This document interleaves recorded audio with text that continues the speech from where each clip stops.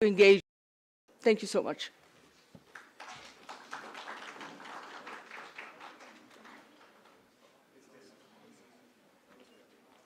Sanusha, many thanks for introducing us. I'm just checking whether the microphone works.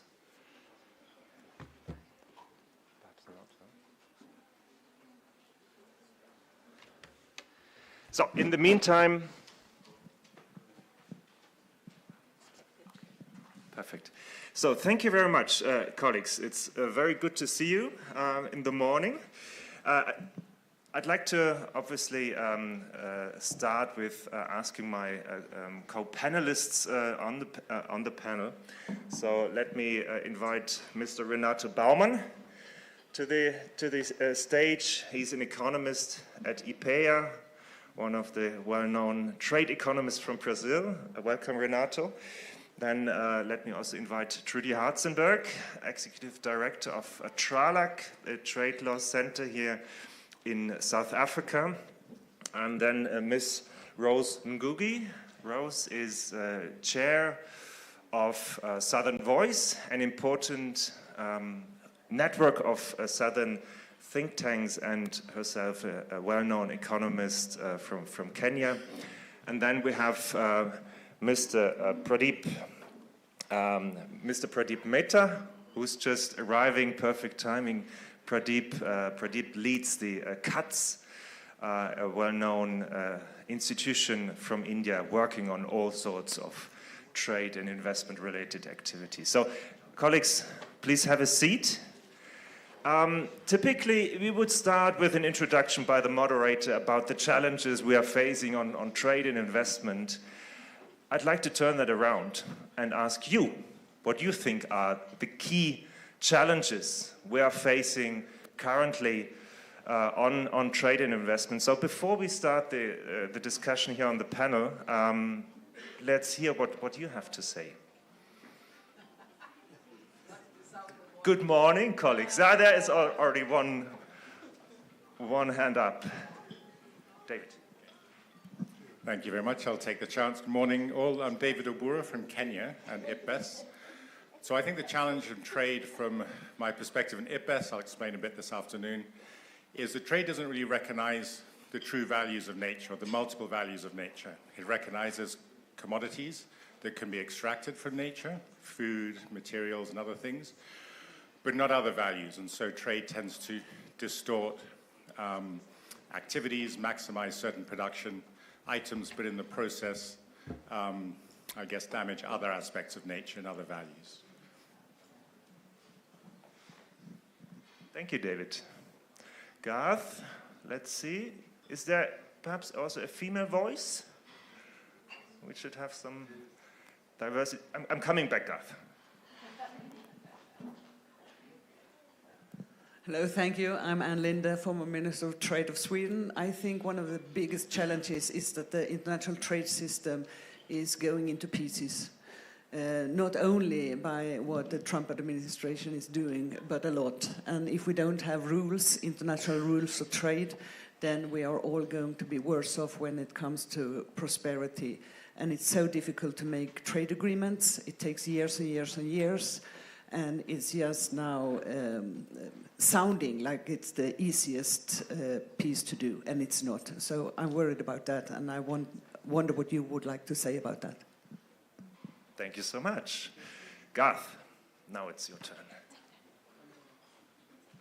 Yeah, basically to follow on what the lady said, restore the functional integrity of the WTO with a particular focus on the appellate body.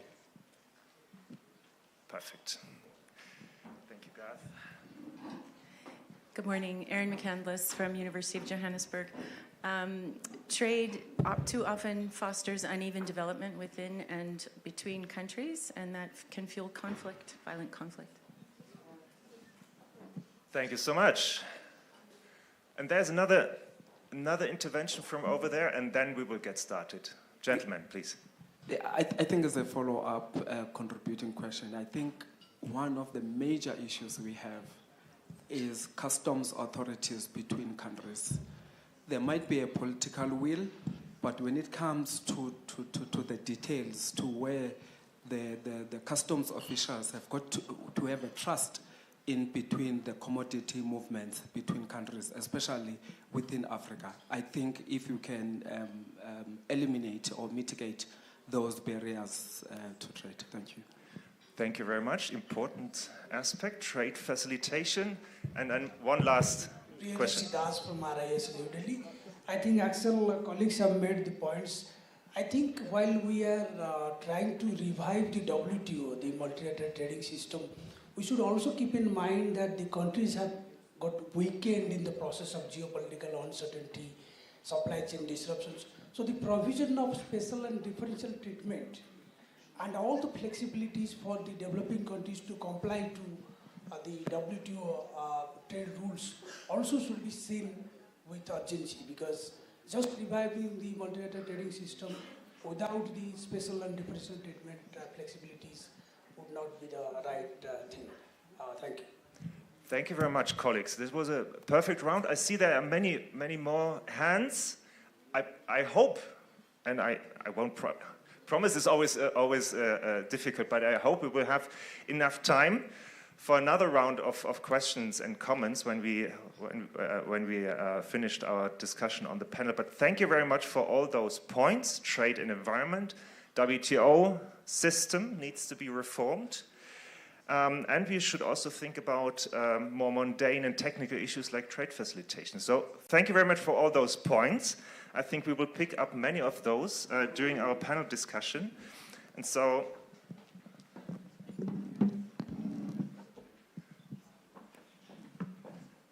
let us get started on the panel. Welcome to the four of you. Thank you very much for joining our discussion today.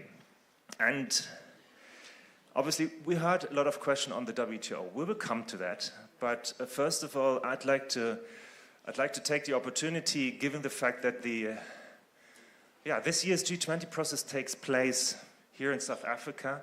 Obviously, we had the inclusion of the African Union into the G20, and so I think it's only appropriate that we start to focus a bit on the continent with regard to the overall trade and investment picture. And obviously that picture is not so rosy at the moment, obviously. So we have an important G20 country which is currently introducing sweeping tariff increases. We have other G20 nations, G20 and non-G20 nations, which are using unilateral trade measures, in particular in order to promote climate action. And obviously all that impacts African economy. So Rose, I'd like to start with you. How you reflect on these challenges and what kind of response strategies you would see African economies should take. Rose, maybe you pick up on that, and you can take.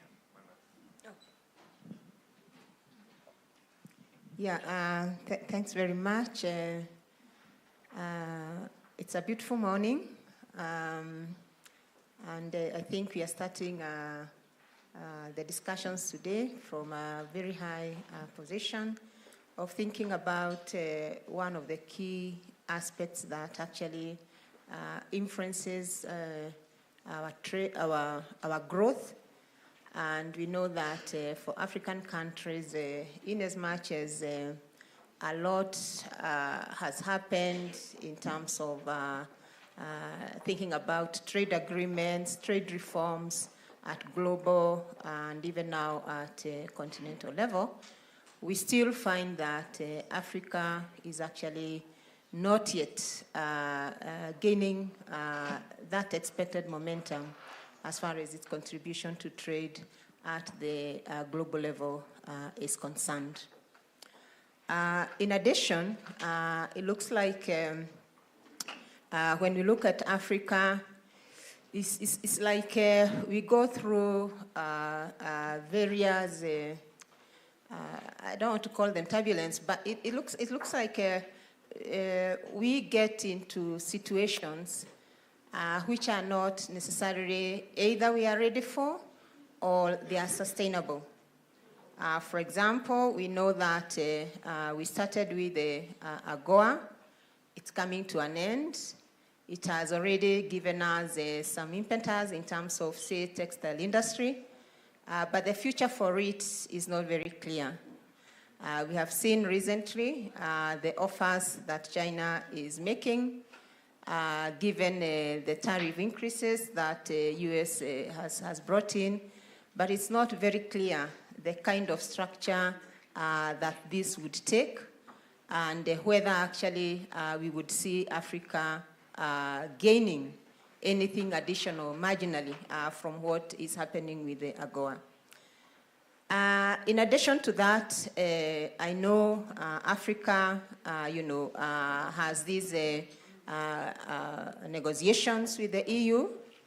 And recently, in 2023, the carbon adjustment element came in, the CBAM, which is trying, of course, to bring in greening the trade, but the focus on some of the commodities, including the iron, the steel, the aluminum, has implications in terms of the competitiveness of trade as far as our region is concerned.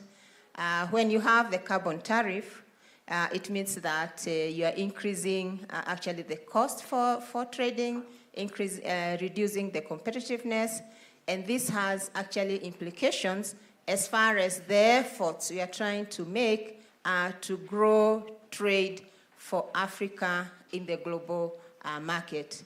That notwithstanding, is a question whether multilateralism is actually working for Africa.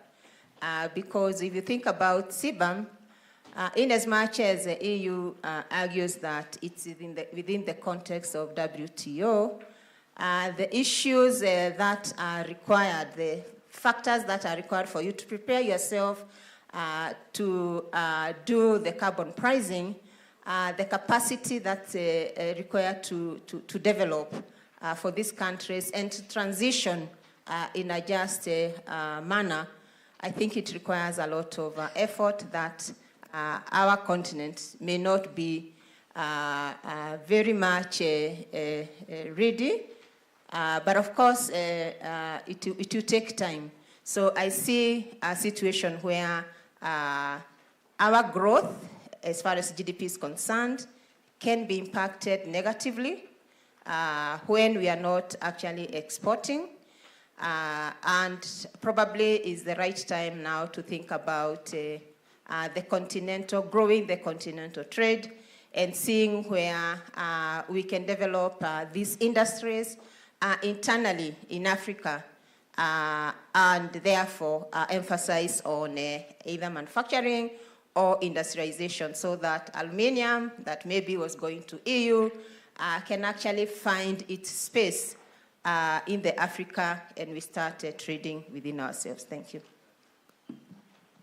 Thank you very much, Rose. Yes, please. Thank you very much, Rose, for highlighting some of the challenges faced by African economies, but also reflecting on some of the response strategies. I think we will cover this as well in our debate and go a little bit deeper. Before we go on with the discussion, I had just been asked to make one announcement. Please try not to move around too much in the room, because it would interrupt the camera, and obviously we have also an audience following our discussion virtually, and so this would make it more easier for them to follow our discussion. So thank you very much. Now, I think let's keep on focusing on the continent, and obviously one of the most exciting initiatives at the moment is the African Continental Free Trade Agreement, or is it area? Agreement, AFCFTA, which is obviously in the implementation phase, but I think negotiations are still ongoing on a couple of additional issues in order to broaden the scope of the AFCFTA. So that's a fascinating initiative, I would say, and I'd like to ask Trudy to reflect a little bit on where we stand in terms of the AFCFTA's implementation of the role of the continental free trade area as a response strategy also to the current challenging and disruptions we are facing in the trade investment environment. And perhaps, Rose, Trudy, as a last question, what do you expect from the G20 with regard to the AFCFTA? Thank you very much, Alex. Axel, sorry. Apologies, not off to a good start. Good morning, everyone. It's a great pleasure to be with you. The African Continental Free Trade Area is an extremely important development for the continent. This is not to say that multilateralism doesn't matter. Multilateralism matters, colleagues, particularly for the small and vulnerable countries and enterprises. And so supporting multilateralism is actually important across the entire continent. Those members of the African Union that are not yet members of the WTO, many of them are actually acceding. So there's broad-based support for multilateralism. Supplementing and complementing that is Africa's regional integration agenda. Regional integration makes sense for and in Africa. Africa remains a very fragmented continent, and integration through various streams of activities, not only trade and market liberalization, but infrastructure development, cooperation on shared water courses, on renewables, and a whole range of very important issues is absolutely critical at this time. The AFCFTA takes regional integration to the continental level, building on what we have already at sub-regional levels. And there are many success stories, but there's also a great deal we can improve on. The AFCFTA is a very ambitious project. It focuses not only on trade and market liberalization. There are protocols, for example, on investment, competition policy, intellectual property rights, and very importantly, addressing trade and gender issues, a protocol on women and youth in trade. We don't have an instrument on climate yet, but the agreement provides that we can add additional instruments. Digital trade is one of the protocols that was subsequently added and recently adopted. I think the reality, though, is that Africa's trade is still highly concentrated with global partners. Africa as a continent is a commodity exporter. We are exporting job creation, beneficiation, development opportunities. And this is a reality check on where we stand with the AFCFTA. The importance of developing our supply-side capacity to produce tradable goods, services, digital products and services to trade, not only amongst ourselves, but to change the way we trade with the globe, is an extremely important tenet of the bigger AFCFTA project. So the AFCFTA has also been adopted as a framework for Africa's industrialization.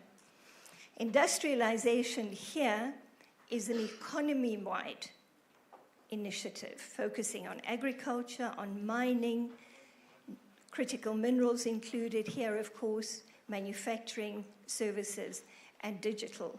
And this is perhaps where a very significant contribution from the AFCFTA can come. How do we achieve that? Through the AFCFTA. The AFCFTA focuses not only on tariff liberalization for trade and goods, but very importantly, it focuses on eliminating the non-tariff barriers. There's a comprehensive trade facilitation agenda. And so our colleague who mentioned customs and border management issues is spot on. The delays and the cumbersome processes for clearing goods, the unharmonized transport and other regulations add to the cost of doing business, not only amongst ourselves, but also with the rest of the world. So there's a strong focus in the AFCFTA on regulatory harmonization eventually. We're at the cooperation discussion phase at this stage. The aim of the AFCFTA, of course, is to be an instrument for structural transformation, for attracting foreign direct investment, for example, to expand and diversify our productive capacity. And this will come mostly from global sources. And herein lies very important opportunities for our G20 members. If we take a look at where we stand on the AFCFTA implementation, the agreement entered into force more than 5 years ago, but colleagues, we haven't completed the negotiations, and this is absolutely critical. Implementation is just starting, and this is again an opportunity for the G20 to support, but also to collaborate with us to make the AFCFTA work for Africa's transformation and development. Thanks. Thank you very much, Trudy. Yeah, we would hope that the G20 acknowledges the important role of the AFCFTA as a response strategy and an integration a project to really increase intra-African trade. That's key, but also as a tool to build regional and global value chains. So we would hope that G20 really puts an emphasis on that, and that's also definitely something which we will highlight also in our task force statement. So let's move one level up, and let's take a look at the WTO. Our multilateral trading system, and the WTO is at the core of the system. Obviously, nobody will be surprised when I say the WTO seems to be in a crisis. It seems to be in a crisis for several years already. Our discussion round at the beginning of this morning of our panel already included a couple of questions and comments in that respect. And so, Pradeep, I'd like to hear your perspective on the WTO reform. What needs to happen in Geneva? What kind of commitments do you expect from member states? Because, as we often hear, the WTO is a member-driven organization, so it's the members that really have an important voice on the WTO. And perhaps, Pradeep, there was a question on trade and environment. Obviously, we should also broaden our perspectives and also acknowledge that there are some often referred to as 21st century trade topics. How can they be included in the WTO's discussion? Pradeep, over to you. Of course. Well, thank you very much, Axel. And I think some of the conversations that we had in the beginning, and thanks, Axel, for starting that off, particularly in the context of WTO. But before that, let me endorse what Trudy just spoke about AFCFTA. We are working on AFCFTA as well. And what has been forecasted is that the trade levels in Africa would rise by about 3.6% in the context of full integration of AFCFTA takes place. So that's going to be a huge jump.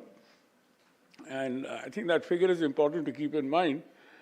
Now, the problem is the question which was raised by a colleague there is something which we have seen happening even within the sub-regional agreements, like ECOWAS, for example.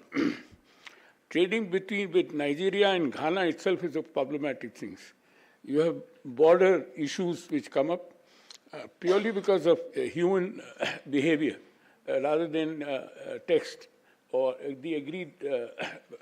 So one has to learn from these experiences at the sub-regional level, which will then have to be taken up to the continental level.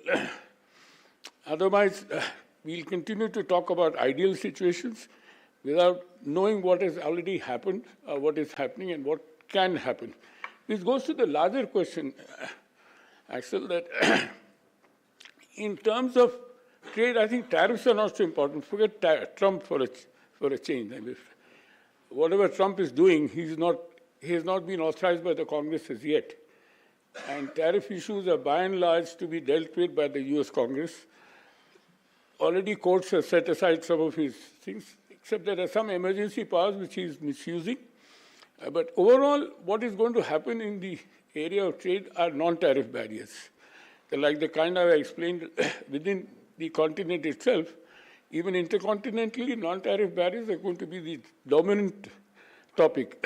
Now, in that context, what can the WTO do? WTO itself, as we stand, has been weakened by the US in particular. If you look at analyze the cause, GATT rightly raised the question of the appellate body not functioning, with the result that the dispute settlement system, which is the crown in the jewel of the WTO, is now at a standstill. Even between India and US, for example, we settled 6 disputes out of court, pending issues that looks like settle it out. So there are efforts being made to do that, but much debate is already happening. That can we have, if Trump anyway in his first term had threatened to walk out of the WTO, he's now stopped funding WTO Secretariat. So can we have a WTO without the US?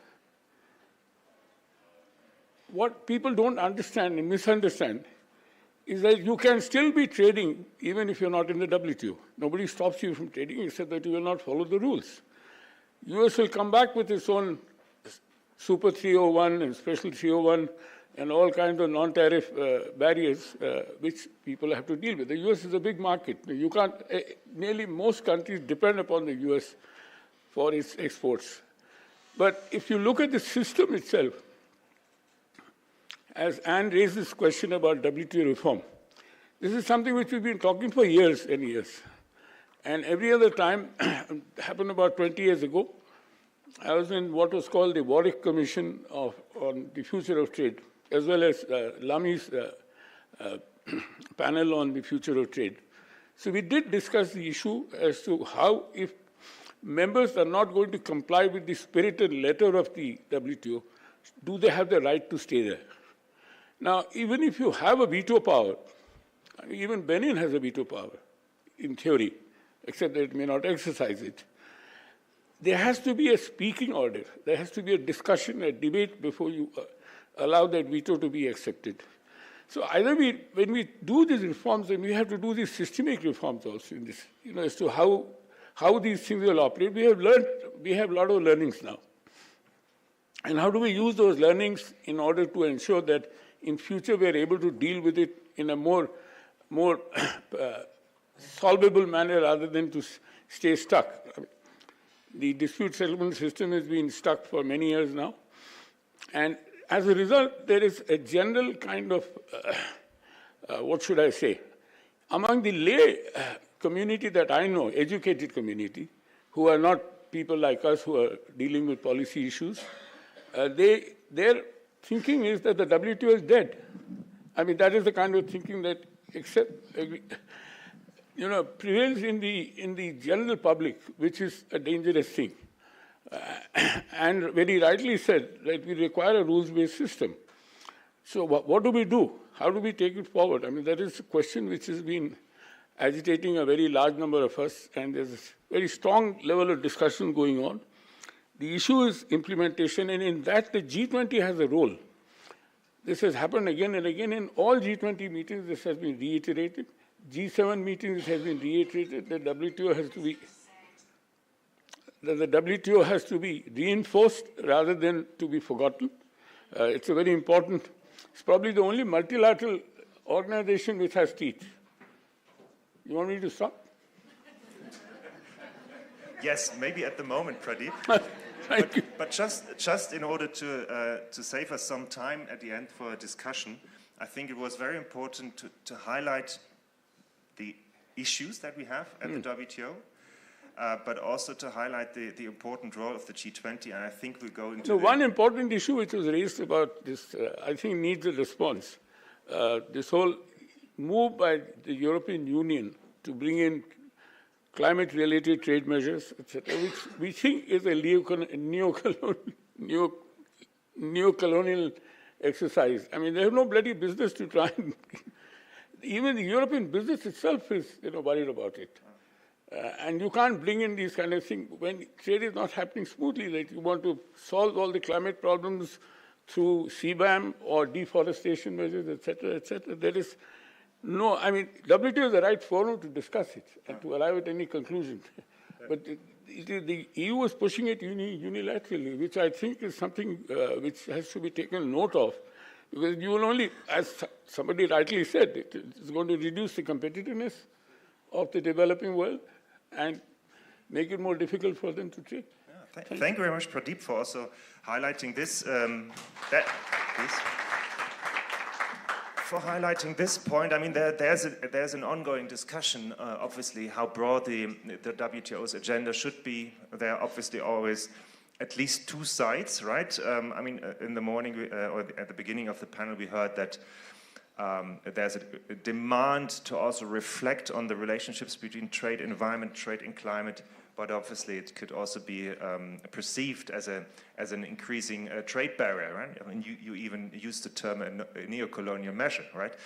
I think we have that's something perhaps we should pick up in the discussion. Obviously, very controversial point here.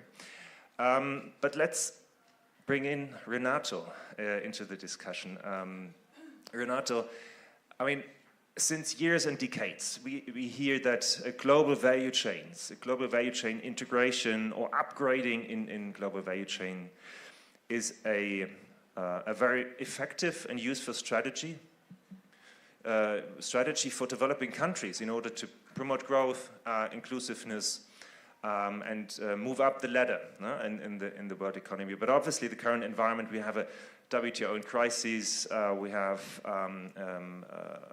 tariff increases, unilateral trade measures. We have a very difficult global economic environment. Reflecting on that, Renato, what's the role of the G20 in order to support developing countries integrating and upgrading in global value chains? Let me start by thanking the organizers for inviting me for this conference. Every movement, every moment when you have transition is stressful. And we are living in a transition period. That started well before the increase in tariffs, US tariffs. That started well before the WTO crisis. That has been going on for quite some time now. The value chains, the global value chains have been for quite some time now, several decades now, suggested to developing economies as an important tool to foster growth and development. The negative news is that there's no application form for a country to belong for a global value chain. You cannot, please let me be part of your value chain. That's not the way to do that.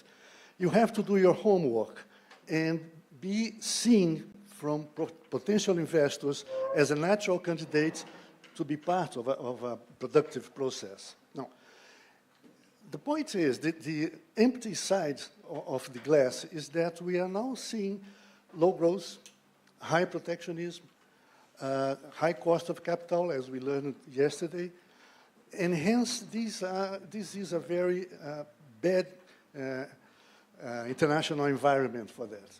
The good news is that the experience with the COVID pandemic has led to a redesigning of a number of value chains, all the family of shoring, nearshoring, friendshoring, powershoring, all of that means that a number of productive structures have been redesigned. One. Two, the sharp increase in US protectionism in the last months has obviously led to an increase in the search for new trade partners from the point of view of several countries. So a number of different agreements, a number of different trade flows are taking place. And that's the full half of the glass. Why so? Because there is a brand new type of competitive advantages in our countries, developing economies, related to the new intense demand for some types of minerals, for instance, which are in the center of the ideological / technological fight among the main economies. There is a new market there, and very dynamic for that matter. Some countries have new competitive advantage in terms of clean energy. That's clearly the case in South America. So there is a changing scenario in very significant ways. Now, where the G20 fits in this scenario? To start with, of course, to try and avoid industrial policies with damaging effects on our economies. The cost of the tariffs imposed in a number of developed economies is quite high for a number of economies. The CBAN that has been mentioned here is a clear example. Why so? Because our economies have, for many decades now, built their competitive advantages on minerals and agribusiness, which are the two most sensitive areas directly affected by initiatives such as CBAN. Also, the tariffs imposed, say, by the US to Chinese products have clear impact on third markets, be it for the electrical vehicles that are invading our markets, you name it. So, of course, one clear message to the G20 and a clear role for the G20 is to start and avoid so-called industrial policies that is basically protectionism, disguised protectionism. And of course, it goes without saying that the WTO issue is hanging in the air. It's a very, very important, and more than that, I would say almost vital issue for that matter for our economies. I think that we have some issues here for more debates. Thank you. Thank you very much, Renato. And indeed, there's many issues that we need to discuss, and I'd like to bring the audience also into this discussion.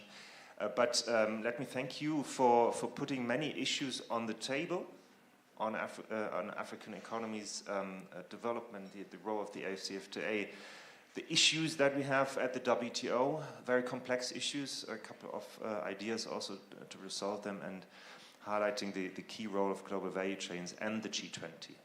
And this last aspect, I'd like to ask all of us to focus now on, right? I mean, we heard about the challenges, we heard about some of the responses, but obviously the G20, as it self-proclaimed premier forum for international economic policymaking, I think that was the term chosen at the Pittsburgh summit, has a key role to play. So what do we expect from the G20, from our backgrounds, from our research perspectives? And I'd like now to bring in the audience into this discussion with ideas, with questions as well, but not long comments. So let's start here. Okay, we will start with Vera. And then the colleague over there, you were you were waiting since a long time. I will bring you into the discussion. Vera. Well, good morning. My name is Vera Torstensen from Brazil. Yesterday and today we heard the word geopolitics, how to solve it, the role of the G20. But I'm not listening to the other word that's important, that is geoeconomics. What is geoeconomics? It's the use of trade, of investment, of the dollar technology as weapons of destroying the system. And what we are living is exactly that for the last 75 years, now we work and we think under a system, under a logic. And now these things is being destroyed. What I think is important for the G20, the most important task for the G20, is to think about a system of multilateralism without the US. And even perhaps without China, because this is the big scenario, the two, one against the other. The role of the G20 is to think alternative scenarios. What will be the alternative scenario for WTO, for IMF, World Bank? Because what I'm reading in the papers that the United States is going to, is evaluating to get out of the system. So the role of the G20 is to think about a new multilateral system without the two big containers of the system. Thank you very much, Vera, for putting that scenario on the table, and I'm very much looking forward to the responses of the panelists. The gentleman over there, have you already got a microphone? It's coming. Perfect. And then Celine? Yeah, next. Thank you very much. My name is Tafatswa Luke Mopinga Shatu. I'm a postdoctoral fellow with Tamil Mbeki African School. I'm a bit worried that when we talk about investment and trade in Africa without mentioning illicit financial flows, we could be leaving quite something which is more than bigger than an elephant in the room. So I was also expecting to hear an input from the caucus in relation to the mispricing, the deliberate mispricing of exports. Because the concept is we should grow Africa through export, which is export-led growth. But it seems we've been trading for ages as Africa, and that has not been reflective within how the economies are performing. So I'm looking forward to hear the policy stance or the take-home from this caucus on illicit financial flows, especially those that have got to do with trade. I had a few questions, but I'll just give one to Trudy. Trudy, do you think the agreement on Africans to trade with each other is going to be very potent without a unified currency and without capital or people mobility? Thank you very much. Thank you very much for your question. Then let's have Celine, please. Yeah, thank you very much. I'm Celine from IGD. I had a question on these new industrial policies that, ran through the panel as well. It's going to be very difficult, I think, to ask the G20 to abandon the industrial policies because they're very much in a competition mode. But I was wondering if we could go an indirect way, given that the multilateral system, is having a lot of trade system is having a lot of difficulties. Could we try and push collectively for the G20 countries not to embark in bilateral partnerships, like typically around critical minerals? What we see is a lot of bilateral agreements being signed across the countries. Could we push for at least those agreements to become more plurilateral, or to have at least regional cooperation? It's a good risk diversification strategy for both the suppliers and the consumers, and it's a midway between having a big multilateral system and bilateral agreements that usually are non-transparent and not helping. Thank you very much, Celine. Yeah, the question with regard to more variable geometries is obviously a very important one that is also being discussed in the WTO very much. So let's have one more. The gentleman over there, and then I will bring the panelists back into the discussion, and then hopefully we will have a time for a second round. Hi, morning. My name is Reg Ngosi from IDEAS. IDEAS is a network of economists globally. Thanks for the good inputs, but I thought what is missing there is the issue of trade and finance. Not trade finance, but trade and finance. It would be very helpful if you can reflect on that, because I see that trade and finance is what is responsible for Germany, your country, Excel, which is 27 times smaller than China, but whose trade is almost equal to China. It is trade and finance. So I think if you can reflect on that, it may just help us drive trade in Africa or in the global south to be greater than trade in the so-called developed countries. So some reflections on that. These are two different concepts that I want us to highlight for the G20 purposes. Thank you very much. So, colleagues on the panel, let's start with Trudy. Perhaps feel free to pick one of those questions, and really also I'd like you, all of you, to really focus on what do you expect from the G20? What can the G20 realistically achieve this year? Thank you very much, colleagues. There are so many interesting conversations to be had and very important policy streams to be working on. I just want to underscore the linkages between value chain participation, investment location decisions, and Africa's trade facilitation agenda. Part of our industrialization strategy for the continent is to build continental value chains and also to change how we integrate into global value chains. We're forward-linked, supplying raw materials, but we don't participate in the higher value-added stages. Investment location decisions are absolutely critical here, and I think what Renato has pointed out, how do we make African investment location decisions more attractive? And there's a direct link to addressing the non-tariff barriers, a very well-integrated trade facilitation agenda, because after all, trade facilitation is not just about trade, it's about supporting cross-border value chain connections, so making inputs arrive on time at the production location. So this is an extremely important agenda for the African continent. It relates also to what is on the plurilateral agenda in the WTO and the investment facilitation for development plurilateral. This is something that we certainly think the G20 could get behind. It has many, many pro-development provisions.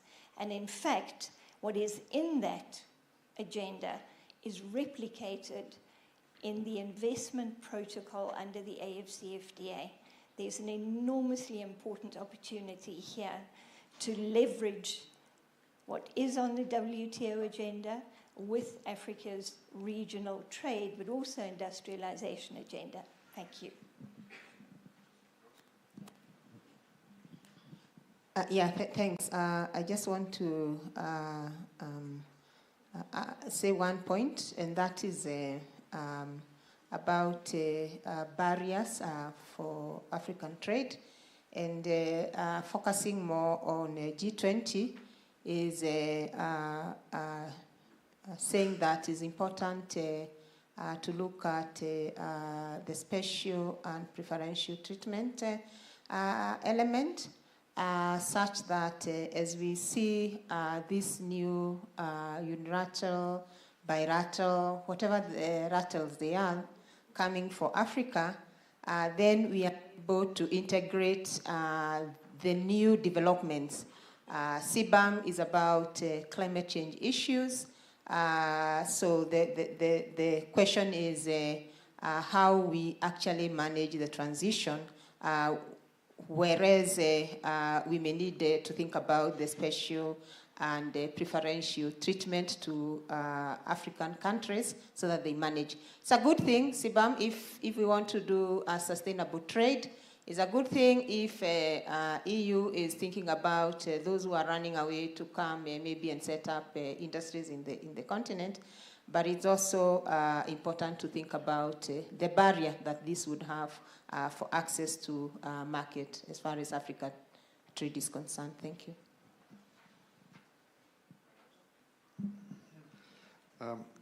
I'll focus on 2 points.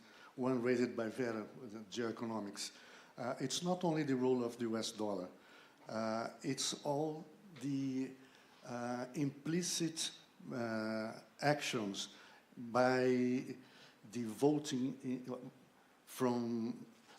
by the representatives of developed economies in a number of multilateral fora. It's that one side of geoeconomics. The other is, of course, the important role of the US dollar that has been around since the 40s, late 40s.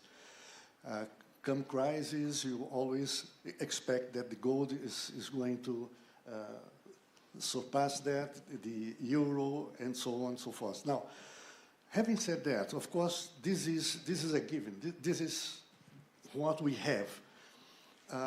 Right now, a number of initiatives among developing economies, for instance, the BRICS, in terms of not only trade facilitation, but clearing mechanisms for bilateral trade, naturally will bring a fall in the demand for US dollars. And we are witnessing that to some extent related, of course, with domestic policies adopted in that country, with the news in terms of what's going on in treasury bonds, US treasury bonds, what's going on in outflows of resources from the US economy, and so on and so forth. Is this a weakening of the dollar? Not yet. But there are some possibilities that were not in this scenario until very recently. I won't go deep in the details, but there is a potential for changing this overall domination by the dollar, at least reducing that to some extent. The other aspect with relation to my affirmative of expecting the G20 to be more fair in terms of reducing protectionism and hence go for bilateral, plurilateral negotiations. That raised some eyebrows. Why so? Because precisely the need for a WTO, a multilateral system, is to avoid bilateral and plurilateral relationship. Why so? Because this is a relationship of power. If you negotiate with a strong economy,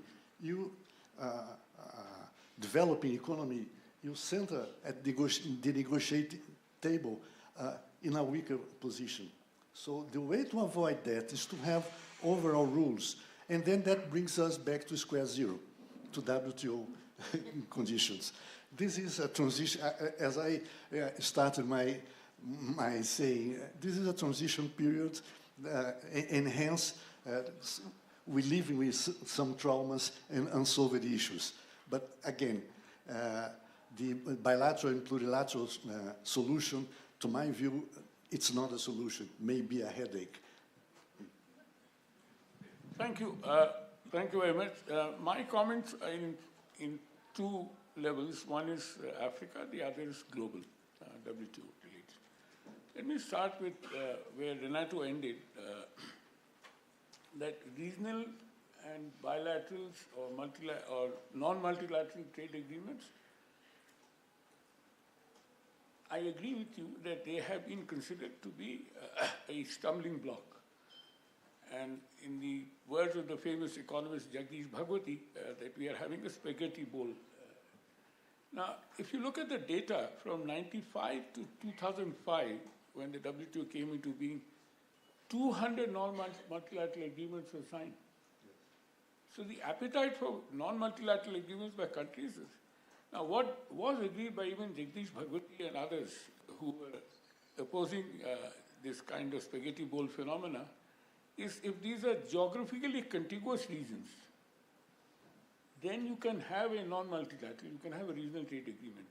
It has its own benefits. For example, AFCFTA. AFCFTA is a regional multilateral agreement. So I'm calling it regional multilateral. So one has to see here my nuance which I was expressing. We work with the AFCFTA Secretariat, Commerce Secretariat, and the ECOWAS and the EAC for the last 20 years, since the time AFCFTA was born.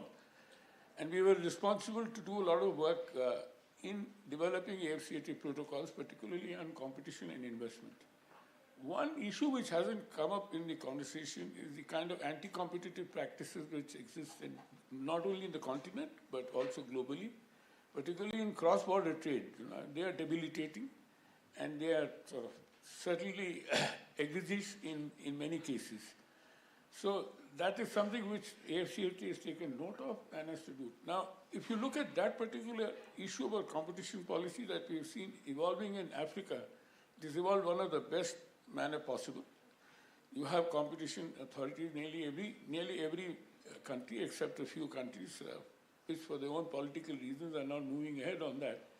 But I hope the integration and the AFCFTA will force them to adopt competition laws and independent agencies as far as possible. Otherwise, the benefits of trade liberalization will get lost. Usually, I mean, we've seen in many sectors.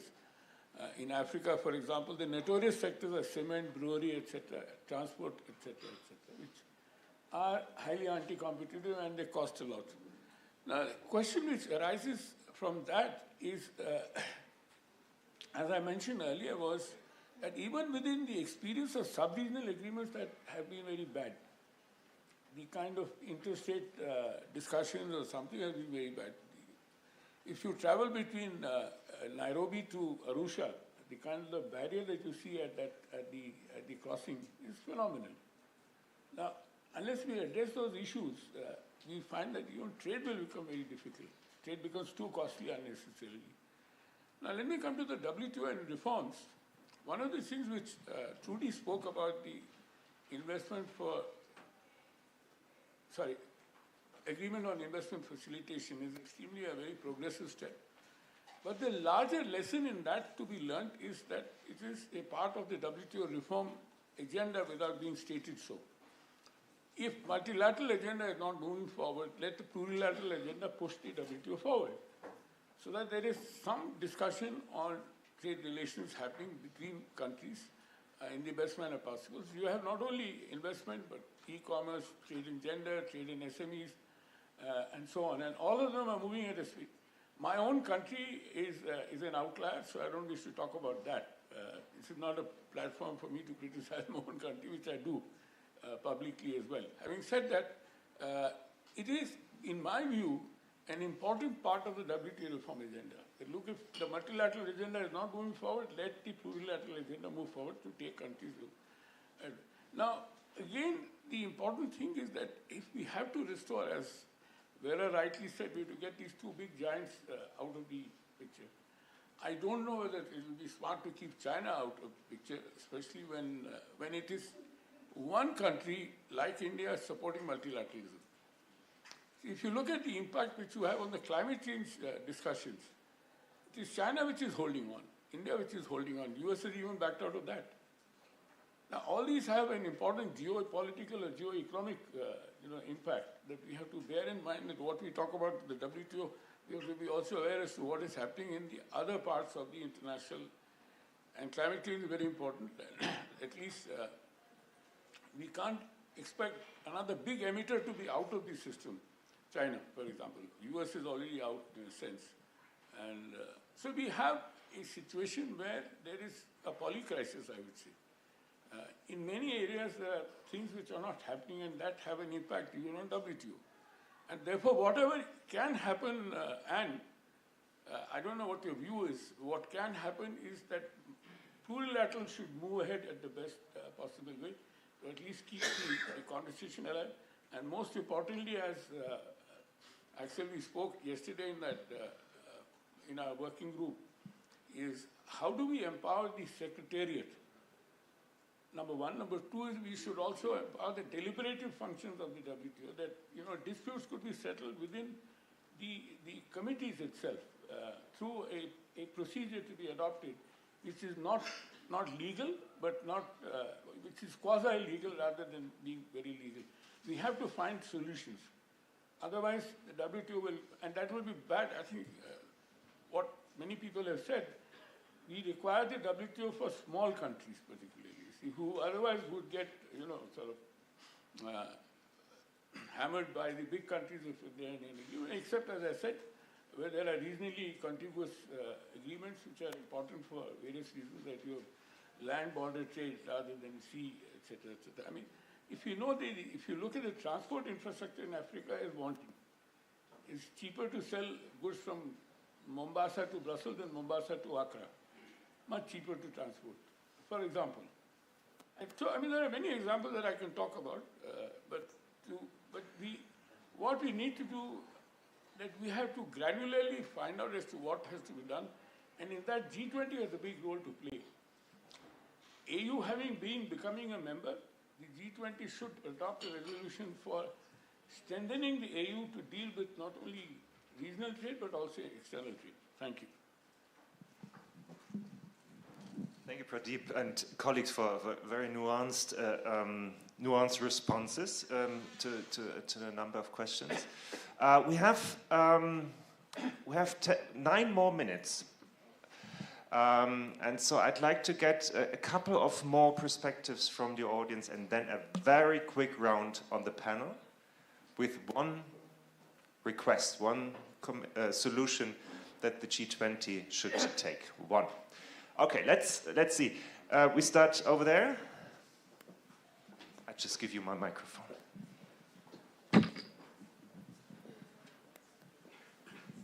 Thank you, that's kind.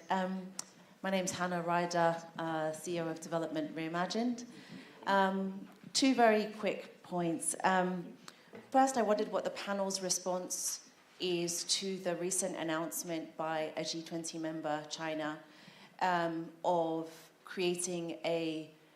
recognizing the AFCFTA through duty-free entry for all African countries for all their products.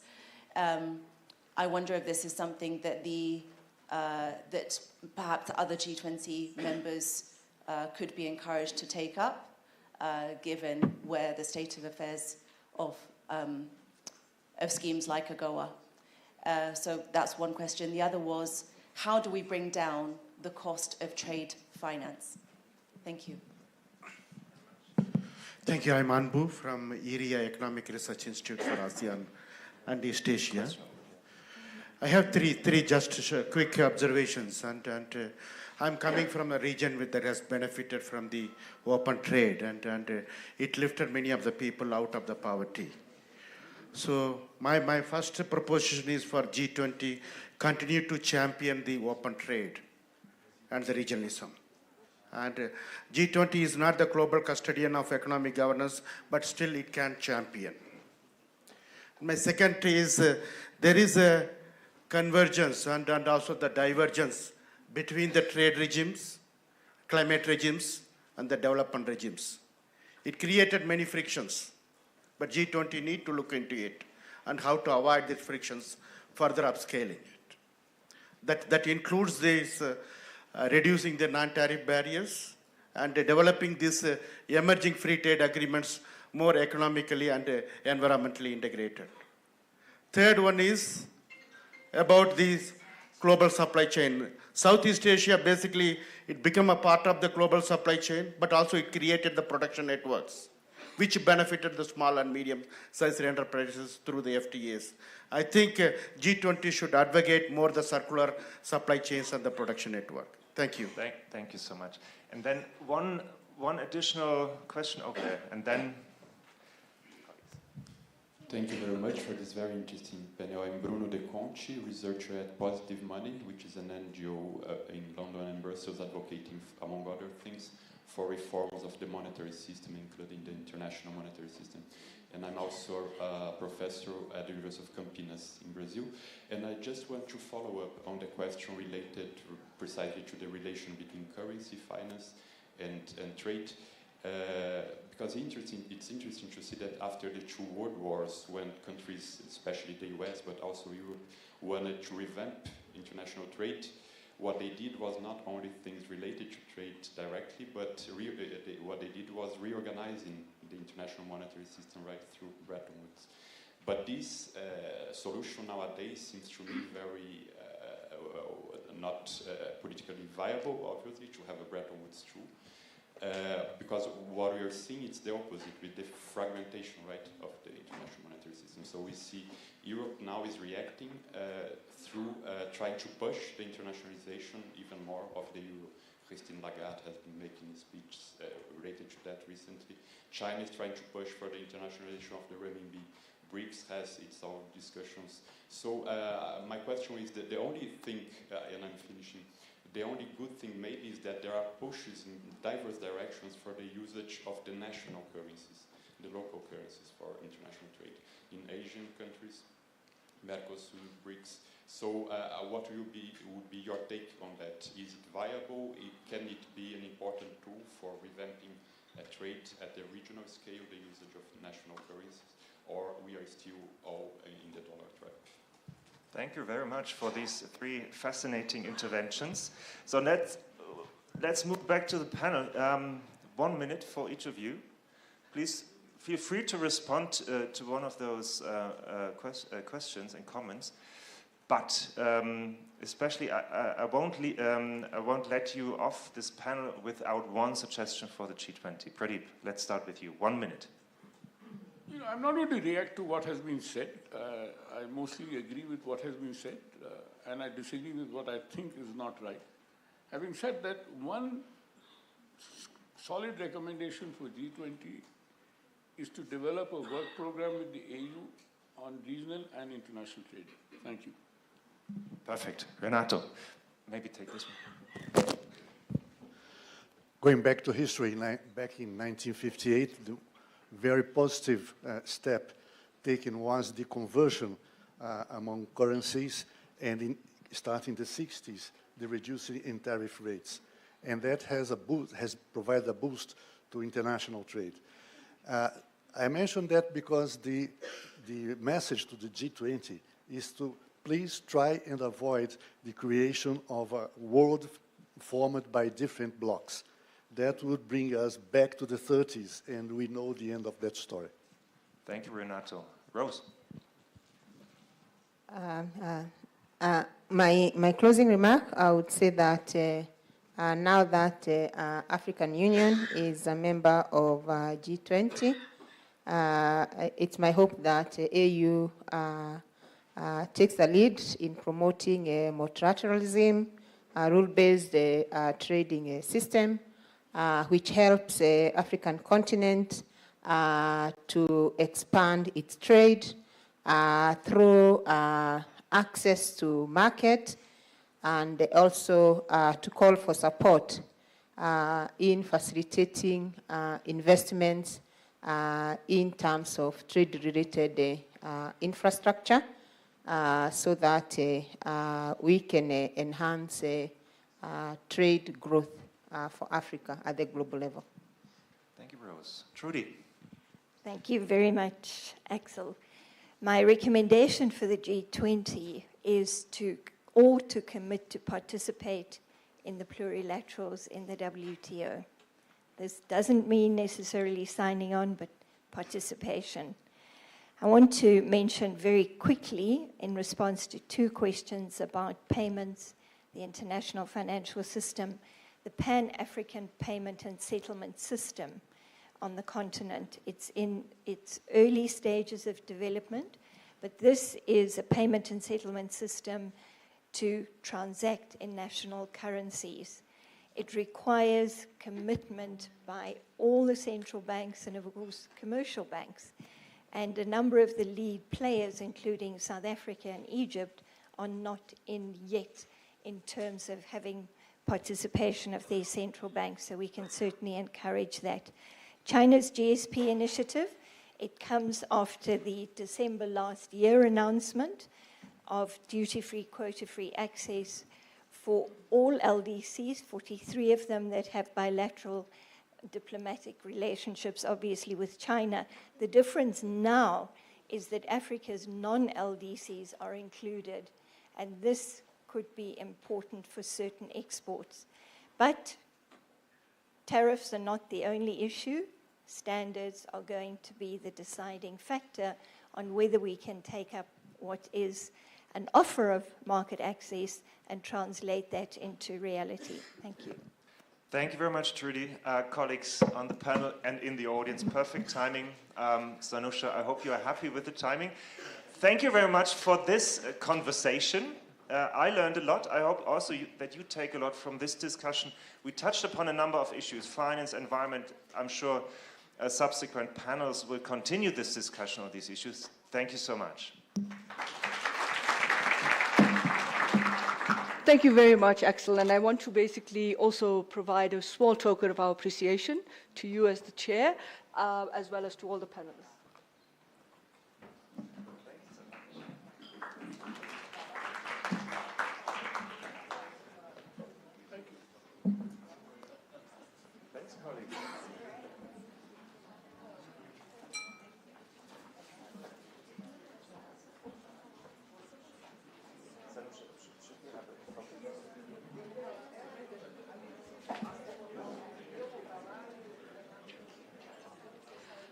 So, ladies and gentlemen, thank you very much. Thank you to Axel. You kept to time. We are going to start the next panel in the next few seconds. Dr. Gilward is the moderator, and she will come and introduce the panel. Okay. Before I do that, I just want to mention a few issues. One is if you want coffee, coffee is on my left, which will be your right. So please feel free to grab a cup of coffee and come in. But while doing that, also try to ensure that you don't disrupt the cameras at the back because it interrupts the video feed. So that's one.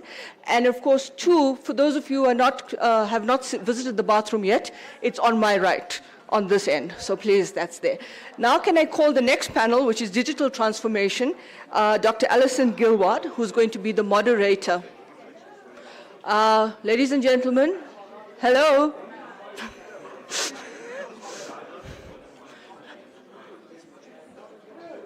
Hello, can I have your attention, please?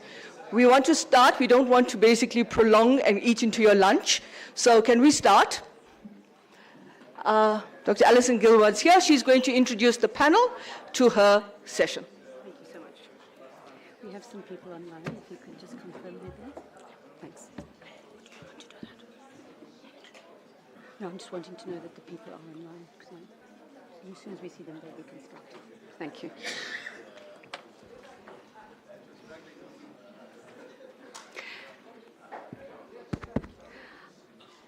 Good morning, everyone. I wonder if Professor Suhono and Teki Akua could come up, and then we have two online panelists as well.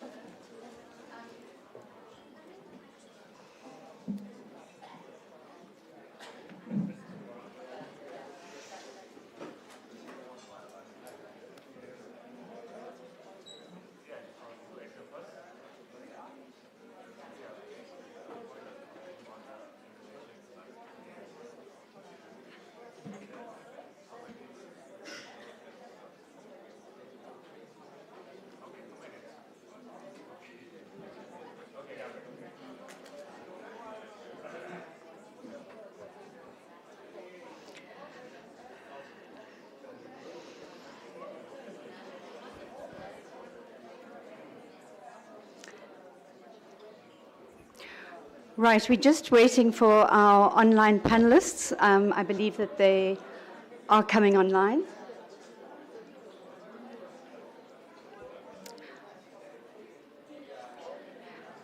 I'm also not sure whether the best engagement point is because these people seem very far away on the panel here, but I hope around here you'll be able to see them.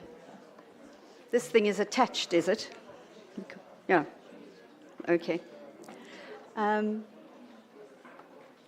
We're trying to have a conversation, so we're not going to have people coming to stand up here. So as I said, we'll try and engage you around the podium on that side. But there are some spaces at these open tables here. If you'd like to be part of this conversation, please do come up the front here. Okay. I'm going to also be looking for some timekeeping from our person of ceremonies.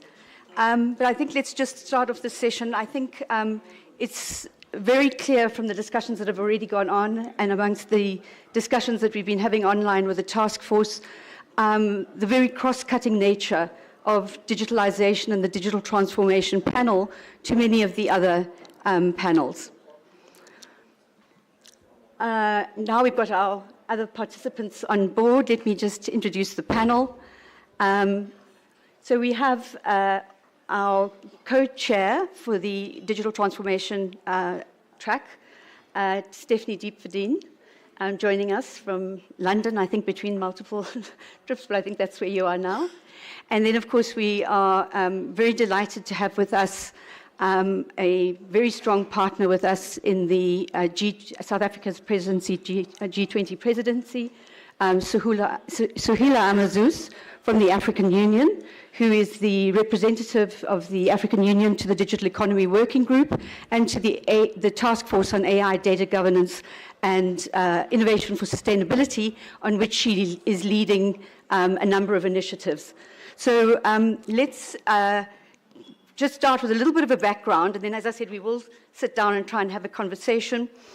But I think while some of the other working groups and some of the other task forces here are very well established in the G20 discourse, I think the digital transformation track, which really shadows, supports the Digital Economy Working Group and now, very importantly, this high-level presidential panel on AI, are very much looking to this task force to provide them with guidance in this very dynamic environment that we're in globally, and also, of course, not just geopolitically that we were speaking about, but very importantly, from a global governance point of view, in managing the intensifying global processes of digitalization and datification, both in terms of the harms that we know that are occurring alongside them, but particularly to ensure that they don't amplify the existing inequalities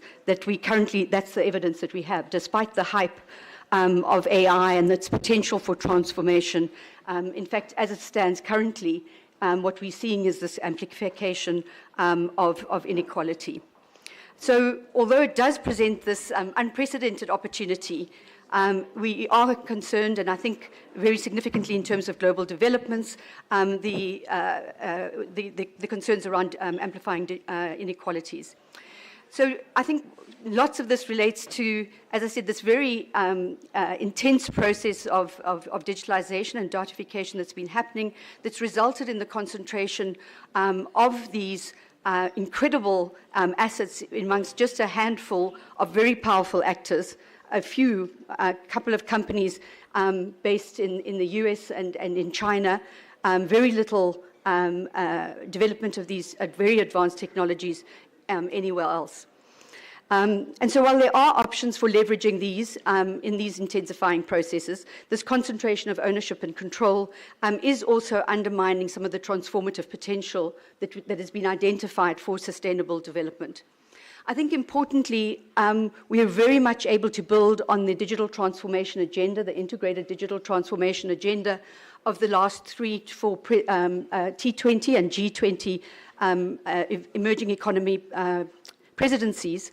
And in particularly now with South Africa and the first G20 on the African continent, to use this presidency as an opportunity to advance a truly transformative digital agenda that does enhance public and local value creation. I think in this area that we've predominantly had supply-side valuation of the potential of this to contribute to economic growth. And I think what we've seen in the work that's been done within the T20, but in the previous T20s as well, is the enormous potential of public value creation, especially post-COVID, where the inability of millions of people in the global south and predominantly most people in Africa who were unable to digitally substitute to mitigate some of those risks associated both with economic lockdowns but also with public health. And so this has become it was a rallying call behind the UN Secretary General's call for a global digital compact that was signed off by countries last year together with the Pact for the Future. and has now, of course, very much underlying deliberations and very much informed the G20 deliberations last year, and of course now very much underpinning the discussions on the World Summit on the Information Society +20 review. So I think this context has been very important. I think the G20 from India already began to speak about data for development, not just the data in this sort of very significant big tech context, but data for development, and of course under the Indian presidency very much the rise of the concept of digital public infrastructures, which is very often problematically conflated with digital public goods. And then we've got the Brazilian T20 presidency, which certainly picked up that agenda, emphasizing very much the need for human-centered digital economy, grounded in rights, and very much around international cooperation, around the discourse of the GDC. And so this task force is really built on that to ask this, what we think is quite critical question in terms of these global discussions, of how do we create the digital and data ecosystems needed to transform economies and to redress digital inequality, while building a shared vision of equitable, inclusive, just, and sustainable development as these core thematics of our presidency. But just to say that these core thematics that have now been presented as quite problematic and not kind of fitting into other agendas is actually been the foundational issues of the Global Digital Compact, as I mentioned, and of these other international developments that the G20 Digital Economy Working Group in its deliberations, as it's been working over the two presidencies, but in this presidency as well, has used that as a base from which to move. So there's only one G20 country that didn't sign off on the Global Digital Compact, which was Argentina. And in these discussions, I think the G20 countries have made clear that it has been signed off at the international level. It's not being renegotiated within the G20, and we can use that as a basis, a very powerful basis to move on. So the policy briefs submitted to the task force, along with the work of the digital inclusion components of the Digital Economy Working Group, did reveal that these inequitable digital conditions that we have do require some sort of collective action, and that they extend far beyond the connectivity issues, the infrastructural issues that have been the main focus of a lot of the international work of the multilateral organizations, and of course also of the G20s. So the Indian G20 continue to pick up the ITU issue of meaningful connectivity, affordable and meaningful connectivity. But the Brazilian presidency really tried to measure that. They had a project which introduced the concept as an accepted concept for digital divides around meaningful connectivity. But I think what we've really been able to move forward in this under this presidency and with the multilateral organizations is recognizing that although there are still some infrastructural deficits in certain parts of the world, and certainly if you're talking about a digital economy and need for cloud and advanced services, but if you're talking about digital inclusion, our primary constraints now are demand-side constraints relating to affordability but driven by education and income. This patchy data that we have, this is confirmed both in the work of CETIC and the Brazilian experience and in the work of the African After Access surveys on this content. And that's not only, the importance of that is that it's not only about connectivity in order to effectively participate in the digital economy, but it's being able to, the intensity of the use, your ability to use those. So in the micro-enterprise studies that have also been presented and used in the G20 now, we find that although there's a lot of talk about SMMEs and innovation, micro-enterprises on the continent are predominantly not connected. And if they do have smart devices, they're only being used for WhatsApp and that sort of very basic communication. So these are really demand-side constraints. We have, as it's been mentioned before, we have countries with 95, 99% coverage across the continent, basic 4G coverage, 4G coverage, and yet they only have 20% internet penetration. So this is not just an infrastructural supply side problem, this is very much a demand side problem.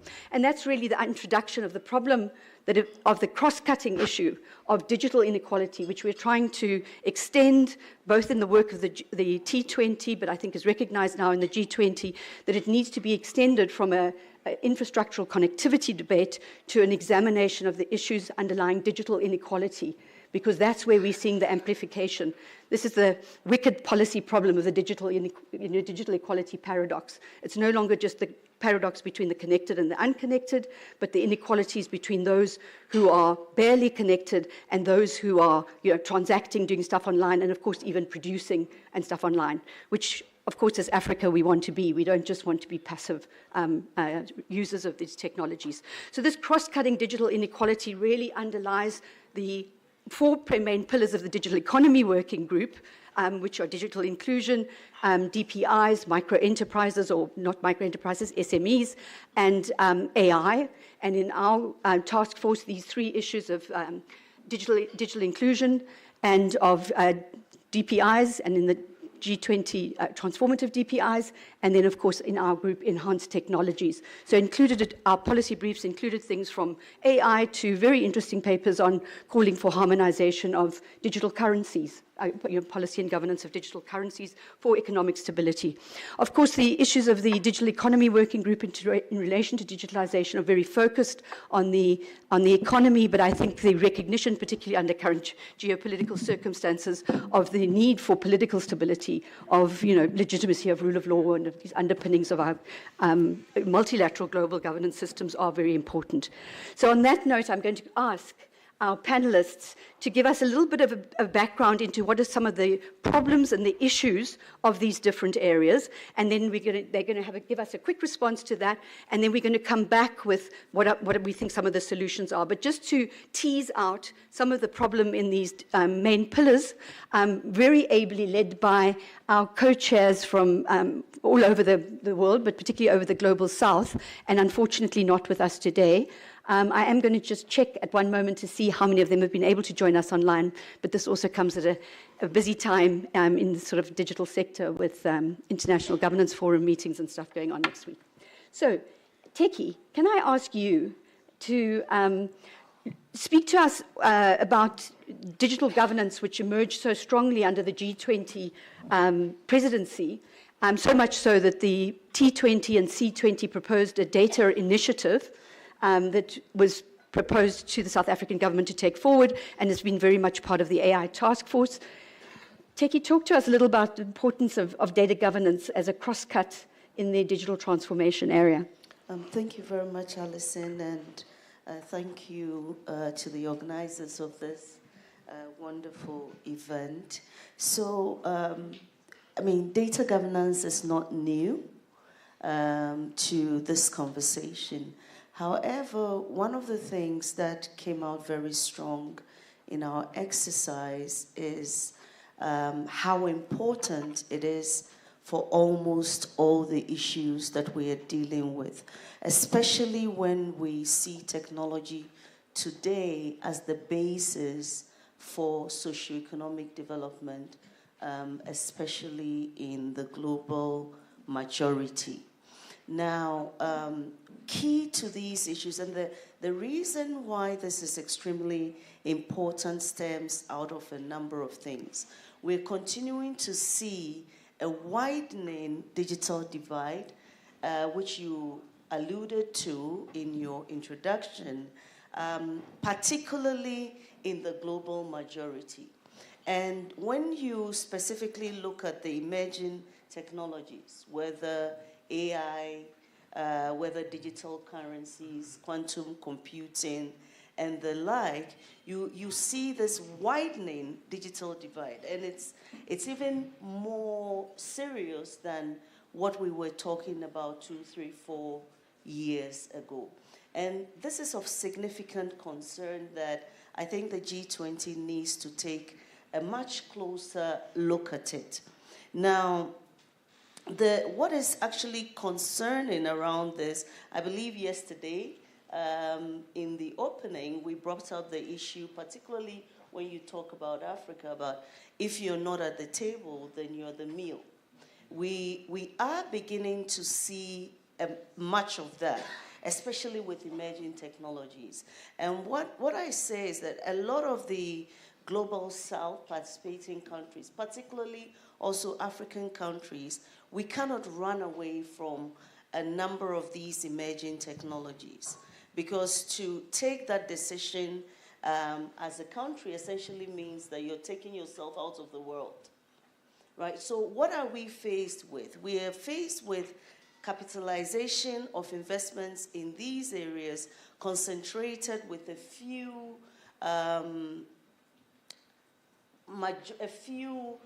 big countries, you know, no names mentioned, but we know them.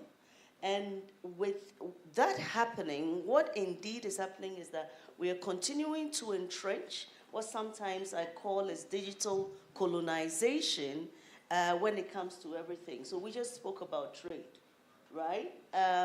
If the ecosystems that are supposed to facilitate digital trade continues to sit with the big companies, so the more advanced countries, what then can we do with the Global South to bring in fair trading opportunities? And so these are some of the things that continue to emerge. And I think that one of the recommendations that we made, which I thought was very significant, is to start looking at data governance in a more holistic and integrated way across, several cross-cutting issues. So we should not isolate data governance just as a digital issue. It needs to be centered in the trade issues. It needs to be central to the climate-related issues. It needs to be central to the sustainability issues. And we need to also make it central when we are looking at the inequalities that needs to be addressed. Thank you so much. Thank you. Stephanie, I'm hoping that you're still there behind us. Just to say, I didn't think I said it before, maybe I did, but to say again that Teki has been a co-chair of the Digital Task Force, Digital Transformation Task Force, and so has Stephanie Diepverdien.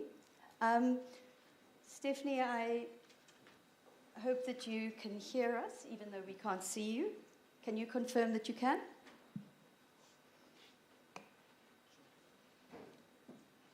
Can we confirm that our people are in line, please? There we are. Thank you.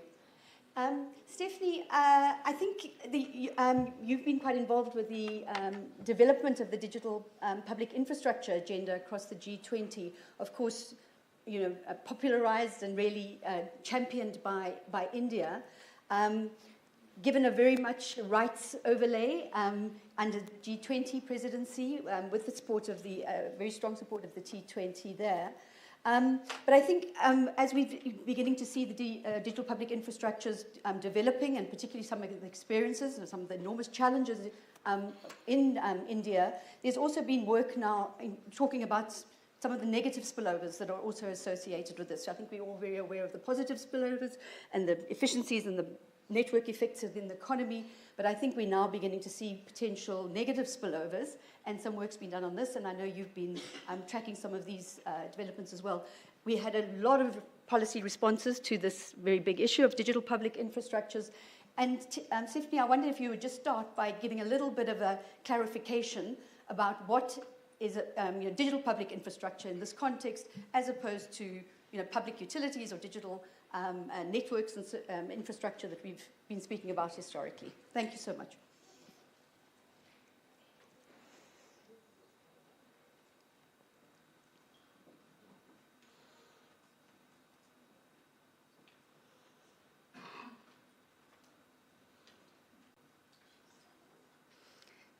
Stephanie, you're back. But we can't hear you.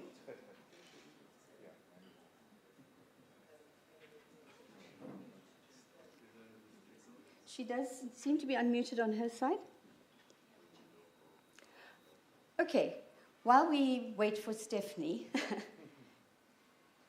I'm going to ask Professor Sohono. You've been very active about the importance of digital and digital transformation as an enabler, and the importance of it as being this cross-cut across these other working groups. I wondered if you could speak about that in the context of your experience on the T20 under Indonesia's presidency, and that you could also speak about some of the legacy projects and some of the benefits of that if we take these up, in a way that the G20 Thank you. get traction on. Good morning, college, and thank you for inviting me as a former of the G20, T20 on digital transformation co-chair. I would like to emphasizing as a digital transformation as an enabler. Yeah. Technology is a tool, but in information technology is also as enabler or as transformer. And then related with our main challenge in G20 in Indonesia 2022, the main challenge is COVID. And we try to understand how to solve the main issue in COVID, and also how to improve the G20 member in quality of life. And digital connectivity is one of our main discussion. And there are a lot of recommendation from member from United States and also from the other from Brazil and so on and so on. And of course, there are a lot of issues must be resolved in digital connectivity, because in Indonesia, as also there are multi-resolution with the highest level of the city quality of life and also quality of service and also law in it. And of course, we need meaningful digital connectivity in the first. And of course, we try to understand what is the upper layer in connectivity is in application in smart city, smart village, smart farming, and so on and so on. And also the global collaboration in smart or in digital transformation. We also have recommendation in international collaboration, and especially to the setup for more implementable our solution with the smarter living lab. And of course, our power is only recommendation, but the challenge, complexity for to implement of our recommendation is our big challenge. How to implement, and of course we need a sponsor, we need an actor, and also we need a sample or role.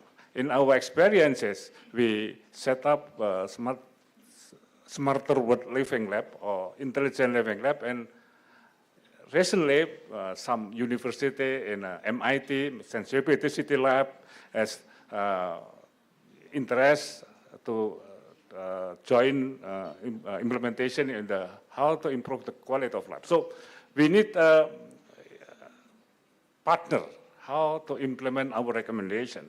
In Indonesian presidency, there are a lot of recommendations, more 100 recommendations, and transformation, digital transformation task force, more than 10 recommendations. But when we try to how to implement, this is a very complex and multi-phase challenges. So I think we need more realistic how to get partner, how to get the role of our member, and also public participation. So I think we must anticipate for our solution in South Africa is about the solidarity, equitable, and sustainability. I think very interested, and I think yesterday we pre-conference talk about from recommendation to implementation. I think this is one of these issue how to together. And finally, from digital divide, we talk in AI divide. So the bringing from connectivity, from the data center is okay, but how to get the data? and the differences between the one country and also local country and local culture. This is interesting. So data government framework for the future, I think, is one of the issue in our recommendation and also our implementation. How more realistic recommendation and make it happen. Thank you so much, Professor Sohono. That actually works quite well in terms of... Yeah. Okay. Yeah, we'll do that. Thanks very much. We seem to have a technical problem. It has to happen on the digital track. It always does. Just to say, it's no reflection of us. I don't know if Teki and Suhila are there. I'm hoping that our AU representative can remain on this because she was squashing us in between things. So please, as soon as we're connected, I may have to jump to her. But I was just, this question that you've been raising about, the smart cities and the challenges around setting up these often supplier-driven smart city models. I know you were doing interesting living lab, well-being stuff, but a lot of the smart city projects have been supplier-driven models without the governance frameworks to ensure that they've been inclusive and stuff. And I think the digital public infrastructures, in some ways, in a post-COVID context, was precisely to make sure that those massive digital investments were actually serving citizens and could play a role in public value creation, not just private value creation. But I'm just wondering if while we're waiting for these the technical connection here, if we could just take a set of questions. I think we've already set up some of the challenges that we're facing, but I think what is very interesting in the discussions that we've had so far is the very clear intersections between the digital transformation agenda and the achievement of the objectives of some of the other task forces. And just maybe by way of kicking it off, we've been discussing it, and I certainly hope that Suhila will pick this up. But the African Continental Free Trade Area was obviously a critical way that the continent's countries could be mobilized around data governance and, of course, now around the continental AI strategy because of the economic imperatives. If they didn't actually mobilize, galvanize the nation states around this, the African Continental Free Trade Area doesn't work. Without the digital single market, without the digital governance, harmonized governance framework, we don't have a digital single market in terms of the hard and soft digital services. But the other thing is that we only get the kind of economies of scale and scope that you need for a data economy once you've got those kind of a harmonized market of that kind.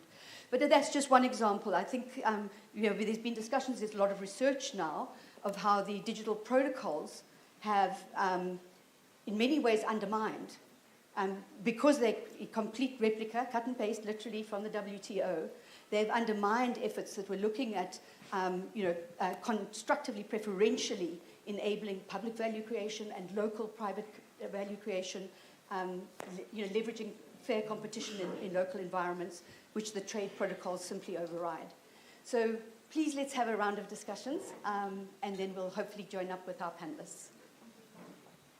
So we have 2 questions here, 3. We also might be with online now. Okay, Teki, we're just going to finish up a round of questions, and then we'll come back to you. No. Thank you very much. I have a small little input to make.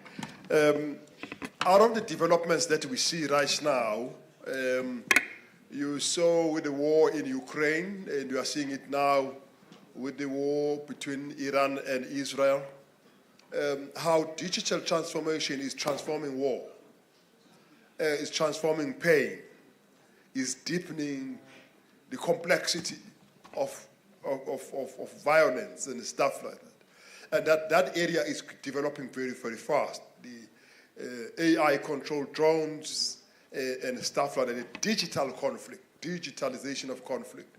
What do we have to say about that? Should there be some form of regulation of this area? Because if it lands into the hands of non-state actors that are involved in fermenting conflict, we are in a serious disaster. It's a serious disaster. And this unintended consequences of robotics and digital transformation, what do we have to say about it? Thank you.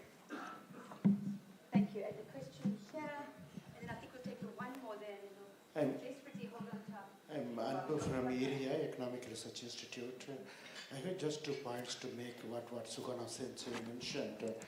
The first one is the DPI, Digital Public Infrastructure.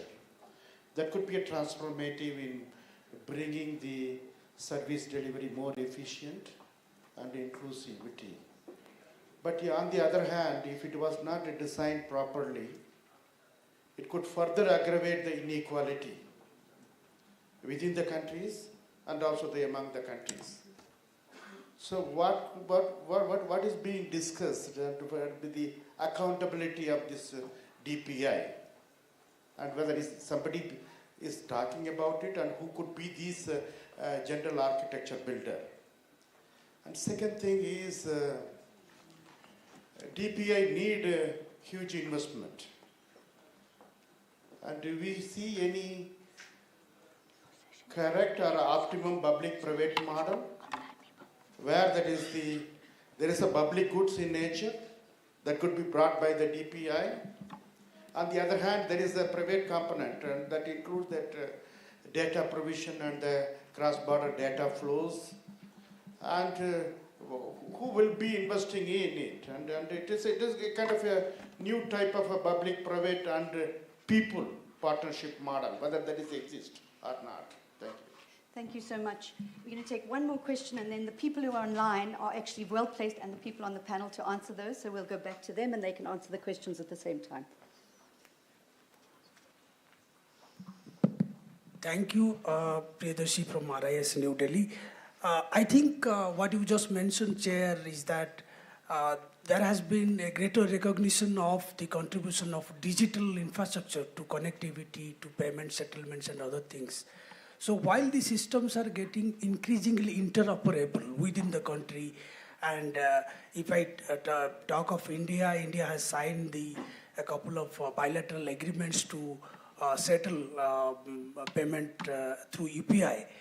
But my observation is that, financial technology, what we call in abbreviated from fintech is increasingly being viewed as a platform to access small size loans, which are very often denied by the formal sector banks because of lack of collateral. There are no predictable sources of income by the borrowers. So the borrowers who are neglected is now getting addressed, their credit needs are getting addressed by these fintech platforms. So this digital infrastructure that is being, which is available as DPI or DPG, now how to leverage on those sources? Because there has been enough of evidence that this is promoting financial inclusion, more than that bringing women to the mainstream economy. So if the panelists have anything to share from their own experiences, that would be useful. Thank you. Thanks very much. That's a good point to go back to Stephanie. I hope, Stephanie, you're still there. Yes, I am. And can you hear me now? Yes, we can. And if the audio people, would you just keep the panelists up, even if they've got very big faces looking down on us, just so we know they're there. Please, Stephanie, go ahead. Great. Yes, we're both here, so hopefully we can both jump. Thank you very much. And yes, some of the thoughts I wanted to bring in directly pertain to the questions, so that's a really nice segue. I think just thinking to the points made around the questions about digital public infrastructure and the financing and challenges, I think one important aspect of this agenda that's been increasingly come out, and I think we start to see when we look across India and then Brazil's experience, is that while DPI is sort of defined by a broad set of shared principles and case studies, there is actually diversity in how this can be implemented, and there should be diversity in how this has been implemented. But some of that is lost in a very strong directional supply side push.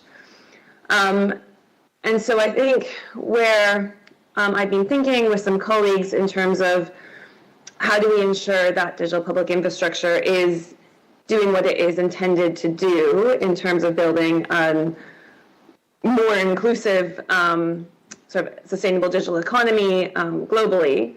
I think there's sort of a few issues that I want to draw attention to, and I think they overlap with the questions. I'm not sure how many answers I have, but I do think that the G20 is very well positioned to bring this to the agenda and also to bring a push for greater evidence around these issues. So the first is sort of that point around financing and sustainability. We have seen a few actors very much involved in funding digital public infrastructure. And that raises questions, I think, for countries in terms of how to sustain it, especially when we think about the dependencies for this sort of mid-level of software within sort of the digital stack that also depends on connectivity, underlying inclusion, and the sorts of demand and supply side factors that Alison, you brought up at the beginning as well. Digital public infrastructure doesn't work for the person at the last mile if they don't have sustainable mobile internet access or they can't access a phone that enables them to sort of use it effectively. I think alongside that, some of the other sort of questions that I've been thinking about around the financing underlying infrastructure is also thinking about this relationship between the public and private sector, especially when we look across countries. I think the case that makes sense in India will not necessarily look the same in smaller economies and countries with a smaller population.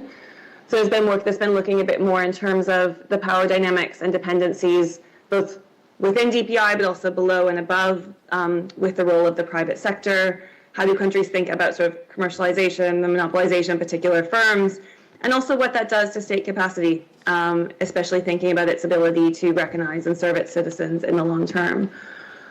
So I guess sort of with that, I mean, where sort of recommendations have come out, I think is quite important, or that sort of we've sort of agreed and sort of builds from both India and Brazil, is increased attention to a sort of whole of society and people first approach to DPI. We need to be thinking about who is DPI serving and how are the sort of institutional arrangements in the present and in the longer term fit for purpose from sort of the view of the citizen. And that really ties as well into the agenda around sort of basic statistics, data analysis, and evidence, and having that evidence be tailored to the countries where this is being pushed at, not just sort of the countries that are further along in the development of digital public infrastructure. I think I'll stop with that because I know there's a lot more to talk about and maybe hand over to my other panelists. Thank you, Stephanie. I think it does address a number of the questions and a lot of points to come back to there. So hopefully we'll have another quick short round after that. But I do want to go to SAIIA Amazuz, who's squashed us in a very difficult schedule. So I'm hoping she's going to be able to remain with us just to the end. But SAIIA, the issues of regionalism have come up very strongly within the Digital Economy Working Group, the G20 Digital Economy Working Group, and also, of course, very much across the AI task force, where the AU, as the latest and African organizational member of the G20, is leading a number of initiatives for the G20 and particularly the AI task force. Just would speak to us about a little bit about those, about the importance of this regional moment that we might be seeing for a number of reasons. Thank you, Alison. Do you hear me? We do, but if you could speak up a little bit, that would be great. Or maybe we can get a little adjustment on the volume. Is it better now? It is, thank you. Okay, thank you so much. Good morning, everybody. It is my pleasure to participate in this T20 discussion, which is complementing the ongoing discussion within the Digital Economy Working Group and also the task force that was established this year by South Africa Presidency.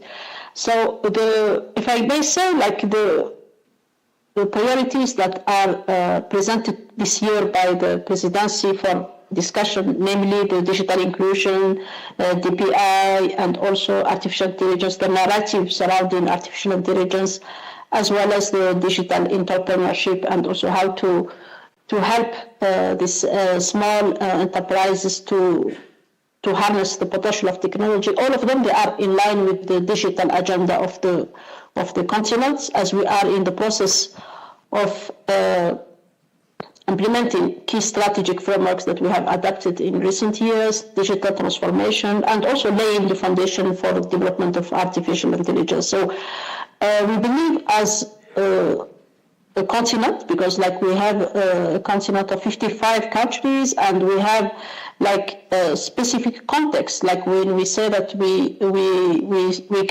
have the global principles that lay the foundation for interoperability and also like regulating the global digital space and also enabling cooperation. We see now efforts from the United Nations to bring all countries together to facilitate global digital cooperation through the adoption of the Digital Compact last year, which we believe it is a big step, but also at the regional level, also there is a need also like to bring countries together, because like there is difference between regions, and we believe regional bodies like the African Union have a key role to play, because we are closer to the countries, and also we can respond to the specific realities of the countries.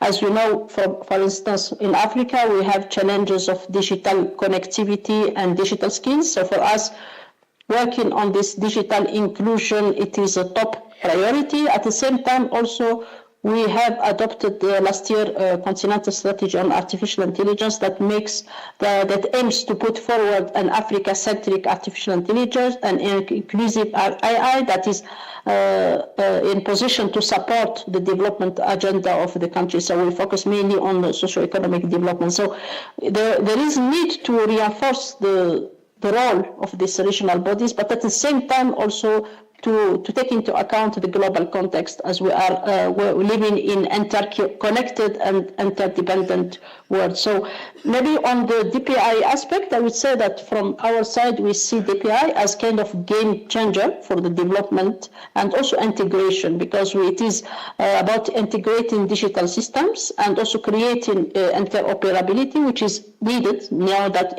all services they are delivered through digital platforms. So it is important to have this interoperability within countries, but also between countries, because from our side, our continental approach is through the Agenda 2063 is the development and integration of the continent. So for us, we want to go beyond integration at national level and interoperability at national level, but to extend it to the intra-Africa interoperability to support the intra-Africa digital trade, as you mentioned, the AFCFTA, and also to build that inclusive digital economy. Maybe for the challenges that we may face in implementing DPI is how to adapt to the reality of each country, because there is already kind of systems that are in place, and also how to come up with an institutional arrangements or governance that may meet the needs and also the realities of each country, knowing that in Africa we have the digital divide, but also we have a digital divide within the continent. As you mentioned, like some countries, they are somehow more advanced than others, and for us as an organization, we need to see how to bring them all together. I stop here, but I am ready to respond to any additional question. Thank you. Thank you so much for that, Suhila.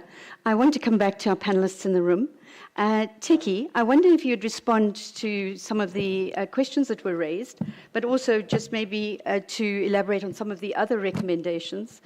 Stephanie has mentioned the recommendation on supporting the call within the Global Digital Compact and now within the G20 Digital Economy Working Group with multilateral organizations trying to fund the kinds of digital statistics that we need for proper evidence-based interventions on the continent and across the globe in the light of the patchy evidence we have.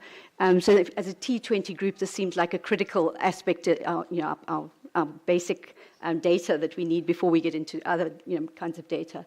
But I wondered if you just speak to some of the questions that were raised, maybe also the cross-cuts across the other task force. And Professor Sohono, if you would after that. Yeah, also.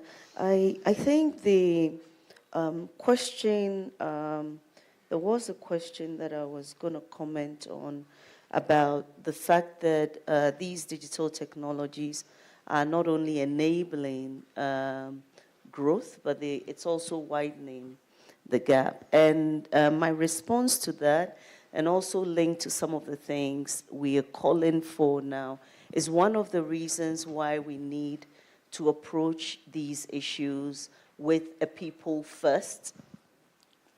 Because without the people first approach to a number of these digital technologies, we are unable to address the significant challenges, particularly with the Global South.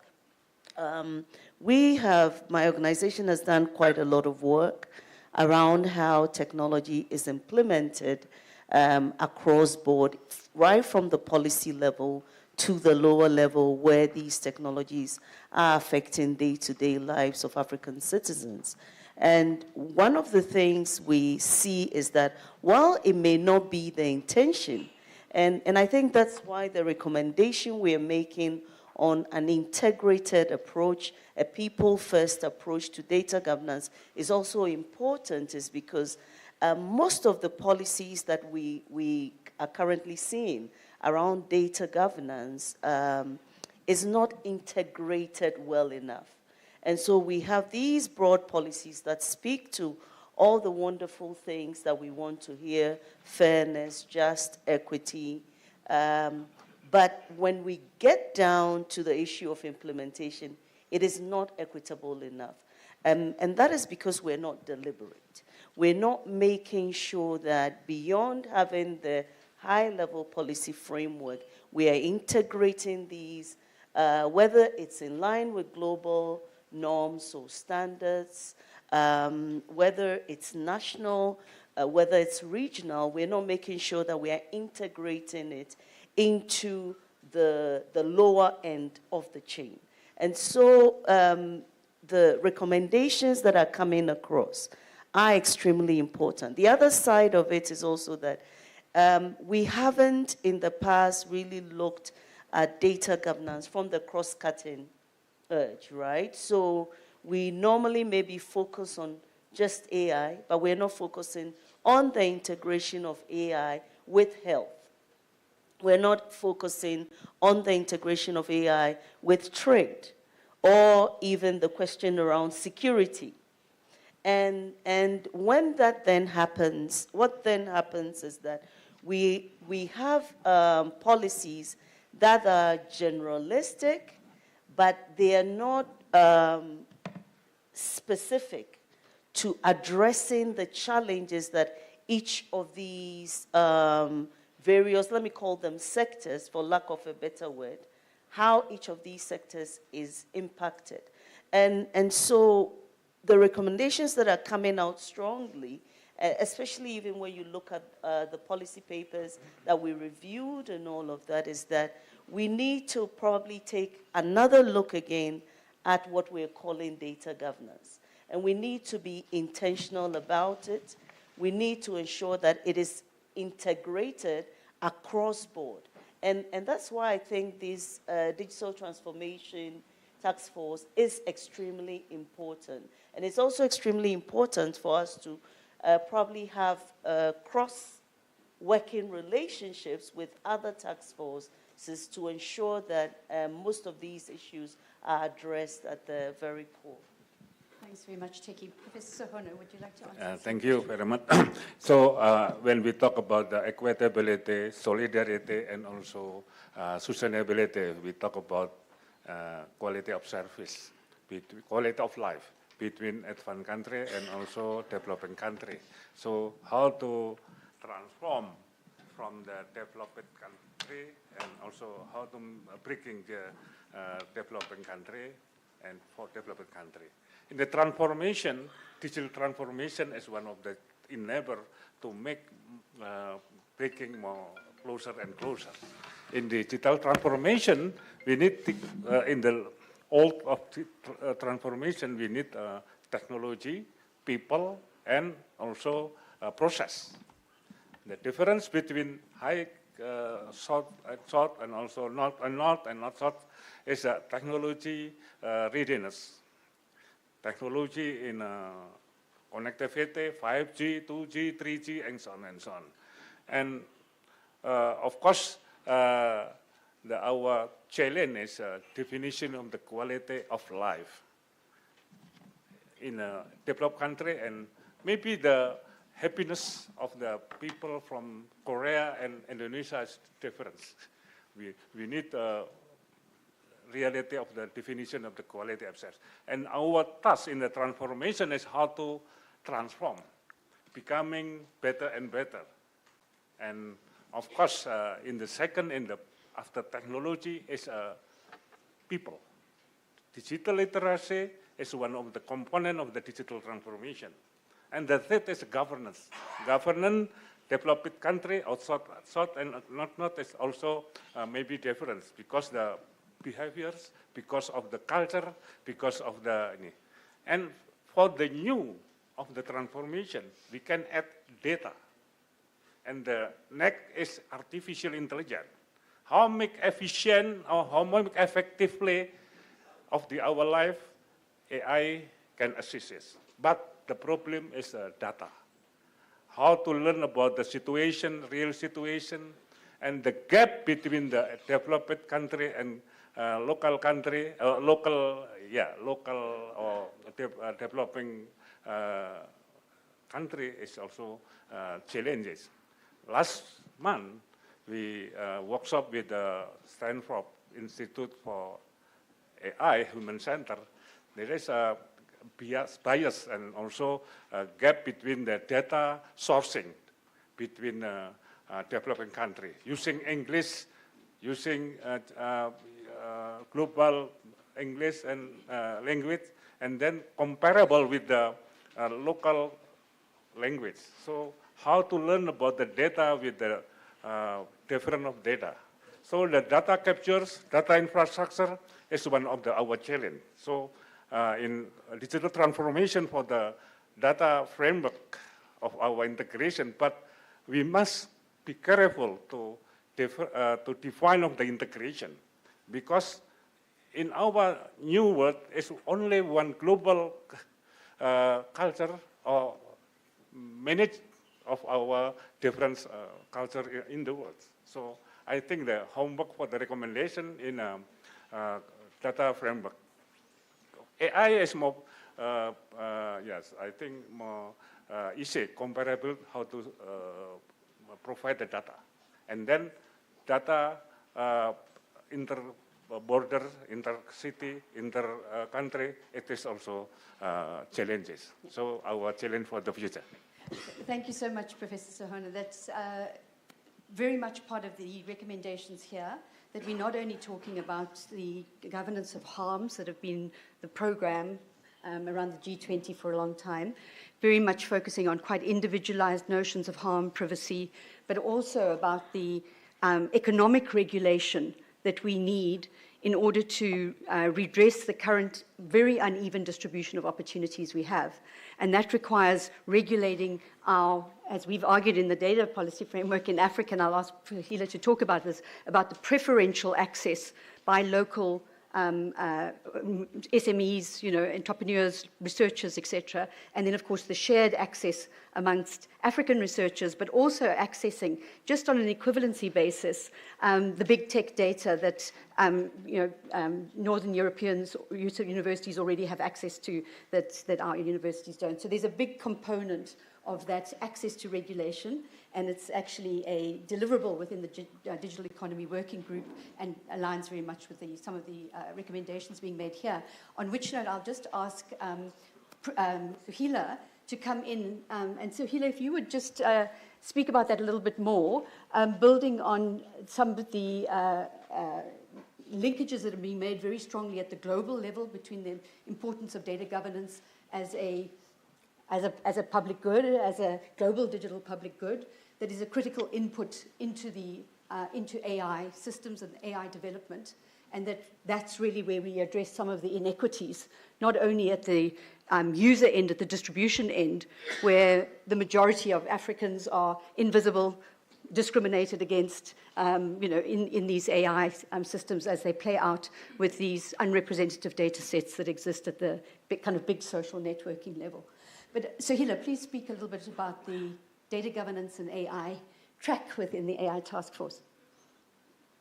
Thank you, Alison. Yes, indeed, there is this outcome, like one of the deliverables of the task force is data governance. It is the intersection between data governance and development of artificial intelligence. And we have said that this year the narrative is really to push for more inclusive and equitable artificial intelligence that can benefit all people and nations across the world, that an AI that can address the current gap. So, if we take it from an African perspective, from our side, we started working on data governance since 2022, where we adopted the Continental Data Policy Framework, where we identified from the beginning the principles of data integrity, transparency, and data justice, as we aim to have equal representation of all people in the digital space, and also to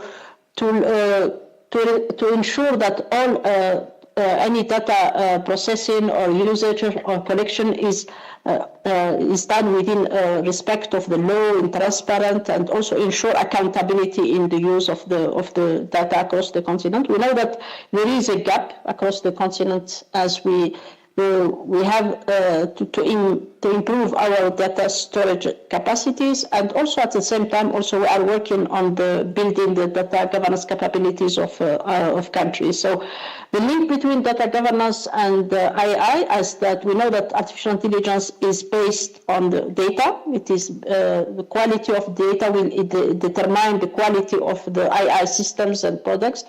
And if we rely exclusively on data that is generated or processed in developing countries or in by specific institutions, we may not have equal representation in the use of AI. So for us, we aim to create this link, and also to ensure that data is made available, to create value from data, and also to make data available to be used and reused by the different stakeholders, while at the same time putting the necessary safeguards to ensure the protection, and also to ensure that the data is used in line with the existing regulations, both at national level and also regional and global practices. So the discussion is very important, because we know that both the AI governance and data governance landscapes, they are fragmented. There is no yet a global consensus on how to,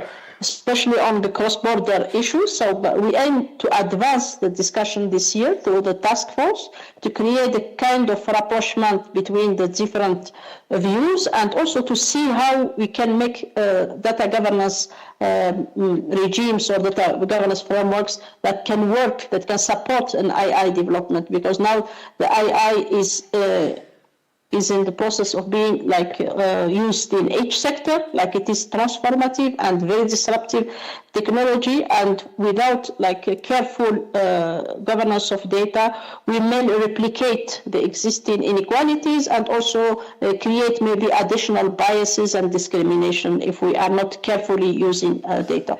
Thank you. Thank you so much for that, Sohila. So many things we want to pick up there, and going back to the local large language modeling, and these interesting governance mechanisms that are being discussed both within applications of G20 issues in South Africa, but also across the continent. But unfortunately, not time now. I want to quickly ask Stephanie before she leaves us. One of the recommendations really responds to something that perhaps is tacitly within the T20 Digital Economy Working Group, very much at the top of mind for multilateral organizations that have traditionally been quite siloed in the dealing of telecommunications historically, and data economy largely unregulated until relatively recently, and of course now efforts to regulate AI. And just wanted to go to your question, that the one thing that we could not get consensus on with the Global Digital Compact was the governing of AI for war. So that as part of this kind of the re-emphasis of sovereignty, that was the one issue that around armaments, around nuclear and AI, we cannot get countries to agree on that. So Stephanie, I wanted you to speak to us. We've spoken about the enormous challenges around new institutional arrangements that we need in order to effectively govern data in a data economy, whether for DPI, whether for AI, because of the siloed regulatory regimes that we have, and the need for intersectoral regulation between traditional sector regulators, telecoms, now new information regulators, but also the more cross-cutting competition labor regulators. So I think that's an important contribution and would resonate with some of the things that the G20 is grappling with, but hasn't actually formally spoken about. Yeah, thanks, Alison. Yeah, and I think as you say, it is sort of a really tricky area, because we see and as was raised in the question as well, when we sort of look at the use of AI in warfare or in conflict, you end up with the intersection of sort of geopolitics with the sort of, ideally, or trying to sort of keep some of the sort of agreements around data sort of as well out of politics, but very much political, very much bound up in geopolitics as well. And I mean, I think where my thinking is going on this, and I know it doesn't really help, but I think if we think about some of the uses of AI in war and some of the sort of more potential harmful uses that we're already seeing unfold in conflict already globally, is that there is space for opportunity in terms of, on one side, we do have existing regulations that talk about just war. Yes, it's not AI specific, but there are broad principles.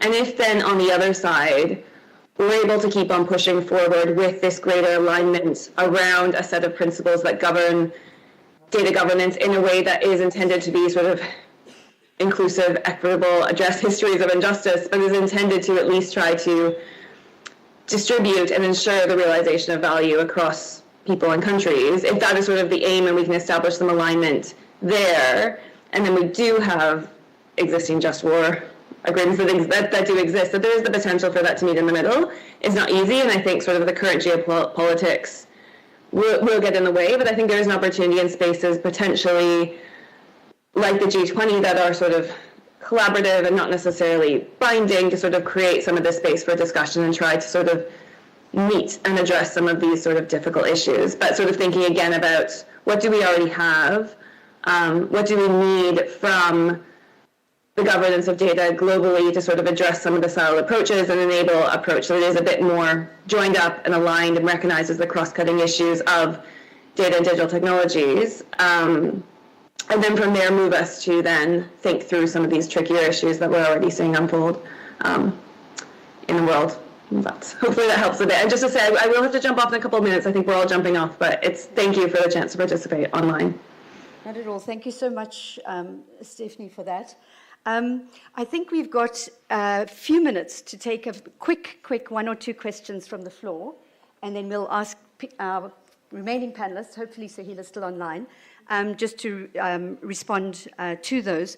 But I think what's become very clear, and it also speaks to some of the structural design of the G20, is that historically these issues have been dealt primarily within departments of communication in many of our things. I know some countries don't have that format, but most countries do.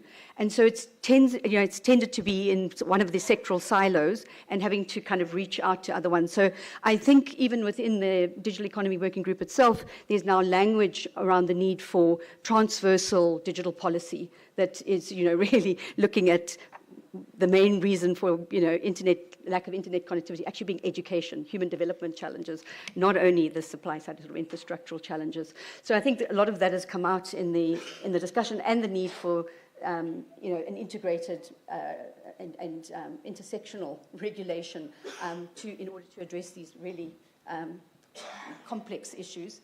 And then I think at the national level, institutions are struggling with.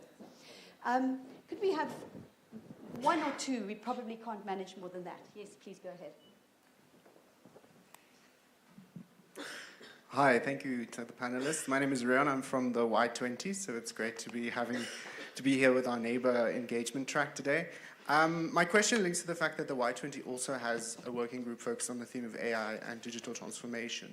So I'm quite keen to hear from the panel what their perspectives and their discussions have been around how young people, and what are the entry points for young people to be both catalysts for this transformation that needs to happen, but also to protect them from some of the dangers, because they are one of the groups that are most vulnerable to the disruptions that technology and AI is bringing. Thank you. Thank you. That's a great question. Can we take one more? Please go ahead. We're hoping that the gender balance on the panel takes care of the room. So. Thank you very much. My question is, at what stage are we also going to think of data reparations? Because we continuously have this divide versus dividend when it comes to data. And for most of the time, we are focusing on dividends, but the divide, because technically, the Global South in general and Africa in particular, we don't own the data, but the data is ours. So there is commodification of this data. For example, I have a Facebook wall, but I have to pay to access it. And after I access it, I post my content, which is appropriated, and billionaires are made in the making. Thank you. Thank you. Let's start with Professor Sohono. Okay, thank you. Data is an asset, data is a capital, so I think very important. So when we make some system of this artificial, we try to make a model with AI as an enabler, AI as a tool. But before the AI as an analytic tool, we need data as a sensor. Data sensing, how to capture, and then after that we give acting in digitalization or digital twin. We have 5 levels. One is data captures, how to get the data, and with the big data, and then how to describe with this data descriptive analytic. After we can describe the analytic, we predictive analytic, and then prescriptive, and then finally it's autonomous, how to make autonomous without people.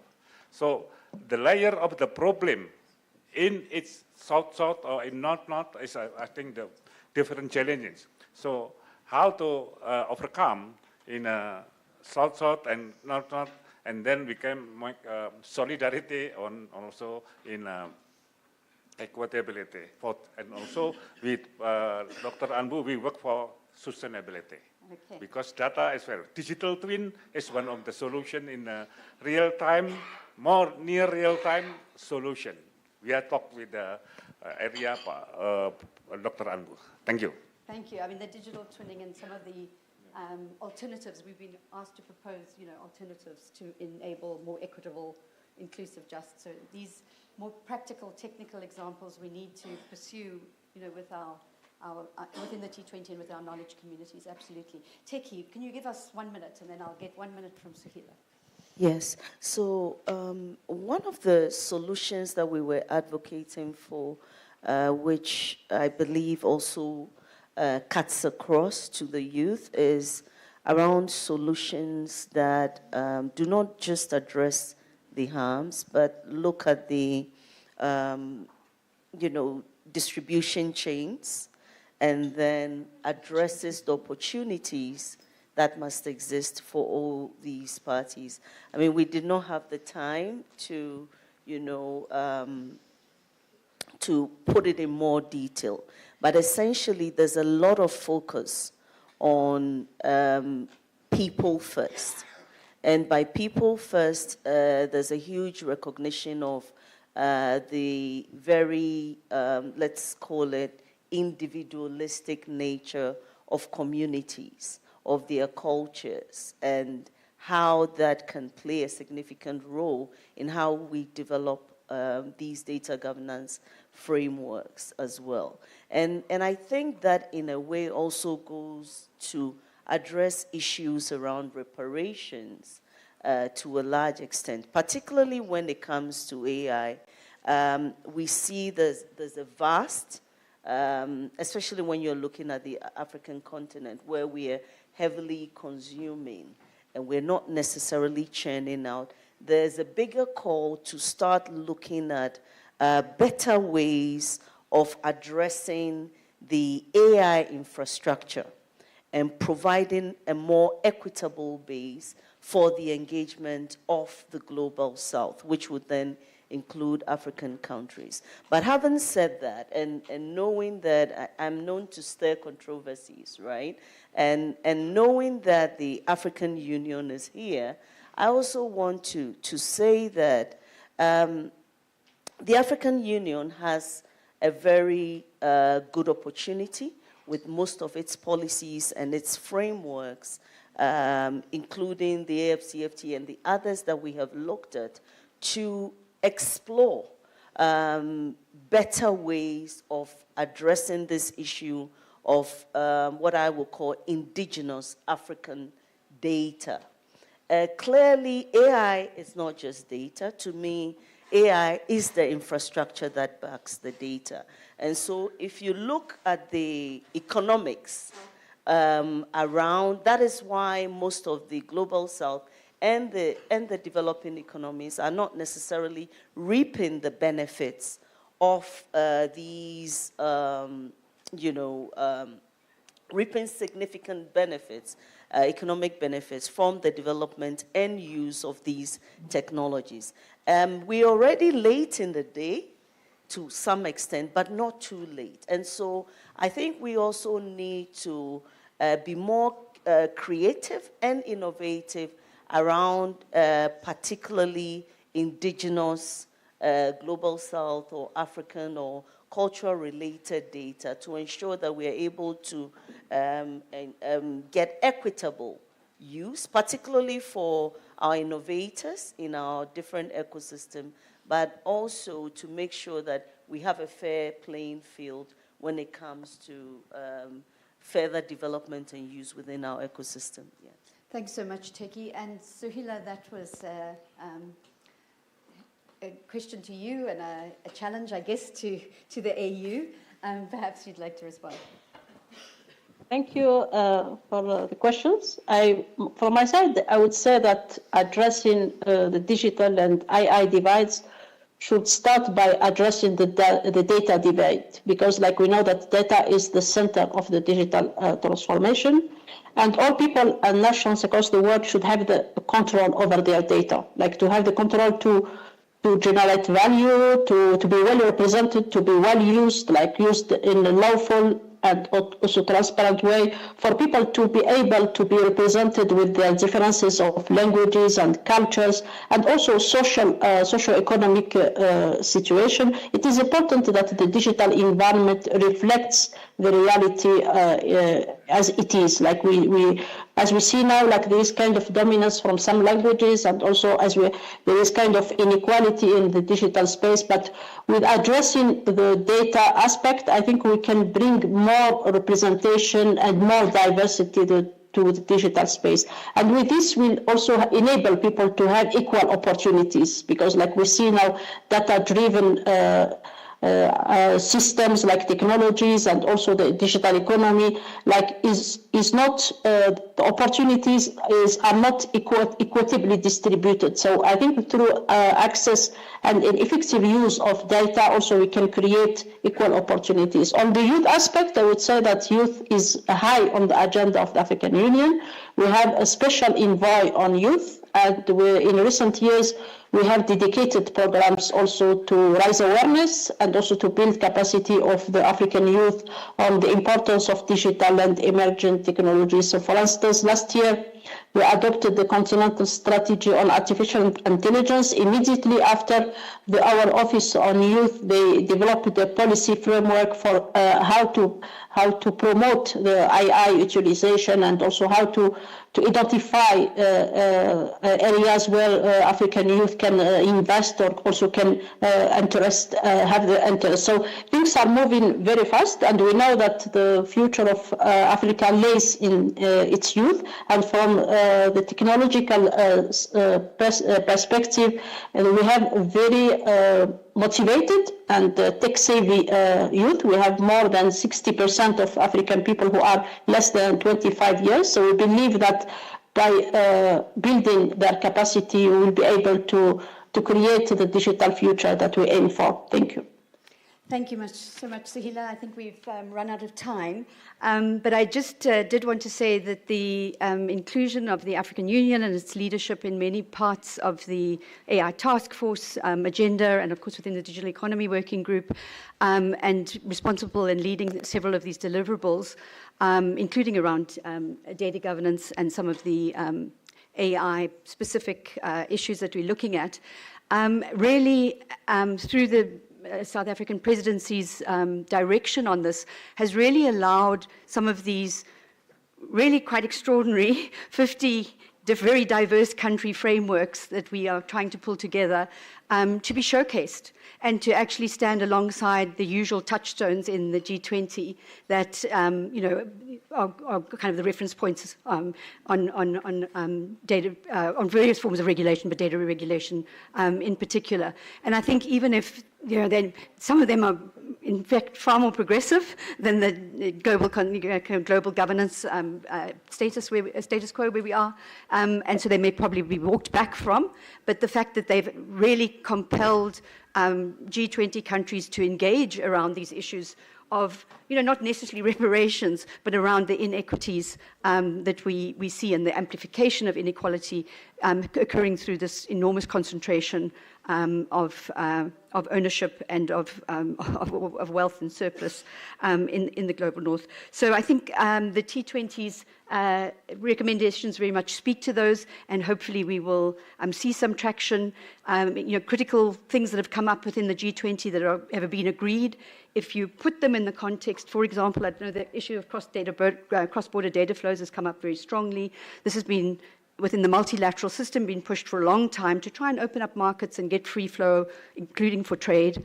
But if you don't create a fair competitive environment and you demand the free flow and from the G20 free flow of trust, but without ensuring that it is a trusted environment, you will simply perpetuate the current enormous asymmetries we have around data and therefore data value and data power. Currently, we have about 70% of data flowing out of the continent and only 30% in. If we simply say, open up cross-border data flows, firstly, the very big tech companies come in, which they've already done. There are a number of solutions that we've suggested around digitization of databases in order to have our own databases, not needing to require reparations on them. And when we've gone to implement those solutions, we've had Google or AWS or somebody come in with the governments, with these regional bodies, preventing, saying, we'll do this for free, and expropriating that data. So I think it's been a really useful location of some of these issues in the very real, highly inequitable environment that we currently face on the continent. Thank you so much.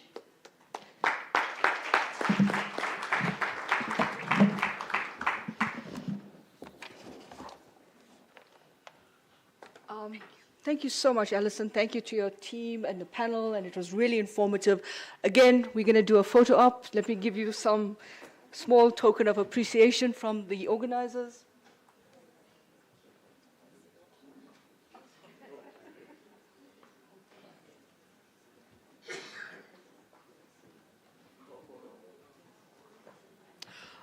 While that's happening, can I call upon Professor Bradlow to come and start the next session, which is on, sorry, I'm getting a bit confused here, which is on financing for sustainable development. And then you can introduce your...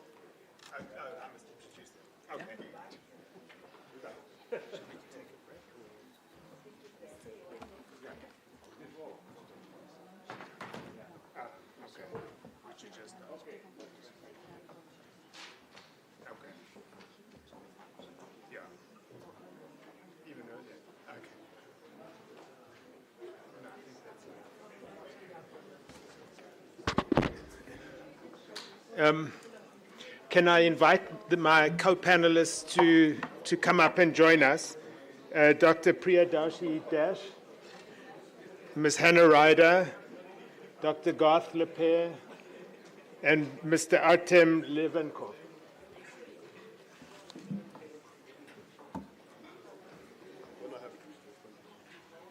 What are you going to do? I'm too too short. Is that the problem?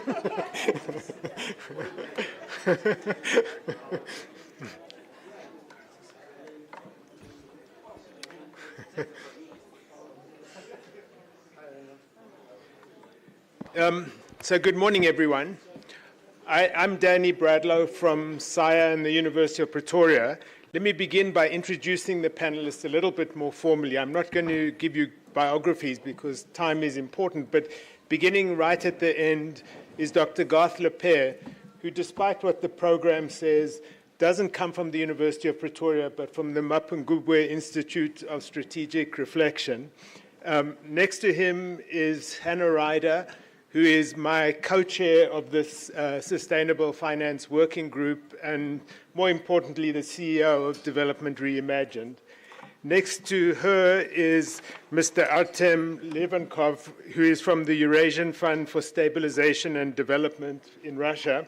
And next to him is Dr. Priyadarshi Dash, who's a research and information system from the Research and Information System for Developing Countries in India.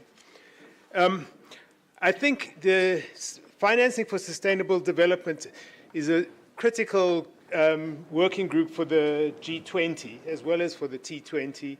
And if we're looking for a silver lining in the sad state of the world at the moment, it might be that the possibility for reform of the international financial system looks like it's a realistic possibility at the moment. We'll have to test that in the course of this discussion. But I want to begin by saying that finance has always been critical to the G20. The G20 was formed in the mid-1990s in response to the Asian financial crisis and a recognition from the G7 that they were no longer capable of managing the global financial system and that they needed to bring in other major countries to do that. At that level, at that time, it was just the ministers of finance and central bank governors who were involved. When the global financial crisis hit in 2008, it was upgraded to a summit so that heads of state and heads of government would participate. You would think after all that time that the financial system would have been improved and would be working well today. But I think if there's one thing you could probably get agreement on in the G20 is the statement that the system needs to be reformed. I think the minute you get beyond that and ask people what they mean by reform, there'll be no agreement. But the mere fact that the system is failing and not working is clear to everyone. There's hundreds of trillions of dollars in the global financial system, but it's incapable of delivering enough financing for development in developing countries. It can't deliver sustainable, inclusive, equitable development to people, and it is governed by a system that fails to include all the states in a way that's equitable and inclusive. So at both the level of the state and at the level of communities and individuals, it's failing. What does that mean for us? Well, it means that the second thing, as I said at the beginning, is there's an opportunity for reform. It's not the first time there's been an opportunity for reform. There have been a number of opportunities going back to the new international economic order, even before that probably, but certainly since then there have been calls. And in fact, it's important to remember that the most radical reform of the system was introduced by the United States, by President Nixon in the 1970s, by ending the Bretton Woods system. So the purpose of our panel today is to see how do we capitalize on this moment of potential opportunity. And the question I've asked each of the panelists to begin with an opening statement answering is, what are your 3 top proposals that the G20 should support to promote more affordable and predictable flows of finance to low and middle income countries? And what do you suggest that the G20 and others should do to make your particular proposal workable? I think what we'll do is we'll start on my far left and go down. I've asked each person to spend about 6 to 8 minutes speaking. I'll give you a 1-minute warning if you're going too long, but I want us to be able to have as much of an interactive dialogue as possible.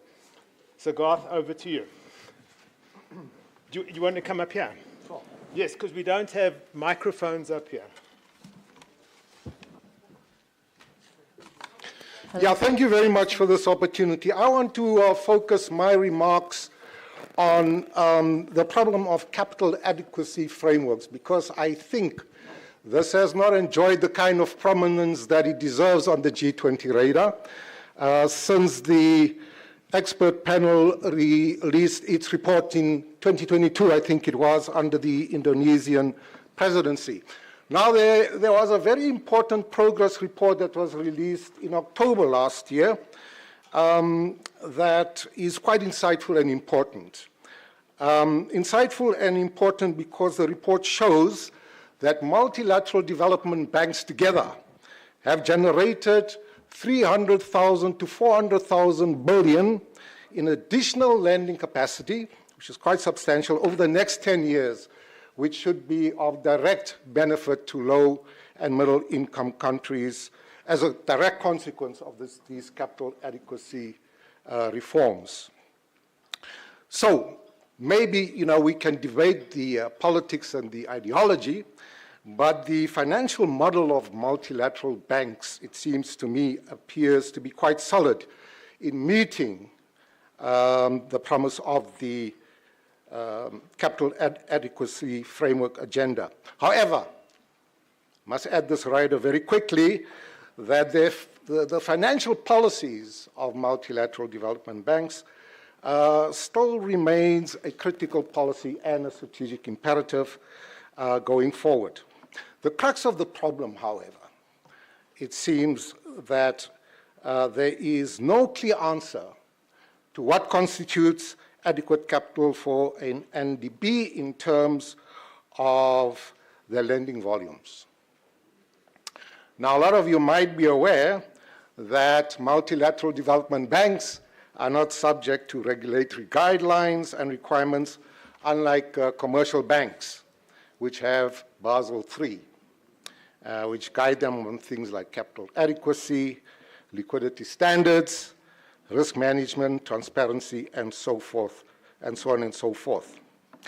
MDBs, however, do have two unique qualities. Let me mention these very quickly. Their credit risk is very low. Credit risk is very low, since they mainly lend to low and middle income countries, and importantly, they benefit from what is called the preferred creditor status. There's another acronym for you, PCS, which means that borrowers, as a matter of principle, prioritize paying an MDB even if they face financial stress. The other is that multilateral banks, even if they face serious crises, have recourse to callable capital, backed by shareholder guarantees with a nominal value of $1.2 trillion spread over the 11 multilateral banks. So as per the request to discipline us with our three proposals, here they are, Professor Bradlow. The first is that the G20 should revisit the CAF panel proposal that multilateral development banks and shareholders set up a working group to agree on standards for preferred creditor status, for callable capital, and other aspects of MDB capital adequacy. This will ensure, I think, that low and middle income countries do not have to experience the onerous burdens of access to capital from multilateral development banks. The second is that the G20 should provide prudential oversight in ensuring that the management and shareholders of multilateral development banks design capital adequacy frameworks that accord with their own understanding of risk and their definition of risk premiums. And as such, they should not be beholden to the arcane and arbitrary methodologies of credit rating agencies. Actually, if you think about it, this was a very important recommendation that arose from the Financial Stability Board in the aftermath of the 2008 global financial crisis, that is after the 2009 G20 Pittsburgh Summit. And then finally, urgent action is required on capital adequacy frameworks by the G20 so as to ensure that the additional gains and the multiplier effects flowing from those in lending capacity beyond the 300 to 400 billion can be achieved for the benefit of low and middle income countries, but more specifically for least developed countries of the African continent. My final word on this one is that there is an additional benefit in the sense that a growing number of private actors who cooperate with multilateral development banks on blended finance initiatives and modalities would have more of an incentive to mobilize increased resources for financing sustainable development. Thank you. Thank you, Garth. Hannah, okay.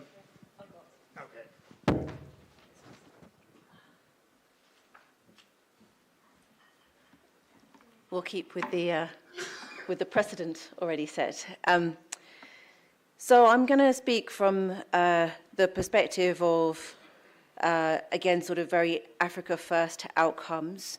And in particular, also because it's not, I not only have the honor of being the co-chair on this Financing for Development task force, but also being on the G20 Africa Experts panel, where we've been discussing some of these issues as well. So I have 3 proposals, as you asked, Danny. And the first is that the G20 should commit to increasing the concessionality of the system. Increasing the concessionality of the international financial system can be achieved in a great deal of ways. And it can be achieved by both creditors and also debtors. What we've just had presented to us, for example, is proposals on how capital adequacy can also help with increasing at least the access to concessional finance. But there's also others. So, for example, borrower coordination, whereby borrowers look at what are the best kinds of deals, interest rates, experience that they've had with different creditors and engage with them, can lead to an increase in the concessionality because they're always going to be driving for more concessionality. Creditors can take action to increase their concessionality, things like adapting their attitude to risk. They can also, for example, where the MDBs are concerned, they can also start to think about structuring new models. My firm, for example, has come up with the idea of a borrowers club, which is based on the work and principles of Muhammad Yunus in microfinance, but applying that to the macro level where you would have several countries taking out collective loans. That's something that multilateral development banks can do and ultimately, in a sense, should have been doing for a very long time. So that's the first, G20 to commit to increasing the concessionality of the international financial system, however big or small it is. The second is for the G20 to commit to correcting the market failures in macroeconomic and risk analysis. When we talk about risk analysis, the first operators that come into mind there are credit rating agencies, and we all know there's been a major concern about just how much bias there is with credit rating agencies and the outcomes from the investor perspective, especially for African countries. So there are actions that the G20 can take, including legislation. They can also take actions to regulate credit rating agencies in order to address that sort of bias. For example, requiring that credit rating agencies only provide ratings of countries in which they have an office and therefore have local information. I mean, it seems so basic, but it just doesn't even exist at the moment, except in the EU, of course. However, there's also other stakeholders that are involved, and even credit rating agencies themselves derive a lot of information, in particular from the debt sustainability assessments by the IMF and World Bank. IMF and World Bank are surveillors of countries, but they surveil countries in different ways. And that in itself creates an economic market failure. When you surveil one country with one methodology and you surveil another country with a different methodology, which is what the debt sustainability framework does, you do something which in economics we call the market for lemons effect. And it means that some countries are seen as second-hand cars, whereas other ones are seen as new cars. And that in itself creates some real problems. So there are changes to be made to the debt sustainability frameworks, making sure that all countries are assessed in the same way.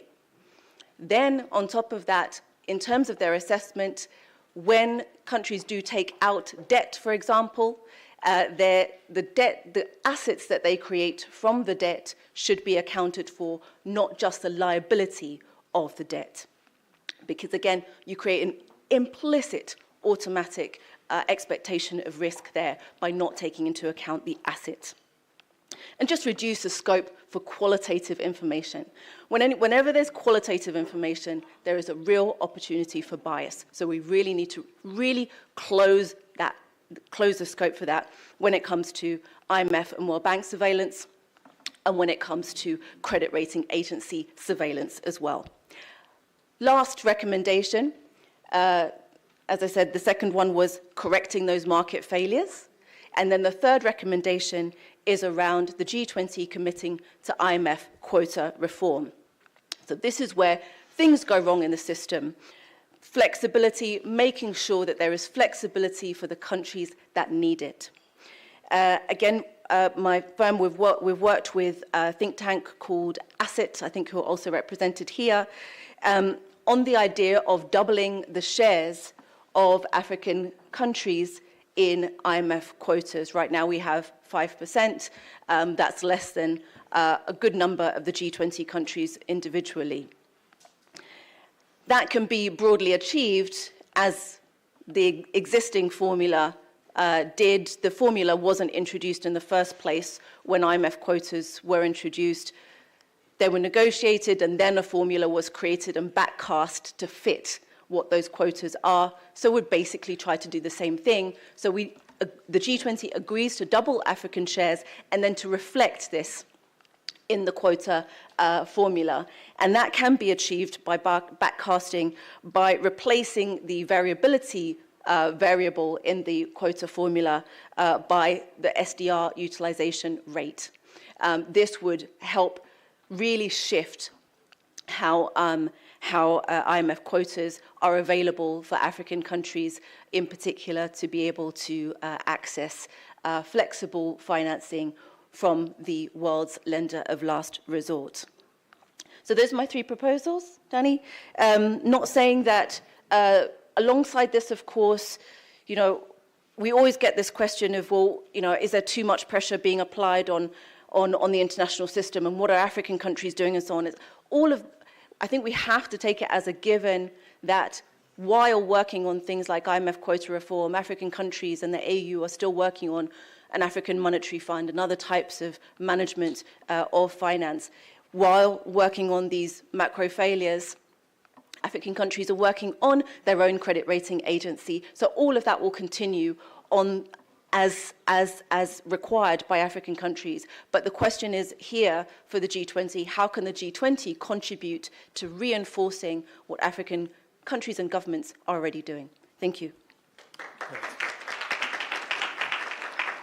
Thanks, Hannah. And thanks to you and Garth for sticking to time so well as well.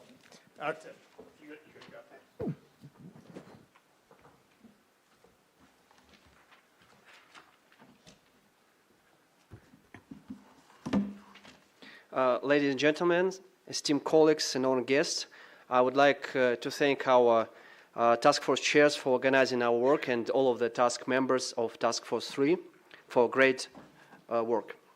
Let me focus in my speech on two important issues. The first one is the need to strengthen the global financial safety net and making it more responsive to the need of low and middle income countries. And the second thing is, the important one is the implementation of the MDB's roadmap, which was prepared during the Brazilian presidency. Let me first speak about the need to strengthen the global financial safety net. Recent global financial turbulence has underscored the critical importance of the robust GFSN, including the roles not only of IMF, which was spoken about, but also the regional line of defense, the regional financing arrangements. In my opinion, there are two challenges for the GFSN right now: the uneven geographical coverage and lack of efficient coordination about the different elements of the GFSN. First of all, we should say that regional financing arrangements do not cover most of Africa, including sub-Saharan Africa, as well as significant parts of the Eurasian region and the Latin America. So while Africa had made strides through regional integration and cooperation, it lacks a dedicated stability mechanism capable of supporting countries in times of crisis, providing them liquidity and complementing existing global arrangements like IMF. In this context, the idea of establishing an African stability mechanism is very important and up to date. The African stabilization mechanism should be well resourced with access to concessional financing to be able to serve all the countries of the African continent. There are different models for resource mobilization for regional financing arrangements. It could be market-based financing, contributions from member states, or central bank financing in the form of swaps. The African stabilization mechanism could consider any of the above-mentioned types of financing, and that will allow the stabilization mechanism to lend to the African countries at concessional and comparable to IDA interest rates. I think it's very important. The proposal for G20 should promote the establishment of African stabilization mechanism as soon as possible. The second thing that I want to mention is the work on MDB's reform.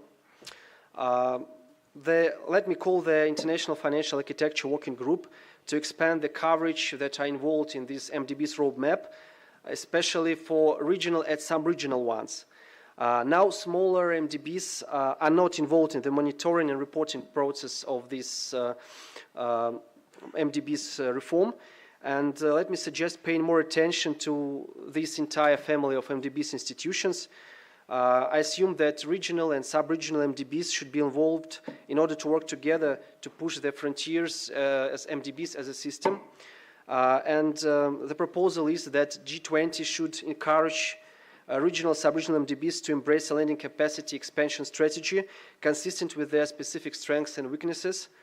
Available options for capital increase for MDBs are new member states, membership expansion by attracting regional and sub-regional members, like new institutional investors, and other methods like rechanneling of SDRs.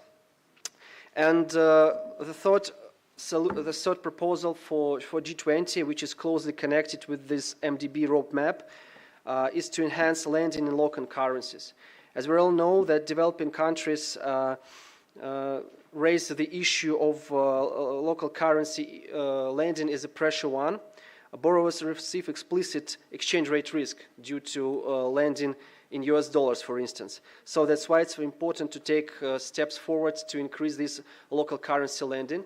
It can be done in different forms and ways. For instance, some MDBs could make special strategies and targets in their strategies, how to increase this local currency lending. We see a good example, for instance, of the New Development Bank. It has this target in its strategy, the target of the percentage, the share of local currency lending in the portfolio. So it's very important to have this good practice for another MDBs and their strategies. Thank you very much for your attention. Thanks very much, Artem. Piratashi. Thank you, Danny. Good afternoon, everybody. I think my colleagues have made interesting observations on the task force issues that we have dealt. I think Michael made our job easy yesterday. He highlighted all possible issues that finance track is grappling with and what are the areas they are really find it tough to negotiate. You know, Danny, you mentioned about the the reform of the international financial system. If you have seen the declarations of G20 BRICS since beginning of their deliberations, 2 sentences will definitely be there. A reform of IMF, ensuring a free, fair WTO system is there in all declarations. So what is really bothering is that the pace of reforms within IMF, within the international financial system, has been slow, piecemeal, hence very frustrating for us to visualize whether we are really moving in a direction, and that impatience is felt. Now, what we are talking about over the past 1.5 days is to see that something should happen so that we get recharged. Yes, the multilateral system is delivering. Now, if I begin with what Danny, you observed in the beginning, the financial crises have been recurring in 90s in East Asia, the last decade in Latin America, in 2008. Why these things are happening? There are potential inherent deficiencies in the system. The design of the system was created in 1945, after the Second World War. We have never thought of overhauling that system. So what is needed is to look at, examine all possible dimensions of reforms rather than addressing them in a piecemeal fashion, which the overall outcome is frustrating. Let me begin with MDB. Hannah, you mentioned about development finance concessionality. Now, there is a report by OECD on multilateral development finance in 2024. What they have found that the concessional finance window is shrinking. And what is happening, their overall leverage has increased. It is because of the non-concessional financing which they are leveraging on the market instruments. So what is happening, the concessional window is shrinking, the non-concessional financing is increasing, so the overall financing through the leveraging capacity of the MDBs is looking bigger. But that is not addressing the issues of the low and middle income countries, because they need finance to support SDG. And if you believe the numbers that are generated by institutions, 4 trillion plus annual financing requirement to meet SDGs. Michael was referring yesterday that we need, UN Secretary General has proposed 500 billion SDG stimulus per year. These numbers doesn't look fancy, these are actual requirements. Even it will multiply as we go on grappling with the geopolitical uncertainty. So what has been the G20 work on MDB reforms since Italy, Indonesia, India, and then Brazil, that they have seen that there is a lot of potential for reforms within the MDB system, and because the 6% decline in the core contributions to the multilateral development finance system is a worrisome trend. So what is needed is a system-wide perspective, and to see that additional donor contributions are needed. The first recommendation for you, Danny, as you said that it's like T20 cricket. He has said that you have to score 50. So the batting strategy is to mention that let me hit a 6 in the beginning if I can. So the first thing would be leveraging on co-financing and blended finance options. The co-financing, because not a single MDB would like to expose to a particular country, to a particular project 100%. Because they have to distribute their scarce resources among all low and middle income countries. So all MDBs could explore the possibility of co-financing, which is increasing in their balance sheet if you see the annual reports. Second, blended finance. We have been talking about mobilizing greater private capital for 4 decades. We are still talking about that. So what is preventing the private sector to forthcome and contribute to the development finance? There are risk perceptions. How to dismantle, demystify the high risk perception they have. So leveraging on the official finance, concessional finance, to release more private capital, address their risk concerns through guarantee, through risk mitigation mechanisms, so that could sort of release more capital and perhaps convince them to contribute to the development finance. There are so many issues. There are commitment fees and such as they charge on concessional products. There is some evidence that IMF has reduced the charges and surcharges by 36%.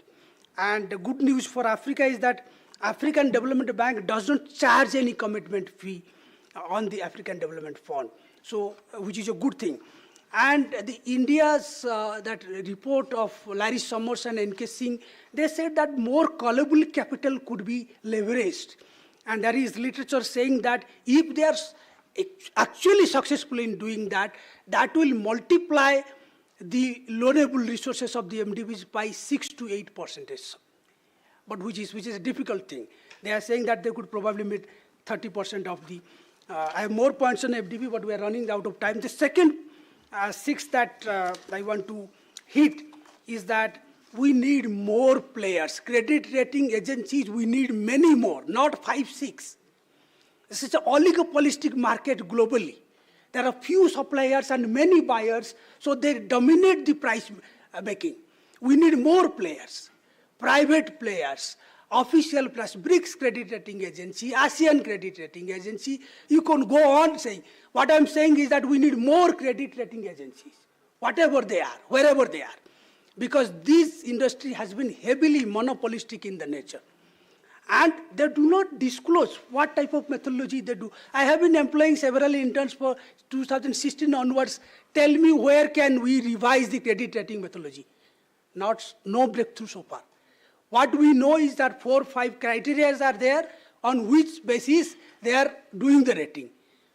What is the statistical technique? Are you employing AI in that? From where you got the data? We don't have any clue. Yesterday we were discussing in the task force. The third recommendation, Danny, would be that we need some swapping mechanisms. Like for Indonesia and Brazil, we have contributed 2 policy briefs on debt for nature swap. And that has been scaled off and people are talking about debt for development. So for example, a country is in high debt. The debt servicing cost, you all know Michael gave the example yesterday, is very high. Now, if they are unable to pay the debt, how would you incentivize them to not to pay the amount to the creditors, but commit something on the development front, be it the sustainability front, be it the action on environment, that they don't repay, but the amount that they should have repaid, it utilized for some development purposes. So that debt for nature swap, if you scale it off, that becomes debt for development. And I found there is a note by G20 Brazil on debt for development. And the literature by UNCTAD and others, if you see, that you make an arrangement. The countries are suffering from debt. They don't have any clue whether they can finance development, they can service the debt. So they are in a logjam. So how do you sort of lift them up from that stalemate and say that, yes, you can finance the development? Do I have time? Or it's off? 1 minute. So I think I'll come to the next round. Thank you so much.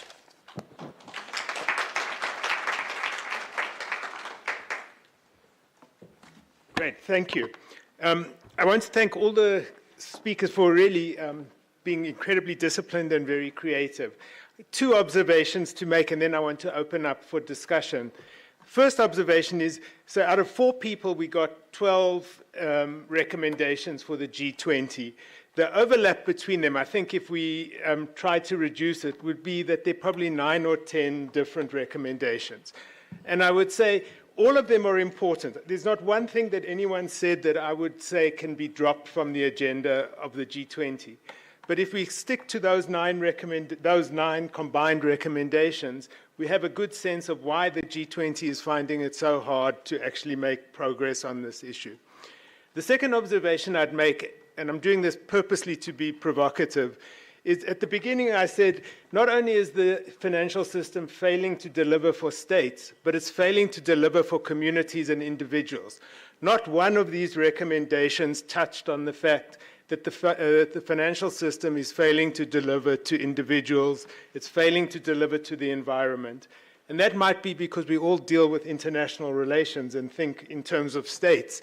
But it's important to recognize the world's changed, and communities and individuals have an important role to play, and we haven't talked about them at all. When I think of accountability and reform of the IFIs, the first thing I think about, and in the interest of true disclosure, I should say, most of my career has been spent working on this, is how do you make these institutions accountable to the people that they claim are the beneficiaries of their work, which are the communities and individuals who supposedly benefit from their project. That wasn't brought up. And just to add one last thing, the only international financial institution, major financial institution, not the only one, but the major multilateral financial institution that has no mechanism of accountability to non-state actors is the IMF.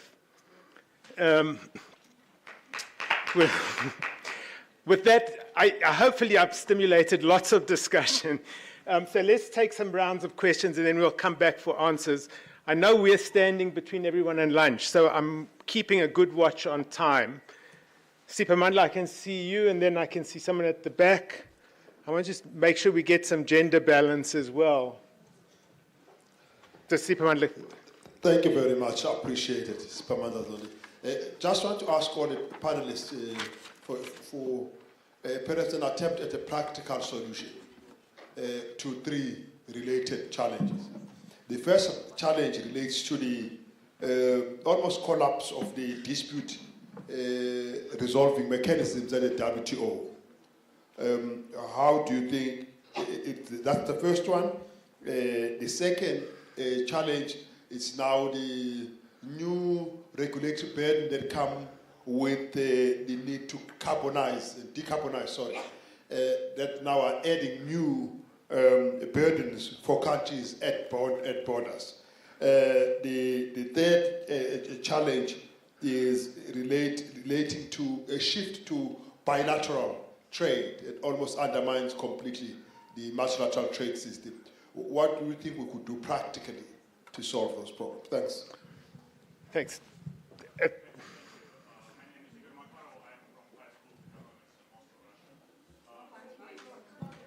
Yeah.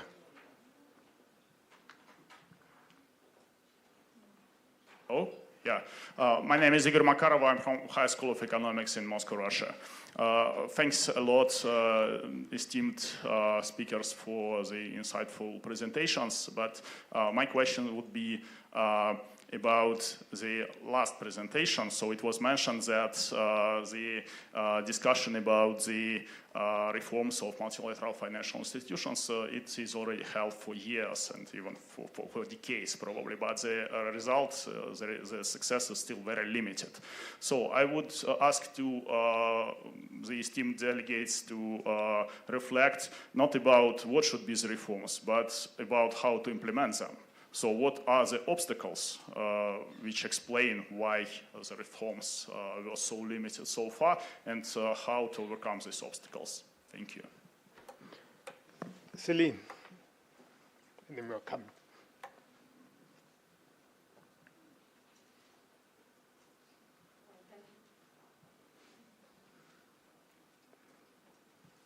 Thank you very much to the panel. Super interesting discussion.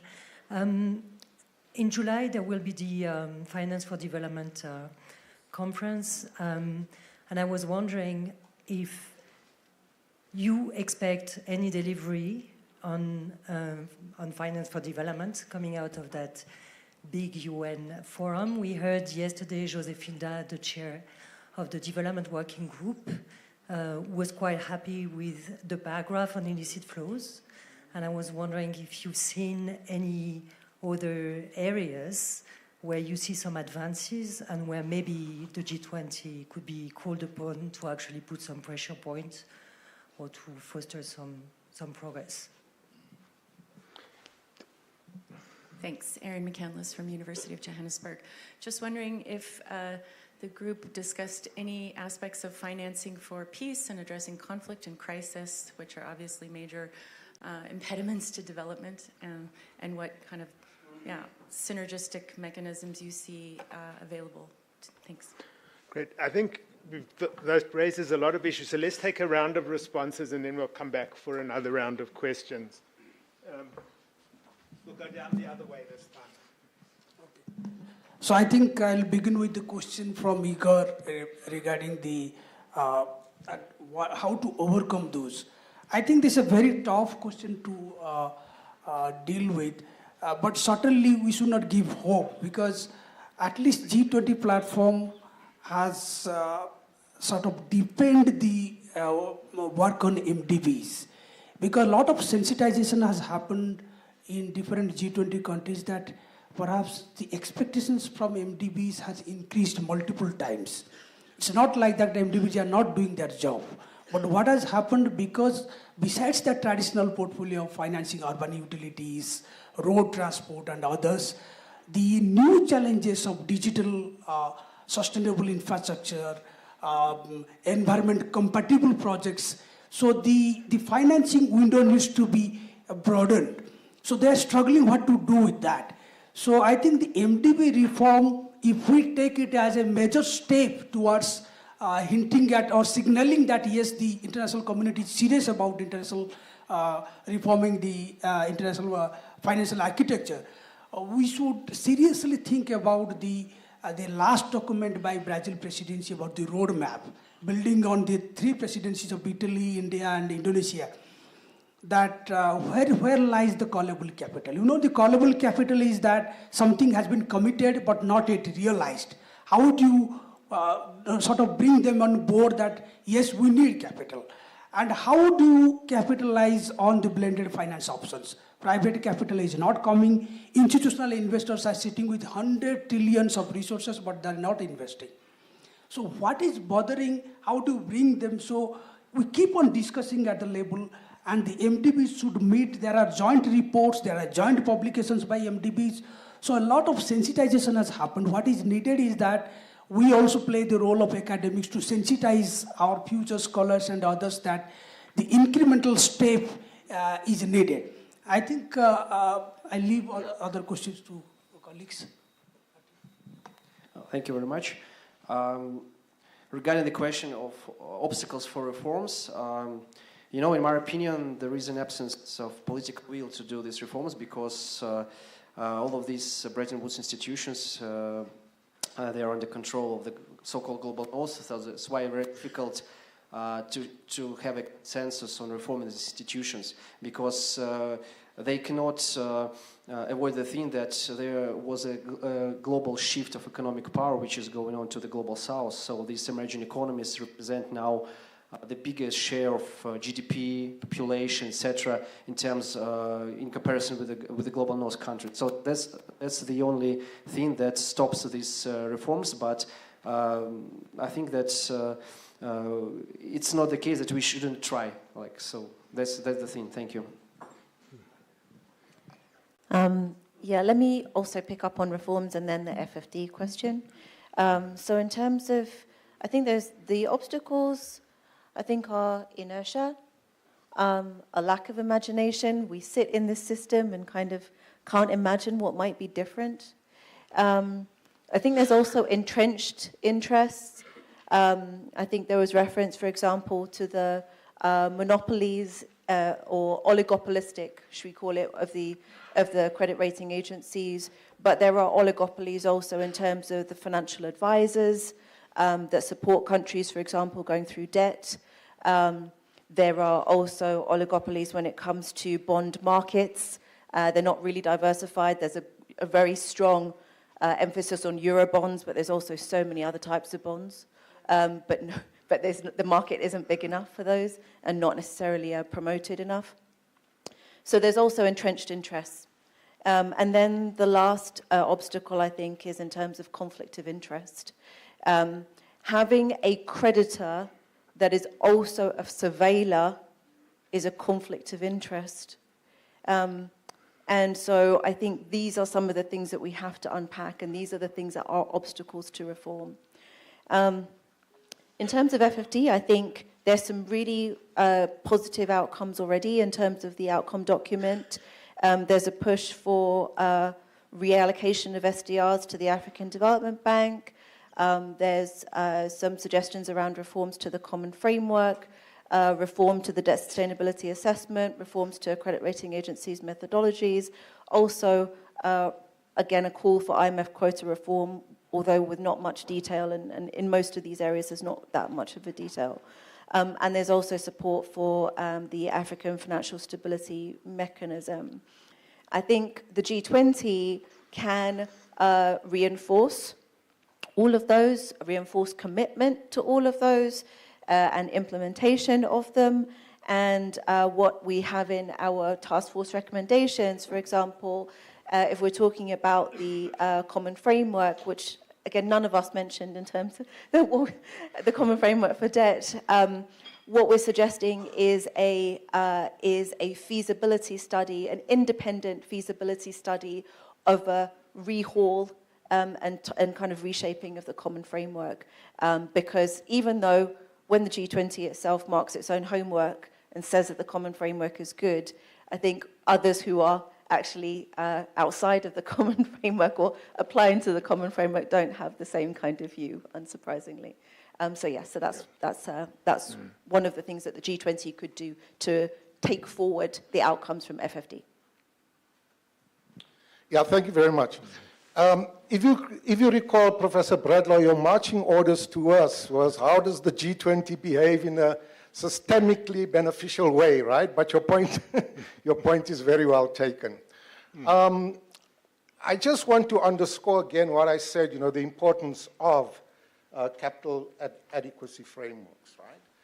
The additional release of the 300 to 400 billion in additional lending will come to naught like the best laid plans of mice and men, I think, unless you address the elephant in the room, which is the problem of debt in the context of the African continent. I think it's very important for us to recall the magnitude of the debt burden.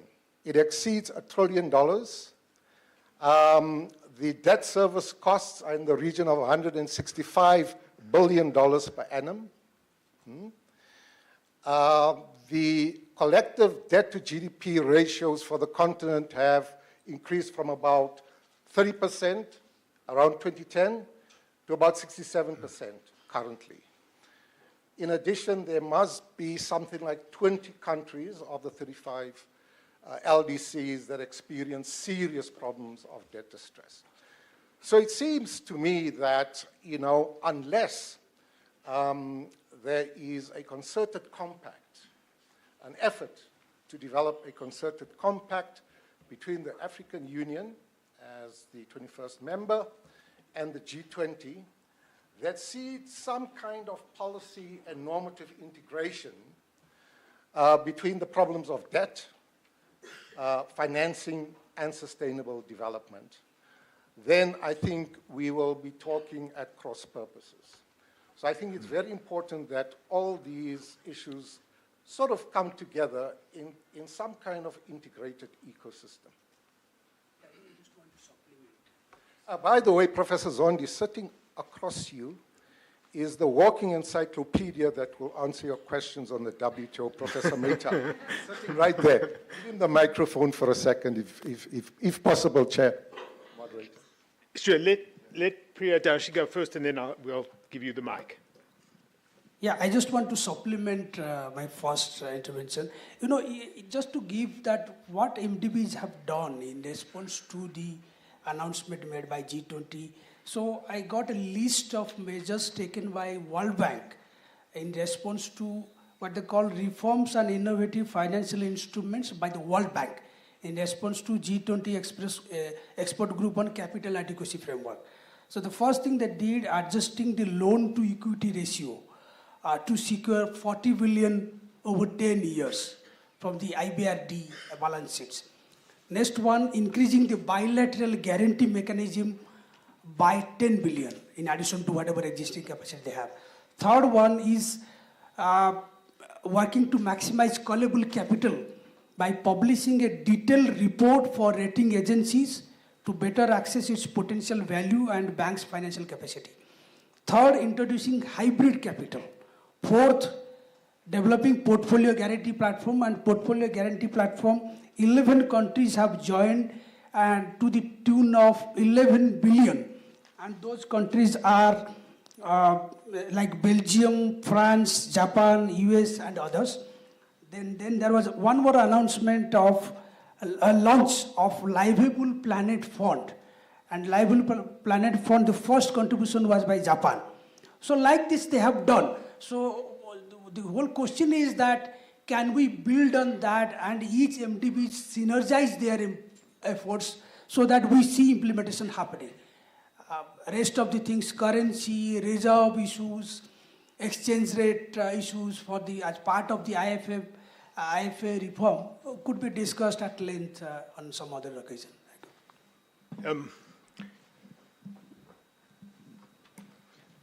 So 1 minute on trade. Well, I'm not going to speak on trade.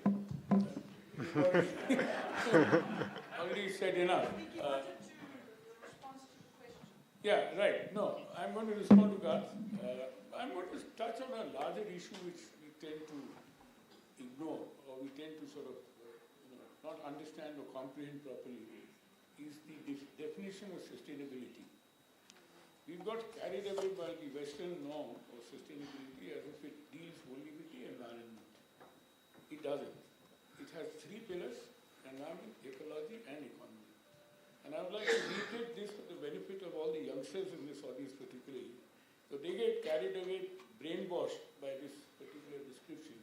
So when we talk about sustainable trade, we're looking at trade with outcomes which are sustainable, and not trade which is sustainable. I mean, if you understand the semantics, you can have sustainable trade in narcotics.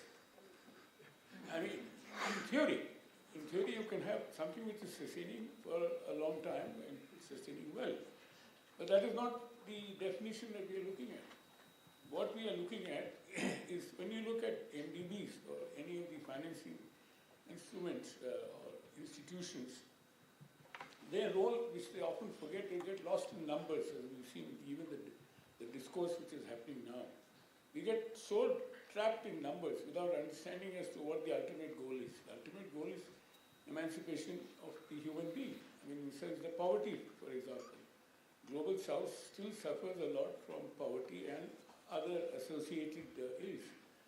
And unless we are able to drum that message across by the G20, it may sound idealistic, but then I think if we don't practice this idealism, I don't know how we are going to get ahead on the agenda of sustainable development, which we launched in June 1992 at the Rio de Janeiro.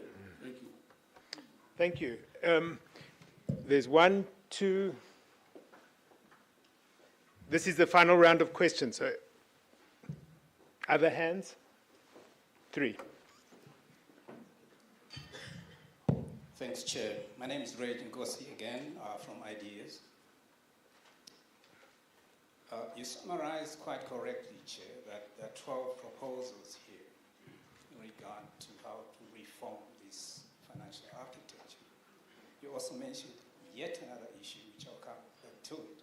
You said they don't address the issue pertaining to the common man. We have 71 proposals so far, globally, of how to reform the financial architecture that defines our life on the continent here. The 12 proposals here actually are part of these 71. These proposals or these recommendations actually do not reform the global financial architecture, but they enhance it. In other words, you're enhancing the crashing of the developing world even more. And that, I think, is a problem. Remember, the global financial architecture is built on a particular economic framework, a dysfunctional economic framework. I think you may have heard the Secretary General of the UN, Guterres, saying the financial architecture is dysfunctional. We cannot continue to enhance it. We have to reform it. Now, how do we reform it is the question. How do we make recommendations to do that? But before I get to that, to your actual summary, let me also reflect on Atem's statement. He says, enhancing the local currency systems, which is fine. There's also a mention of the domestic resource mobilization, a concept that came into the Monterey consensus in Mexico. I want to make sure others get a chance as well. Quite quickly, it's important that we have these so that we submit our recommendations that are proper and assist the continent, quite frankly. DRM, domestic resource mobilization, is also built from a framework that crushes the developing world by re-engineering the financial systems in Africa and the developing world to those of the US, thus messing us up. Now, how do we go forward? For me, the only way in which we can begin to undermine this dysfunctional financial system is to ensure that finance is primarily national. That's not necessarily the same thing as Artemis mentioned of local currency bond markets. That's local currency. It's not exactly that. But we have to, if we have to elaborate this, it's very possible, but we have to ensure that finance is primarily national. But that has nothing to do with the domestic resource mobilization as a concept, which is itself flawed. Thank you. Let's pass on to the next person. And I think this reform of the MDBs has been repeatedly coming up to the last 3 presidencies, and Indonesia, India, and Brazil. And but if you look into this, these reforms are painful, and it may not happen. And they have some inherent challenges, and I want to be a little bit provocative. And one thing is, these MDBs depends upon the shareholder capital, and there is no fiscal space for it to increase further. And who has the money is not allowed to invest on it. And then they started their own multilateral banks. The second thing is, they believe in mobilizing the private capital, and some it works, and some it didn't. And because nobody wants to lose money, the private capital doesn't want to. Some of the sectors like education and the healthcare, and they are not ready to invest it. So the leverage ratio is very small.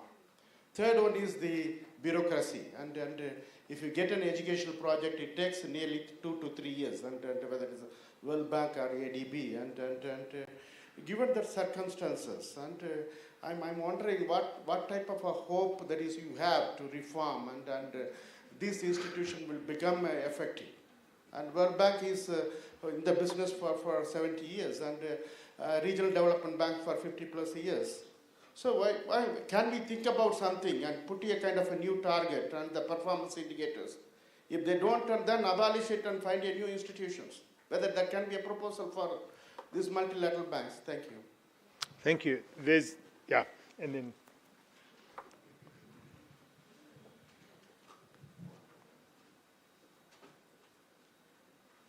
Okay, so Bruno De Conte, Positive Money, University of Campinas, and even if I am in the same task force, there is one topic we didn't discuss in our task force, and I think it's important, which is the potential instability which may come from the cyber assets and the private cyber currencies, especially when we see that the Trump administration made a really clear choice in moving ahead in the digitalization of currency through the private currencies instead of developing a digital dollar. So, well, the stable coins, Bitcoin being now in the reserves of the US, this may provoke a lot of instability.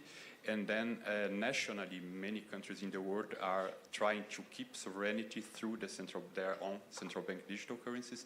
But then my question is, if you think that the G20 should together care about this process and act together. Thanks. There's a last question here, and then we'll take a round of final comments and close.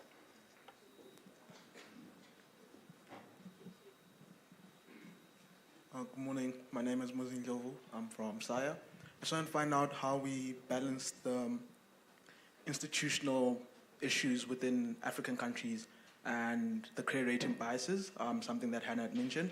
Insofar as thinking of sometime earlier this month, there was a bit of uproar when it came to Afrimix, Fitch downgrading Afrimix because of non-performing loans. And then a week later, the same people who had been downgraded said that those loans were to priority. And it seems to me that while Fitch has some issues in terms of how they prioritize these issues, the risk defaulting was rightfully justified a week later when the same country said, well, the loans that we currently have aren't necessarily a priority. And it seems you then have a need to balance the institutional issues within these countries, but also the fact that there are biases, and I want to find out how exactly you'd go about that. Thank you. Thank you. Should we start? Let's start at that end this time. Do I have like 10 minutes? It's a lot that... Let me just take a minute to say this. And that is that the G20 is not a panacea for every problem that afflicts the global commons. Whether, 70 or more than 100 recommendations, flow from this forum is neither here nor there. I think what is important is to understand the anatomy of the G20. It is an informal club of 20 countries. And the important thing, I think, is to understand that normative ambition within the G20 is possible if the steps are incremental and invite a consensus among the countries. And I think this is where South Africa has this unique opportunity, inheriting, based on the lineages of the three previous presidencies, right? But particularly those of India and Brazil, to embed within the South African presidency the normative ambition that really takes seriously the African dimension of the G20's work, and particularly the importance of the strategic role that the African Union can play as the 21st member within the G20. Thank you. Yes, I also feel like I want 10 minutes as well, but I'm going to try and keep it short. So, I think the first, in fact, several of the questions relate to a general sort of. I think there's a question about enhancing the system and bringing in new things which basically complicate, perhaps, or reinforce the system as it is. And I think, for example, cyber currency, I wouldn't say necessarily will address any of the kind of gaps that we're talking about here, but on the other hand, they can enhance the dysfunctionality of what we have. So even if we have new innovations, we still have to be very careful that that's not what they're going to do and entrench the system further, because as we've discussed, it is very hard and we're having a hard time to actually make reforms go forward. And as you said, it requires consensus, and that's very, very difficult to achieve. But I think one way of addressing that, and it's why I tried to frame the recommendations that I had in terms of a result, as opposed to a specific outcome or output, because if we can get consensus on what we're really trying to get the international financial system to achieve, without sort of saying let's throw it out the window, then maybe that it's possible that we can kind of benchmark what we're doing and what we're agreeing, even with the new instruments. And I think, for example, if we're talking about MDBs and reform, we've had new institutions. We've got AIB, we've got NDB. They are doing some new innovative things, but they're also doing some very typical things too. So again, they're not a complete rethink of the system of what MDBs do. So again, we need to think that through.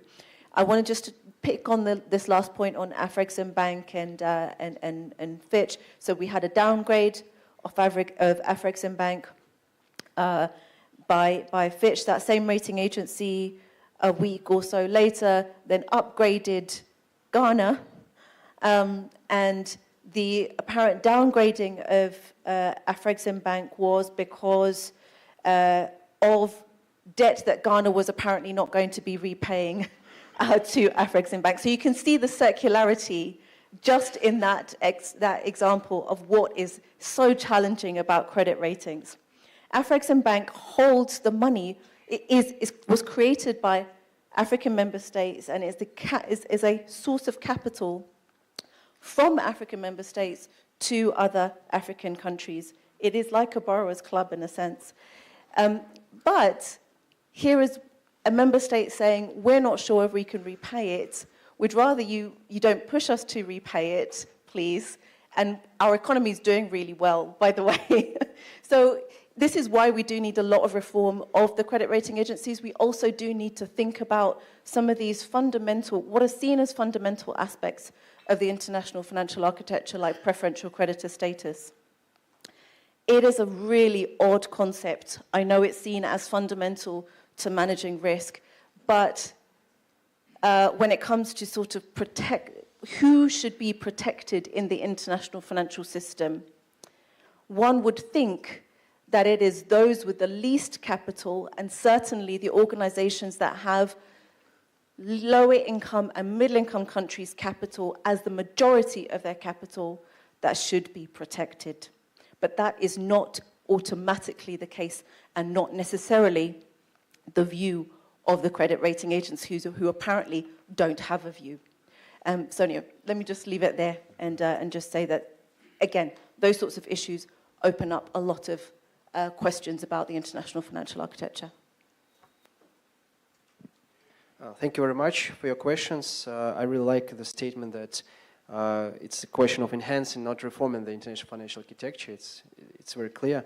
What should I say? That these new digital currencies and could really improve the international financial system because it can make it less monopolistic, yes, because if the central banks have clear connections with each other in these central bank digital currencies, and as far as I know, there are some good BRICS initiatives, especially in the settlements, payment systems, and if this initiative will be done, it will help to make this financial system less monopolized. And also, I think that we should think about the international reserves. Some countries, they have excessive international reserves, especially in US dollars, so that's the money that could go for development. So the thing is, we should think about it. Thank you. Thank you. I think I'll take the question up by Dr. Ambu and the gentleman there, and here also. See, I think I'll give one example. In 1997, when East Asia financial crisis happened, so they are having high short-term debt to ratio, so they had to immediately pay back within a year. Exchange rate crashed all over in Thailand, Indonesia, all East Asian countries. Then the East Asian countries themselves started brainstorming that what are the safety nets that we can build for ourselves. So they come up with Chiang Mai initiative of holding reserves. They believed that the precautionary holding of international reserves will help them. They kept on holding reserves. After a point, everybody started saying, oh, you have a lot of reserves. This is waste. So why don't you invest in infrastructure? And another literature came that if you invest in infrastructure, it will lead to inflationary tendency that may not be need for investing in infrastructure. So where to go? So the same question I'm answering to Dr. Ambu, that the question that you are asking, the answer lies there. Do you have any other option except approaching MDBs in times of crisis? Unfortunately, no. It is only MDBs who can bail out the countries, whatever conditions they put. Now, the only hope is that how do you make those conditions rational? Not a standard textbook prescription that is applicable to United States, that is applicable to Ghana, that is applicable to Pakistan. Whoever asks for bailout package, the same set of prescriptions will be there. No. You need to revise that the conditions are customized based on the initial conditions in those countries, so that the crisis financing doesn't become a burden. It lift them out of that crisis and help them stand again to contribute to development. So the frustration lies in the system itself that we have been. The same thing you can talk about the quota reforms. The methodology of quota reform is not settled. A lot of academic literature has been created, so where to go? So we are in a state of flux that you don't have any other option. You know that if you go to IMF, you will land in standby facility or some other facility. They have created a lot of instruments, rapid action, rapid financing mechanism and others, to help countries, to help themselves to optimize their resources, but not making any tangible difference in their that you would be happy that yes, something has happened. Second question is in response to Bruno. Bruno, you raised a very pertinent question of the new generation assets that we are having, the stable coins, the CBDC and others.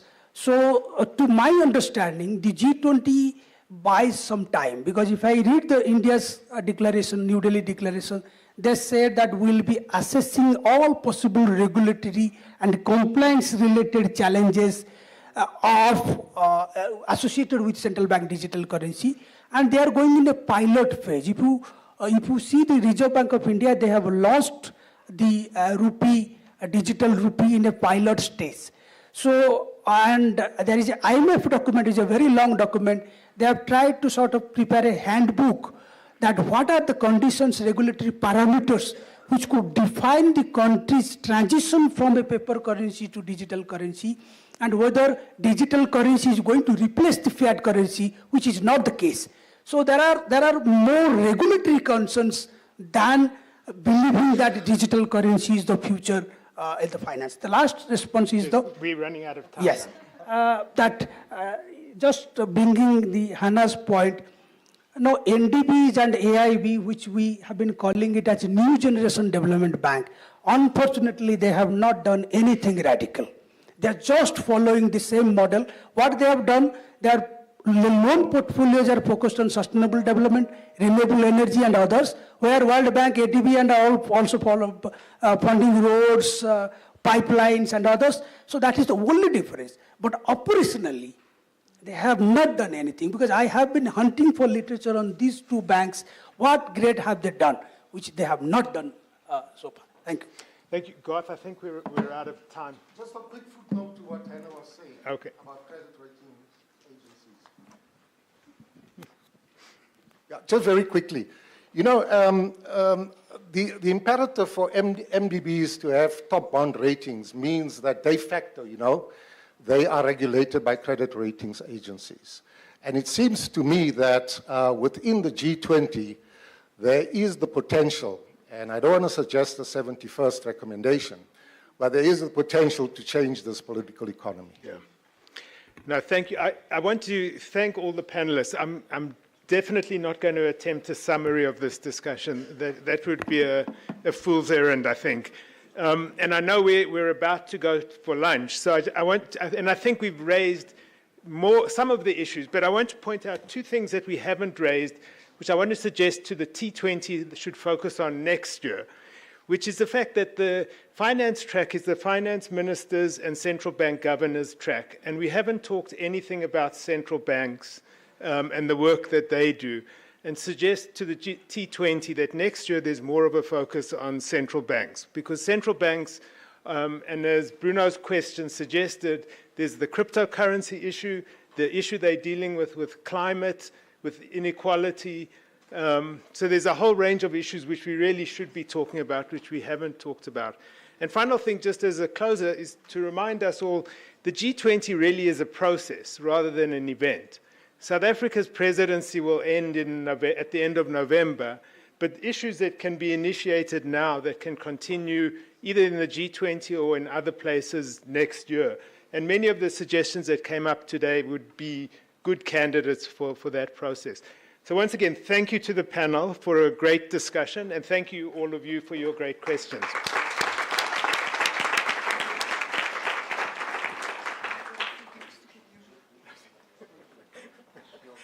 So we're going to do the open.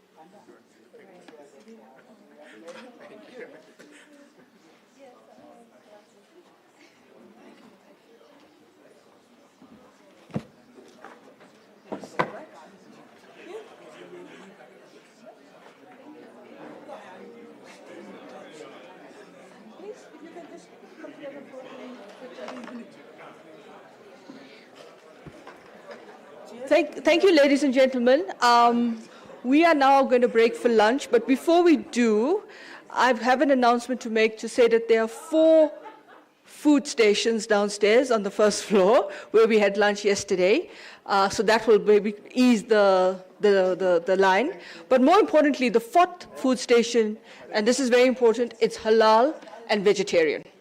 So please note, the 4th food station downstairs is halal and vegetarian. We'll come back up and we'll reconvene here. Thank you. We have to back it this way. Sorry?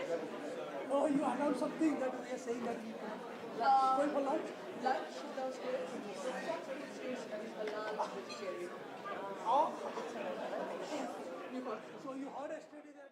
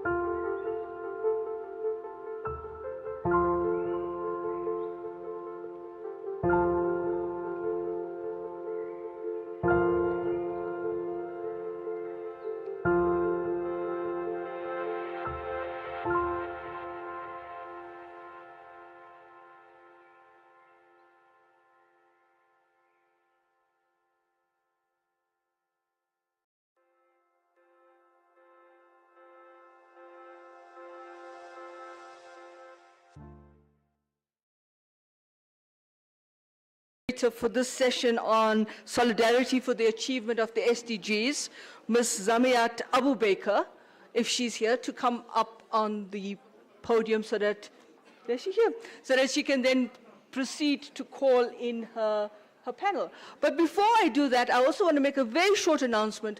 There was a, not a request, but something that was said that you could go on an excursion later to see the city last night. So in an hour, we'll give you information about that, on the logistics, the transport, and of course, where to meet. So those of you who want to go on this little excursion to the fort to see the city and get a view of the union buildings, which is, I'm told, right nice, then please, you will be directed to who to go to and the transport and the logistics. Thank you.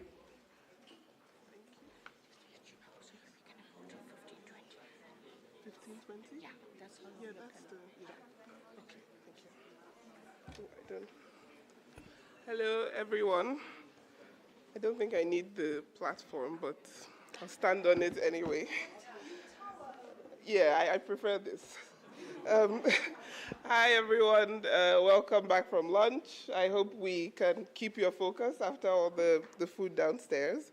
I'm just going to quickly call on all the panelists now to come up to the stage, starting with Dr. Hesfina Rukato, please, from Crisis Action South Africa.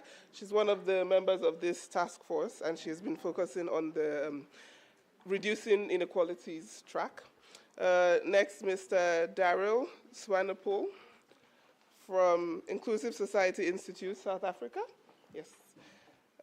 He has been focusing on the SDG enablers and reducing negative spillovers track in the task force. Next, I'm inviting one of the other task force co-chairs, Dr. Fabio Vera-Suarez. Where's Fabio? Okay. Yes, Fabio is one of the other co-chairs. I'm another one of the co-chairs on the task force. He comes from the Institute for Applied Economic Research in Brazil.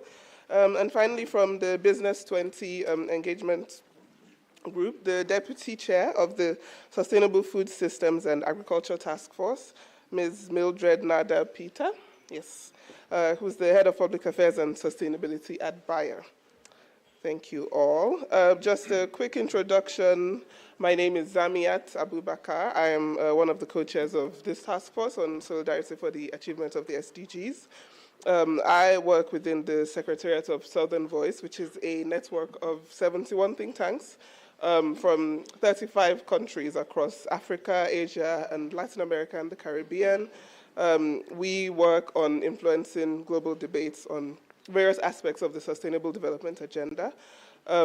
It's critical for us. Our work focuses on putting the Global South at the forefront of these issues. So it's critical for us that Global South countries don't only contribute, but shape these agendas. So the past few G20s and this one as well, this final Southern one especially, have been very, very important opportunities for impact.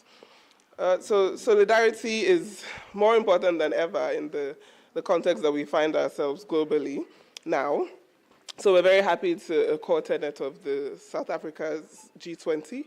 The SDGs we know have faced a lot of setbacks.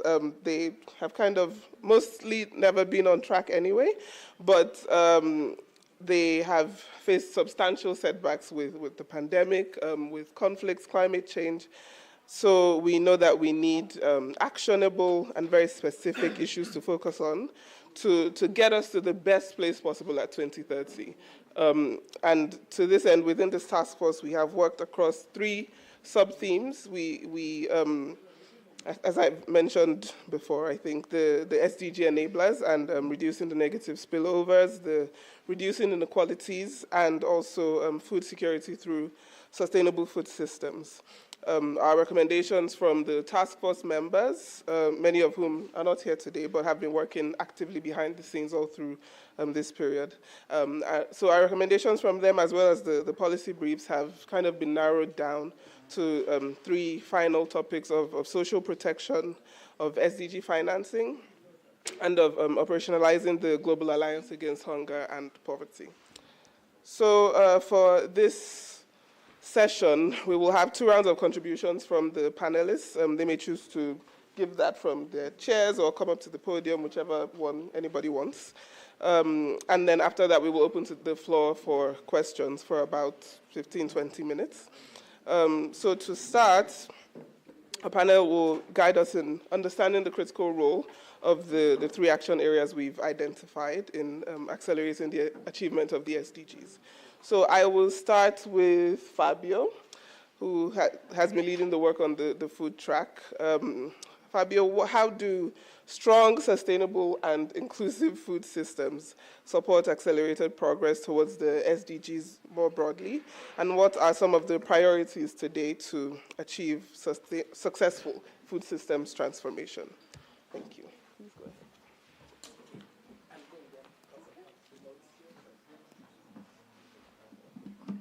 So thank you, Zamiat. Good afternoon.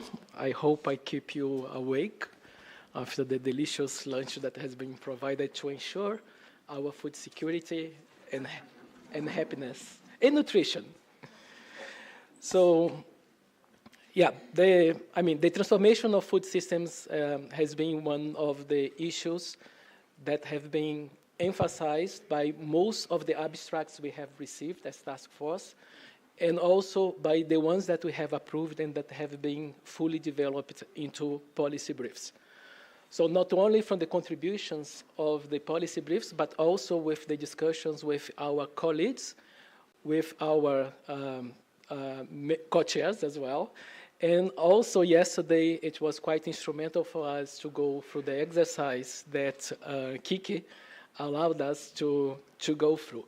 So I'm going to highlight 5 points that came out from most of these discussions. It doesn't mean they are specific areas, they also intersect, but they give us a good idea of the recommendations that are coming out of the discussions of our colleagues in the T20 and of the broader community of think tanks and researchers that are part, they engage with our process. I should also say that many of these enablers that have been identified, they also dialogue and they also respond to some of the questions, or try to respond to some of the questions that were raised yesterday by the representative of the task force on food security. So the first aspect that has been emphasized by some of the policy briefs is that they need to address the threefold monotony of the food systems and its hidden costs. And here basically is to emphasize the over-reliance that we have in terms of production and also consumption on few crops. So basically there are 6 crops in the world that represented 75% of the global caloric intake. Related to that, there is also a concern about the high concentration of the production of grains to feed food stocks and animal stocks, and how these animal stocks are maintained, including the issue of genetic monotony and also the widespread use of antibiotics. And finally, of course, in the consumption, there is the monotony in terms of the diets, the overconsumption of ultra-processed foods, and the health implications that these have, and the costs that we do not take into account when we look at the agriculture and the whole food system as it is today. So basically there is a call to change that, and to change that we need to have a broader food system governance that doesn't look only to agriculture or only to the value chain or only to the food industry or only to the commercialization. So there is this call also that came quite strong in order to incentivize a reform governance of urban agriculture to best build this linkage between the rural and the urban areas, and also to highlight the food insecurity people are also and are mostly residing in cities. And for that, there is a huge call on the regulation of food companies. And that's also for the production, but also in terms of what can be done to orient the consumption of the ultra-processed foods. In terms of other aspects related to smallholder farmers, there is a call also for the support that's provided to them to be more market-oriented. So to go beyond the subsistence idea and also to engage them in value chain productions in a more sustainable way. And finally, something that's quite related to what has been discussed yesterday is the whole issue of addressing market concentration and promoting fair competition in order to address price volatility. So these are basically the key enablers that have been recommended in the discussion that we had in the task force. How the G20 can address this for the G20 countries and beyond, that's going to be the second question. Thank you.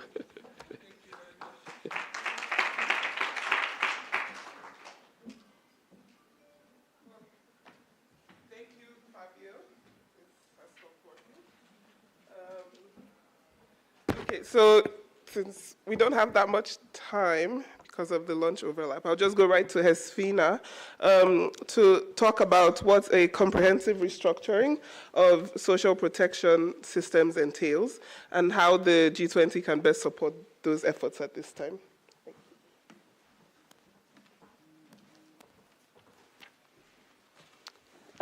Thank you very much. I will not speak directly to any particular recommendation given so far.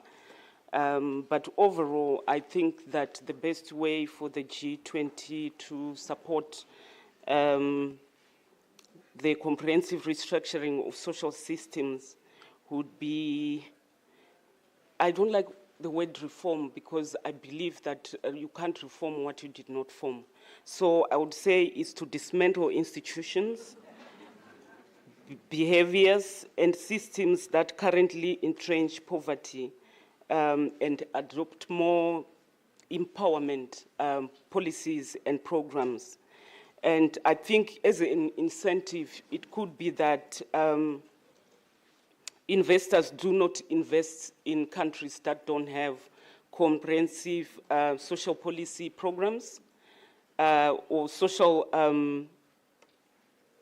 social policy programs, and that those that have them, they have to demonstrate implementation of those programs or policies. I think in 2025, it is possible to disincentivize those countries that do not have social protection measures by saying certain investments may not go into countries that don't demonstrate a strong implementation of social protection measures. I think that the issue of hunger, I think it's a cross-cutting issue. No one should be going hungry in 2025. So how can the G20 emphasize that point or adopt policies that would ensure that every country has food security or every country is food secure?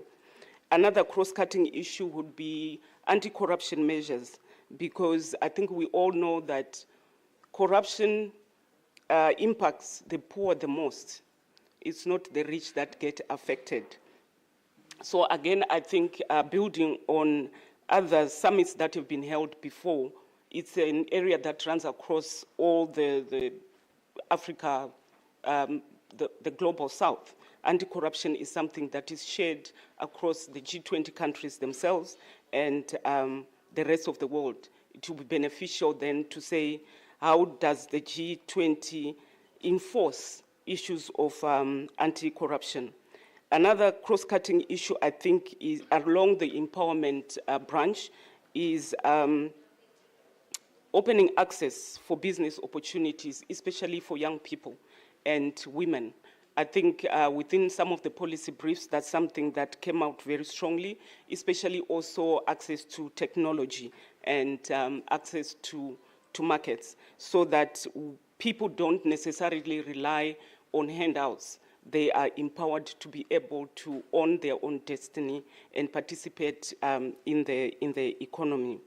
So I would say for now, those are the highlights of what I would like to recommend, Chair. Thank you.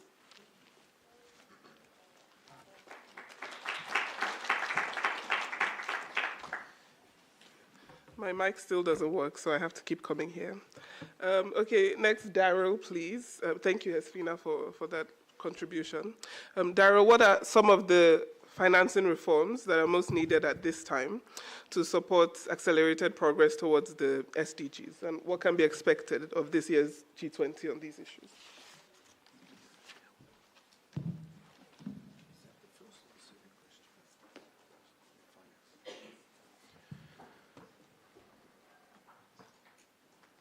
Okay, I'm going to be a giant today. Right. Well, good afternoon, everybody. When we talk, actually, move this thing.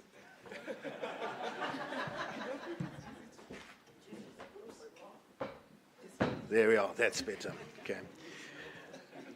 When we talk about how to unlock the Sustainable Development Goals, there's, of course, no shortage of ideas. For example, with regards to the digital innovation, clean energy, better governance, and so on. And all of those are, of course, vital. But if we're honest, there is one enabler that cuts across all of them, and that's finance. Without the right kind of finance, the rest is just talk. Nowhere is this more obvious than with climate change, or climate action, rather. The countries that did the least to cause the climate crisis are now facing the worst impacts, and instead of being supported, they are being offered loans, often in foreign currencies. To put it bluntly, this is not enabling, it's entrapping. A hypothetical exercise that the Inclusive Society Institute did in preparations for FFD4, using South Africa's currency exchange rate to the euro, found that a concessional climate loan taken out in 2025 over a 10-year period would end up costing 38% more had it been issued in local currency. Why? Because of exchange rate volatility. That's not a small rounding error. That's not theoretical, it's mathematical, and it's unjust. So what do? First, we need far more climate finance to come in the form of grants, especially for adaptation. These countries didn't cause the crisis. Why should they have to take on debt to deal with it? Second, and this is crucial, we must denominate concessional loans in local currencies. There's been, and it was mentioned on the finance panel just now as well, there's been plenty of talk about sharing currency risk, but let's be clear, currency risk is the cost of justice. The global north must carry it, not the global south. Developing countries must not be penalized for global market fluctuations and for climate damage they did not cause. These shocks are beyond their control. If we believe in the principle of polluter pays, this is exactly where it must apply. And this is also about basic financial planning. When loans are issued in local currency, finance ministers know exactly what their repayment obligations are, and they can plan in the longer term. And they can manage their budgets. They're no longer at the mercy of exchange rate swings that they cannot influence. That's not just good economics, it's fiscal sanity. Third, let's talk about conditionalities. Too often, finance comes with strings attached, such as you have to use our technology and our consultants. Maybe another country's technology is just as good, but cheaper. So that inflates cost, sidelines local firms, and keeps countries dependent. That's not partnership, that's control. None of this is radical. These are practical, doable reforms, but they need political will and global fairness. There's a lot been said lately, and also at this conference, about debt forgiveness. And yes, in today's global financial climate, blanket debt forgiveness may be complex and not achievable. But that's exactly why taking on the currency risk instead is a smarter, more sustainable alternative. And frankly, it's the least the developed world can do and offer after decades of extracting economic value and driving emissions that fueled their own growth at the expense of the global south. In this light, local currency lending isn't charity, it's a form of overdue developmental accountability, I would say. So in effect, what we are proposing is a blended model of normal loans, normal concessional loans, with some developmental aid attached to it. And the G20 is in a unique position to act. It has the voice, it has the tools, and the influence to fix the system and turn finance into real enabler of SDG progress. Because it isn't about generosity, it's about responsibility. To put it simply, finance must stop being a barrier and start being a bridge. Let's fix the structure, let's restore the trust, and let's build a system that's grounded not just in numbers, but in fairness and justice. That's all we're asking for. Thank you. Thank you very much, Daryl, for that very important contribution. Next, I'll go to Mildred, please. Shorty or tall? Mildred, yes, Mildred works within the Business 20 engagement group. Mildred, how can the business community better support the development of sustainable, inclusive food systems across the global south? Yes. Thank you, Zamiat, and good afternoon to all. I want to sincerely thank the organizers and the Secretariat of the T20 for ensuring that the Business 20, at least from the task force where we are engaged, which is the Sustainable Food Systems and Agriculture Task Force, to be part of this conversation. It has been a lot of learnings just listening to you since yesterday, so thank you for that.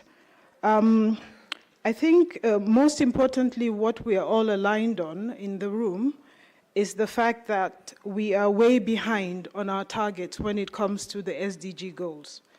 Whether it's looking at how we alleviate poverty, ensuring that hunger also ceases to be, we are really behind where we should be, and we shouldn't be, especially for us on the continent where we hold more than 60% of arable land, meaning we have a continent that has the capacity to feed the world, and yet we are food insecure. Yet we have families who go to bed without food, day in, day out. So the thinking in how these gaps can be closed, for sure, was part of our ideation in the Business 20 conversations we've had with various partners across the globe.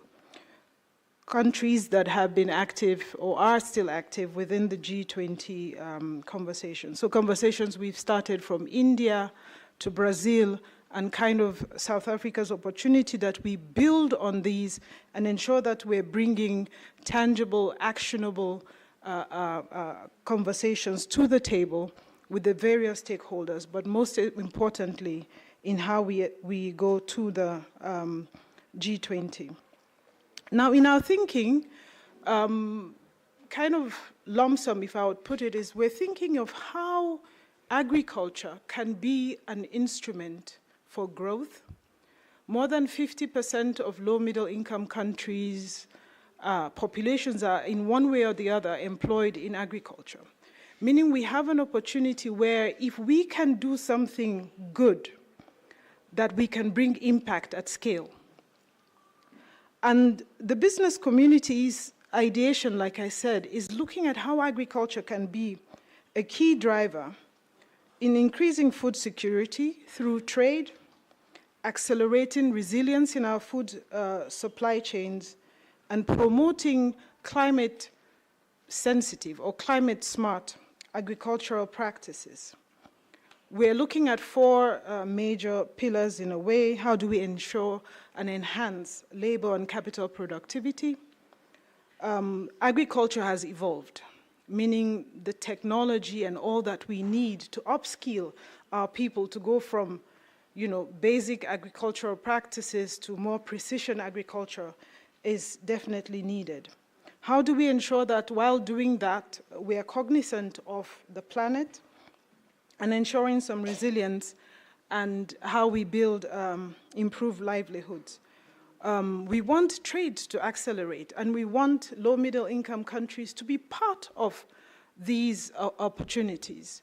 We know that most of our food in low middle income countries, there are countries where even 80% of our food is produced primarily by smallholder farmers. How do we ensure that these farmers are given the right capacity, not only in terms of the technologies we put in their hands, but that we create the right framework, the policies, the regulations that would allow them to be able to thrive? So a couple of thinking in what we believe should be the priority for the G20 countries in ensuring that we close the gap when it comes to our SDG goals. We must acknowledge that smallholder farmers are central to global food security. I think in Brazil, that came through very clearly in the ministerial meeting, the agriculture ministerial meeting last year in September, that smallholder farmers must be integral to the solutions that we see in how we solve for food security. With a growing population, access to nutritious and affordable food will only be possible if we continue to increase productivity, we increase the resilience and the inclusion of these farmers, whether it's inclusion from a financial perspective, whether it's inclusion from digital platforms, inclusion from knowledge capacity and how they're able to access modern day farming inputs around the globe. The other, of course, is that we do that in a responsible way, being cognizant of the planet in which we live, that we want accessible, nutritious food, I mentioned. We produce more, but in a sustainable and in an ethical way. Here, maybe I'll give a bit of thoughts about what we do as a company, BAIA, that we strongly believe that in how we solve for the challenges that smallholder farmers face, you can't do it in a way alone. We made an ambitious target, kind of anchoring on the SDG goals 2030, that we will reach 100 million smallholder farmers in low and middle income countries. And reaching them, what does that mean? You want to make sure that these farmers, like I said, are accessing the right tools, the right knowledge, the right capabilities, even much more accessing the right markets. But in doing that, we have to ensure that standards are also being made. If we're going to upskill farmers to access global markets, are they producing the right things at the right time, at the right quality, at the right quantity, consistently, is something that is going to be key. And in doing that, we must see that climate resilience or climate adaptation must be part of how we look at agricultural systems. So we recently opened a state-of-the-art hybrid seed production site in Zambia.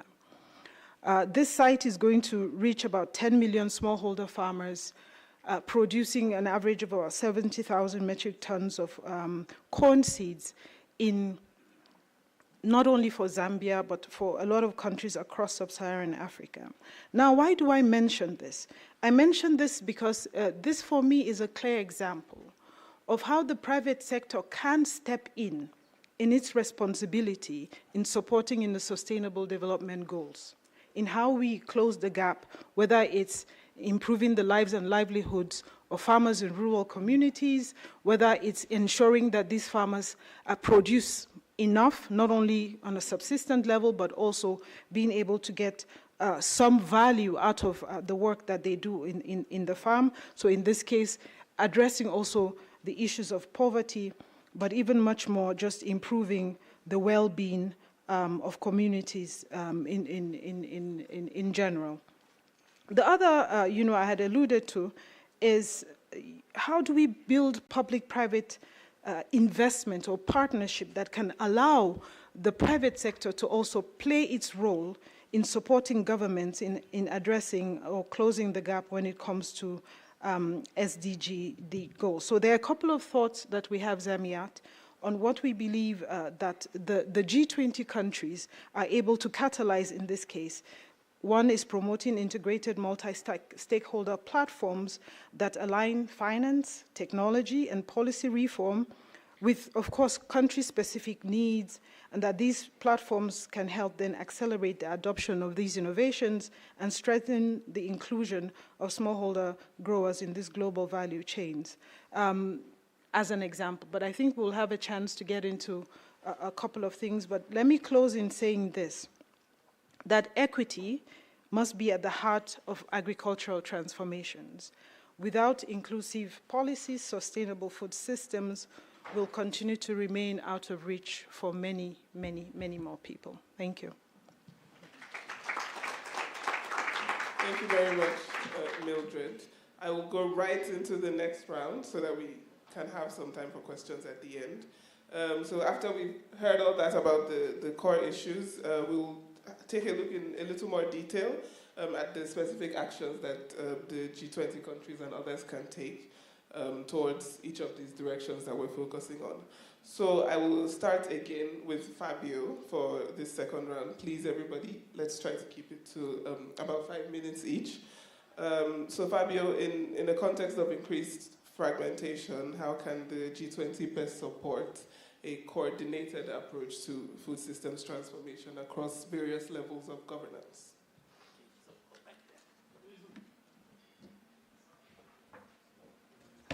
Hello? Yeah. I mean, for equity, I do. Yes, we can work out too. That's what equity means, so that we can speak all at the same level. So I am the first answer saying that we would be discussing in the second question how the G20 could address the enablers that we listed in the task force. And one of the challenges that we have in the T20, and that's something that we have been discussing for a while now, is actually how our recommendations can be relevant, how the T20 could also work as a sort of monitoring platform for the pledges of the G20. And what I tried to do in an exercise between yesterday and today was actually to look at what is already operating that was enabled by the G20 to address some of the issues that we are discussing in the task force, and also the task force for food security is discussing. So in the food security area, and also in the support for smallholder farmers, one of the biggest two initiatives of the G20 actually date from the beginning of the new era of the G20. So yesterday we're remembering that the G20 was elevated to the leaders level and not to the Minister of Finance and heads of governors of the central bank in 2008 to 2009. Why did that happen? Because we had a big crisis, the so-called triple crisis, or triple F. And the triple F was the financial crisis, the fuel price crisis, and the food price crisis.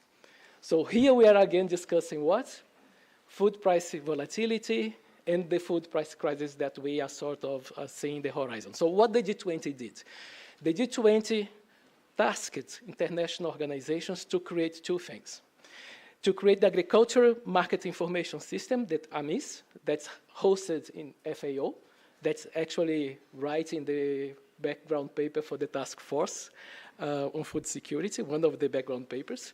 But it's an interagency sort of project that monitor how the production of 4 biggest crops out of the 6 that I mentioned in the enablers are progressing. So basically it tries to anticipate, to be an early warning system so that the countries can react and to avoid panic in the market.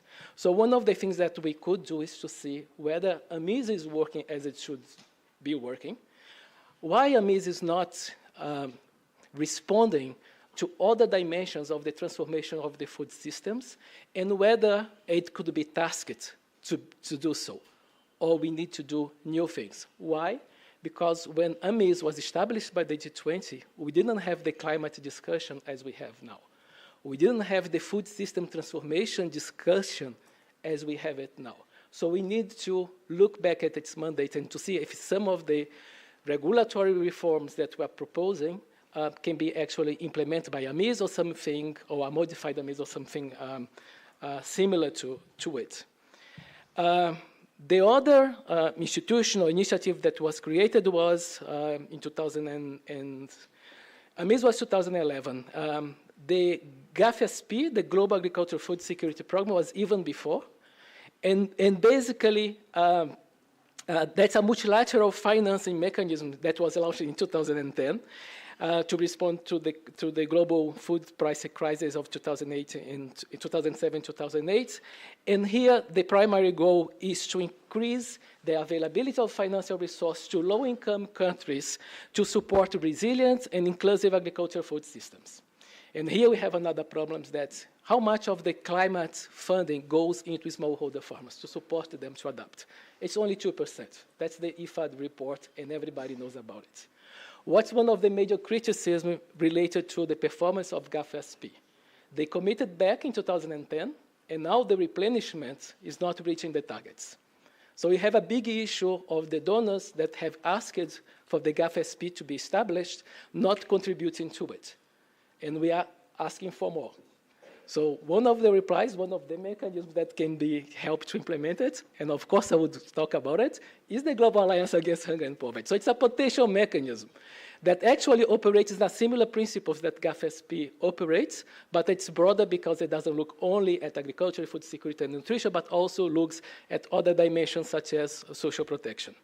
So basically, I think that's the things that we need to do until the summit when we think about the implementation, not only about the feasibility, but the implementation of the reforms that we are proposing as T20, is to look at what is there and what's the problem that we have, what are the inefficiencies, and whether we need something new, and to foster the G20 to raise to the occasion.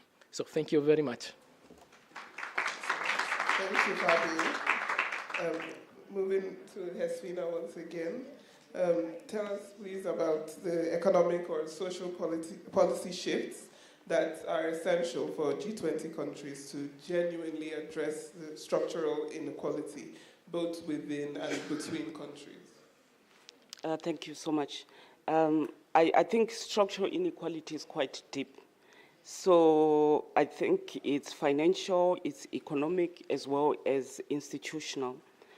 And one of the things that I think is critical is a look at investments and what I would call, someone calls it economic democracy, because I think the system just looks at the political democracy. And the growth of local private sector, I think, is quite key.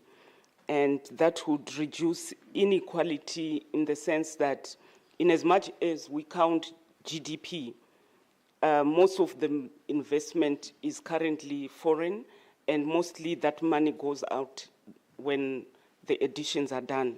So in order for some of the money that is accounted into the GDP to remain internal, we need a partnership, I think, between foreign investors and domestic investors, and that's how we grow local private sector.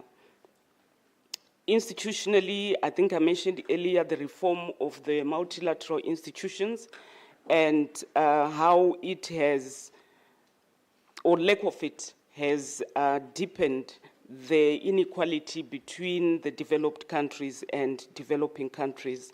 I think it's already acknowledged it's something that needs to happen. The manner in which it happens, that's where I think between now and the summit, some of the work and negotiations that need to be done so that the developing countries can actually benefit from that reform of multilateral institutions as well as financial institutions, and don't perpetuate the current situation.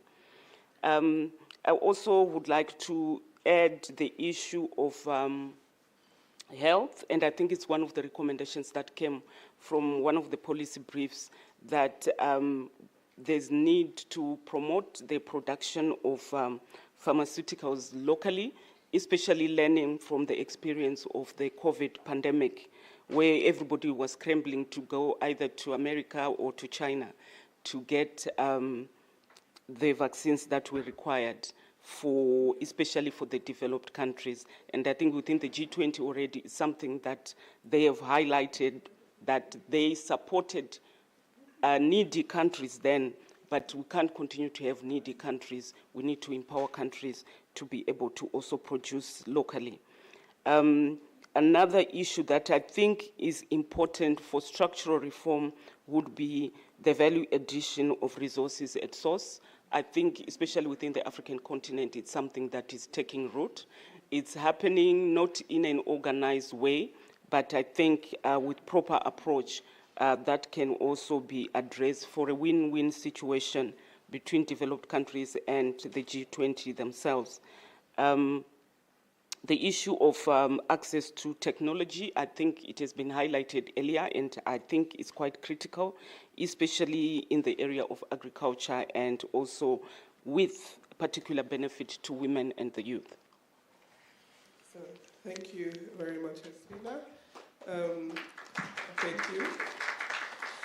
Coming back to Daryl, there is currently, and there has been for a long time, a large divide relating to some key reforms of the global financial system. What are some of the strategies that can support progress, given this context? Strong one. Yeah. Thank you very much. Well, Zamiyat, that's actually a very important question that you've posed there, because there's no denying that we're seeing a major divide, sometimes even a paralysis, around reforming the global financial system, for example. And it's coming at the worst possible time. We're 5 years out from the SDG deadline, and the numbers are quite sobering. It's already been said that we've only 17% targets are on track, and over a third are stagnating or even going into reverse. And what's clear is that this isn't just about technical capacity or ambition. It's about who gets access to the affordable finance and who doesn't. Right now, the way the global financial system is structured makes it harder for countries that need the most help to actually invest in development. Many are paying 6 to 10 times more to borrow money than the wealthy countries. Michael Sachs told us about that yesterday. And that's the real divide. And unless we deal with that, we can't unlock the scale of investment that the SDGs require. So what can we do, realistically, to make progress, even when global consensus is hard to reach? Let me offer 4 practical strategies that I think can help bridge the divide to support real change. First, let's support country-led integrated investment frameworks. If we can't fix the entire financial architecture overnight, we can at least make smarter use of what we already have. Countries should be supported to build national SDG investment compacts, joined-up strategies that align budgets, financing, and delivery around high-impact, cross-cutting areas like education, energy access, and climate resilience. The G20 and multilateral banks can help by aligning their funding around these frameworks, not in silos, but in a coordinated multi-sector ways. These integrated financing frameworks are already endorsed by the G20 in principle. The key now is actually to scale and fund them. Second, let's push for more concessional and local currency finance. Yes, global financial reform is hard, but there's room for immediate targeted action. The G20 could agree right now to expand concessional financing windows for SDG-enabling investments. Developing banks could take more currency risk instead of passing it on to the poor countries. And we could start building a pipeline of investable projects priced in local currencies, which would reduce debt risk dramatically. These aren't abstract reforms. They are doable shifts that would make borrowing fairer and smarter.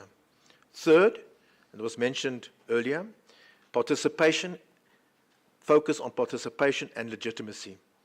Part of the reason global financial reform is stuck is because many feel excluded from the process. The way decisions are made about debt, ratings, lending, terms, is still dominated by a handful of institutions and voices, and that erodes legitimacy. So let's bring in broader representation, not just as the IMF and World Bank board levels, but in how SDG financing strategies are actually designed. Involve local communities, civil society, and the people who are actually affected by these financial flows. We often say, leave no one behind. Well, that should apply to decision-making as well. It is, after all, them and their heirs that are going to have to pay these debts, so public debts must be public. Fourth, improved shared data systems to build trust and accountability. When data is fragmented or delayed, trust breaks down among governments, among investors, and among citizens. We need real-time disaggregated data systems that show where money is going, what it is achieving, and where the gaps are. The G20 should lead in supporting digital public infrastructure for this. Data isn't just a technical issue, it's a transparency issue. And transparency is what builds the political capital needed to move reforms forward. To wrap up, the divide in the global financial system is real, and yes, it is political. But that doesn't mean we are powerless. We can make progress through smarter coordination, more inclusion processes, better use of existing tools, and strategic pressure for the reforms that matter most. Because without a just and accessible financial system, we're not just stalling the SDGs, we're undermining the very principle of global solidarity that they are built on. Thank you. Thank you very much, Daryl. Okay, back to Mildred to close this round. What innovations, either business or policy-driven, are you seeing for the development of strong, sustainable food systems that the G20 could help scale or replicate across countries? Yeah, thank you. Just a couple of notes, and I know we're crunched for time.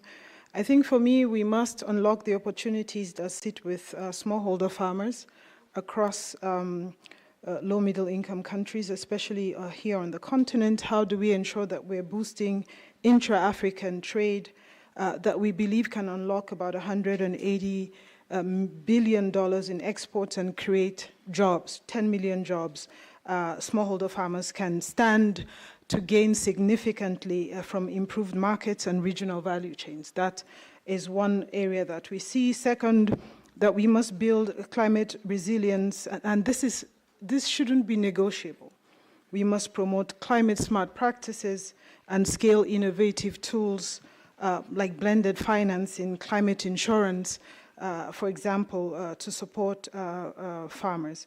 The financial innovation is also very critical. I think Daryl just made mention of that in how we gender responsive finance models and blended mechanisms, I think can help unlock the capital that is needed for farmers across regions. And then, of course, building innovation hubs that would then help co-create these scalable climate smart solutions that are both rooted in scientific but also indigenous knowledge. It's important that when we look at cropping systems, food systems, we're not talking about just, the global 5 crops, but that we also we're taking into cognizance what is locally available and how we can help farmers grow more. Training and technical support is going to be very fundamental in how we equip farmers with the skills that they need to adopt some of these sustainable practices, but also incentivize those who are actually making that shift. At the end, I think for us, what will be critical maybe to highlight to the G20 will be how can we increase private investment in agriculture in our regions? How do we align those agricultural policies with climate and equity goals? I think it's also very critical to highlight that and how we foster, public-private partnerships that support agricultural productivity. Why the focus? Of course, I come from the food systems and agriculture task force, but that we know that agriculture really is a hanging fruit, and the right investment in that space can unlock so much opportunities. I'll close perhaps with just this statement in saying Africa's agricultural future will depend on how we are able to bring capacity to smallholder growers. Commercial growers, big growers, yes, but also small growers must be included in our conversation. And these unified efforts across businesses, government, civil society is going to be essential in how we build resilient, inclusive, and sustainable food systems. Thank you. Thank you very much, Mary, for that concise but very, very important contribution. So we'll now open the floor up to questions. We do not have a lot of time for questions, so we will only take about, well, I don't see many hands up yet. But first, okay, good, better. We can take about 4 questions in the first round. I will go by the first people I saw. And yes, from this table. Just one correction, Dr. Rukato. I think you made a mistake by saying that the vaccine was supplied by US and China. It was India which supplied the vaccines throughout the developing world. But no, I take serious note of it. And US sat on the vaccine stores that they had. A lot of the vaccines were wasted. Reportedly, I mean, this is a well-known fact that India supplied vaccines to the whole global south, about nearly 75 countries, and free of cost as donations. Chinese vaccine failed. US sat on the vaccine stock that they had and did not supply it anywhere at all. Thank you. Okay, we'll just finish and then we come back to the panel. Next, I will take one from this side before I go back to that side of the room. Yes, please.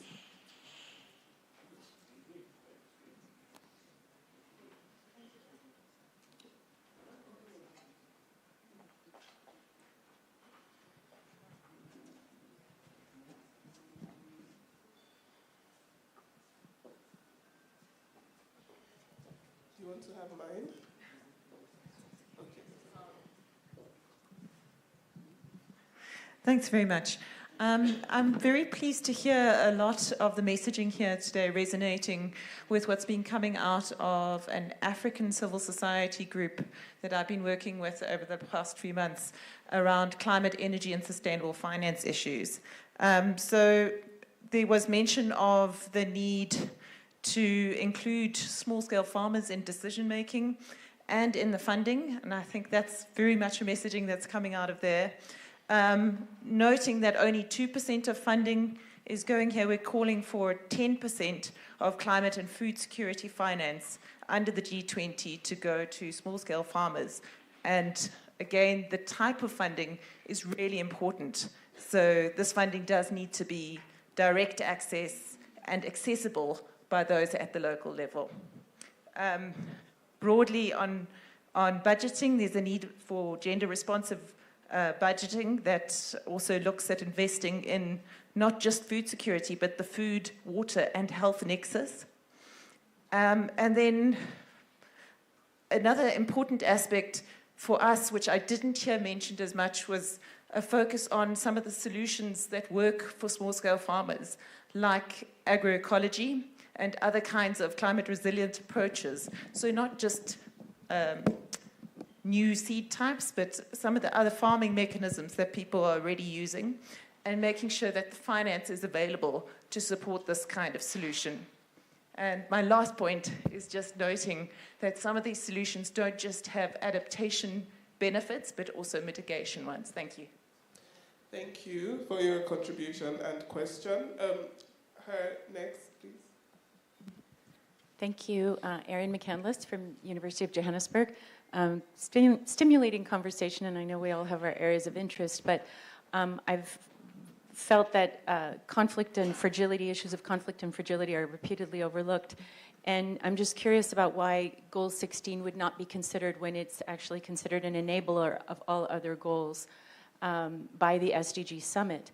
And at the same time, we're seeing rising conflict, rising fragility. It's obviously at the center of polycrisis.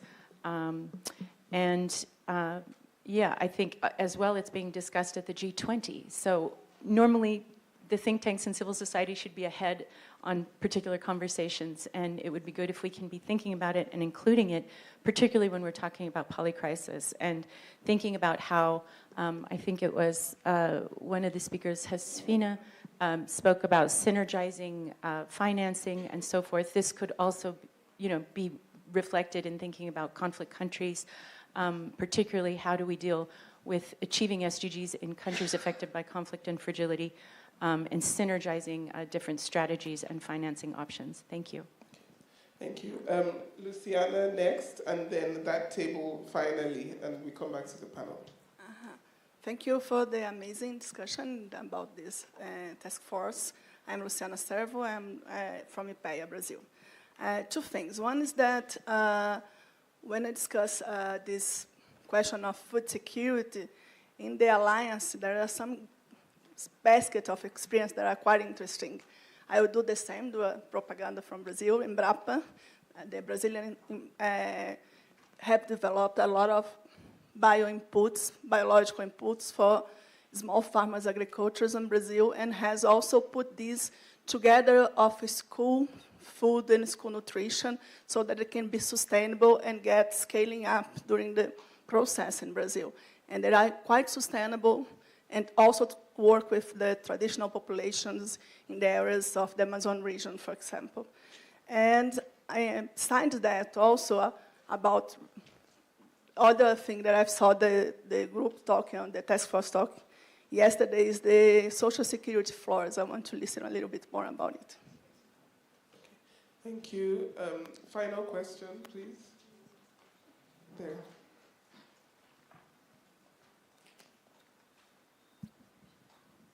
Thank you. Good day. I'm Kopani Charles from Youth Network Engage Scholarship here at Unisa. My question is very short. I just want to find out how does G20 address the impact of drug and substance abuse in African and South African community, since some of SDGs address the issue of hunger, equal education, and I note that one of the panelists say no one can go hungry in 2025. So we want to know if we have an issue of anti-corruption in African using drugs that cause that kind of crime. So can we at least get, or how does G20 address the impact of drug and substance abuse in African country? If is any fund or funding to assist participant or patient that are drug addicted, then we will appreciate that. Thanks. Okay, thank you for that question and for all the questions. I think maybe we start with the answers for the food-related questions, as we had quite a few of those. Are there any in particular that you'd feel more comfortable? Would you like to start with the smallholder?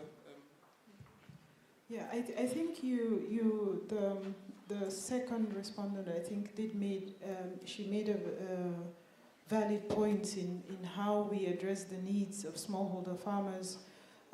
Whether I mentioned, specific financing, blended financing, gender responsible financing, how we look at insurance also, the conversations around adaptation, but also for sure mitigation when it comes to how we manage smallholder farmers. What we have come to articulate as the B20, and this is even the business community, is that we will not solve for food security, nutrition access without addressing the critical needs that smallholder farmers face. Their pain points are evident. It's access to inputs, access to finance, access to markets, the infrastructural foundations that are even needed to be able to help them to thrive. And that's why my call out at the end is that this cannot be done by one sector. We don't expect government to solve it all, but that it has to be multifaceted. The problem is multi-plural, and every single one of us must put our efforts together in solving for these issues with smallholder farmers. Thank you. Fabio, do you have any points to add to that? So just to clarify that most of the list that you have provided your question, they are actually covered. If not in the recommendations, they are covered by the policy briefs. Just in synthesize, we need to come out with the biggest message. And actually, I chose the monotony aspect of the food system because it goes from the production to the consumption, so I could use as an umbrella to factor in the other aspects. But of course, the whole issue of bioeconomy, of agroecology, all these issues are placed there. And here a little bit of a provocation, because when we say the right crop, the right food, the right consumer, the right types of things, that may vary a lot. It may vary a lot about the context. Who are the stakeholders that operate in the system? What's the type of market that are actually sending these signals? Because someone is making this choice. Is it informed by science? Science is actually linked to the traditional knowledge. It responds not only to climate, but also to environment, also to health, and to all the hidden costs that I also spoke about when I mentioned the monotony of diets. So these are interlinked issues, and that's why I think that the mechanisms that the G20 has created when the Sherpa track started and the whole discussions in the developing working group, in the agriculture working group, perhaps they are not fit for the new purpose that we have, the new commitments that we have developed for the past 15 years. And it's high time, I think, for this mandate to change.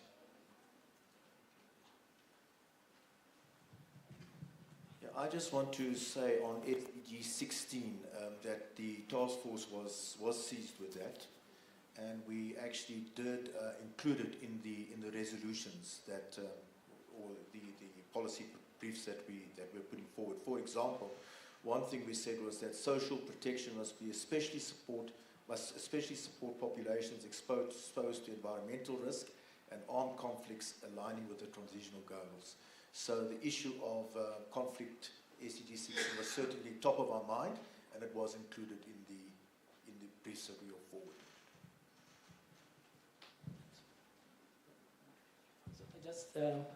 Just one point on the social protection side that we end up not mentioning. So linking to food security, I mean, food protection is very important for food security because it guarantees access to food. So, but then we need to also guarantee that we don't have food price inflation going on, but otherwise we need to have mechanisms to adjust the transfers that are made to family. The other thing that social protection can also address other risks, and there's a whole discussion also on how the climate funds can address some of the new risks that people, families, and communities are facing. So the new thinking and a new source of funding also for social protection and not only to smallholder farmers. The big challenge here is actually to facilitate access to these funds because they are quite bureaucratical.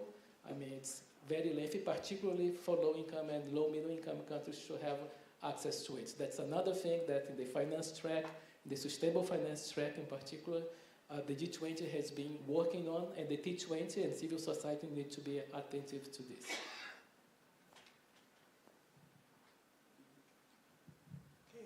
Thank you. I believe most of the questions have been addressed. To the question about drug and substance abuse, I believe that relates quite directly to health, and that is covered within the recommendations about social protection from this task force, and then the issue of corruption as well, because the financing is one of the absolute core issues that we put forward for the SDGs, and that is covered, I think, within at least one policy brief, the issue of illicit financial flows, and also by the finance task force. But thank you all for that round of questions. We don't have very much time, as she's nodding at me. I will, however, give everybody on the panel 1 minute each to give any final wrap-up comments and contributions that they have for the discussion. I think for me is, again, to thank the organizers for the opportunity to kind of ideate together around issues that we want to collectively solve for. The issues that we are facing, especially in regards to the SDG goals, will not be limited only to one solution. It has to cut across. So our invitation, especially from the B20, is that please do engage with us. Let's exchange ideas. Let's see how we solve for some of these critical issues together. The private sector is committed. We don't see the SDG goals as a side talk. A lot of companies like ours are doubling down our efforts in ensuring that while we talk about, business growth, that we also consider people and planet, and how we see sustainability as more profitable than just doing business that is not sustainable over time because maybe the practices are not ethical, we're not working within a compliant framework, but we do see these goals as critical for all of us. So let's continue to engage. Thank you. I think that the discussion, we have a question over there? No, okay. So I'll wave back. So I think that the discussion that we had in the task force was basically thinking about the SDGs that will enable the achievement of others. And as we have focused mostly on food systems, on food security, that's mostly related to SDG 2, but not only, and also social protection, that's mostly related to SDG 1, but not only. They also talk about other aspects, including the environmental, climatic aspects that we have discussed, and SDG 16 for sure is one of it. Social protection contributes a lot to social cohesion. Social cohesion is something that prevents conflict. So that's a very important dimension that we cannot lose sight. So talking about the Global Alliance, one of the things that the Global Alliance wants to do is to bring together the two communities, the community that works with SDG1 with the community that works with SDG2, to have a dialogue on how to create synergies that can actually allow us to accelerate progress towards both SDGs, and in doing so also enable the other SDGs that they speak to. My comment is not a technical comment. I remember when you asked us the question, you said, how can the G20 help at this time? And I think for me, at this time is a very anxious time. And I'm hoping, it's really just to express my hope that the Iran-Israeli situation doesn't impact on our progress in the context of these discussions. Thank you. The only thing I'd like to add is two things. The first thing is what I worry about is the ability of the international community to actually carry out the SDG objectives. And I say so against the background of the withdrawal of finances by United Nations, for example, is about a 20% impact on the United Nations operational fund, is the withdrawal of financing by the country that everybody has mentioned over the last 2 days, but never mentioned it by name. Everybody knows who we're talking about. But also, it's not just the United States that is withdrawing its money. And they've withdrawn it from developmental aid as well, and we've seen the dramatic impact that is going to have on the rollout of the antivirals for HIV/AIDS. But it's not just the United States. Europe is also cutting its developmental aid, its donations that it makes to the United States, because they are diverting it to own internal problems and also the Ukraine-Russia war. So I worry about a lack of developmental aid. I think there is, and it came out of the Finance Committee yesterday, I think there's enough loan money, loan funding is plenty, but the poorest of the poor countries cannot afford to take out further loans. They're dependent on the aid, and that's really a cause of concern. So that's the first thing. The second thing is just to say thank you very much, Zamina, for the way you've managed the STARS teams up until now. You're quite a slave driver, but yeah, I've enjoyed working with you so far.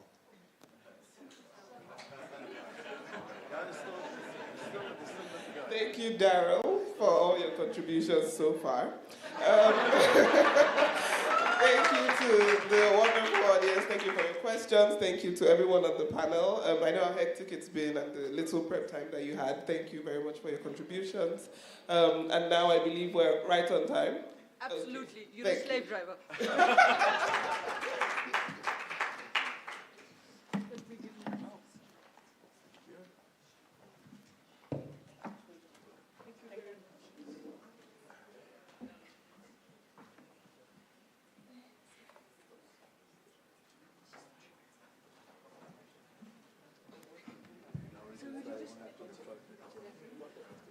Thank you very much. You handled that session really well after lunch. Can you get a bit closer so you don't look a bit, yeah, perfect. While they're doing their photo op, can I ask the next panel to get ready? It's Dr. Celine Kaufman, I think, who's moderating this session. And you are the last session for today before we do the communique handover.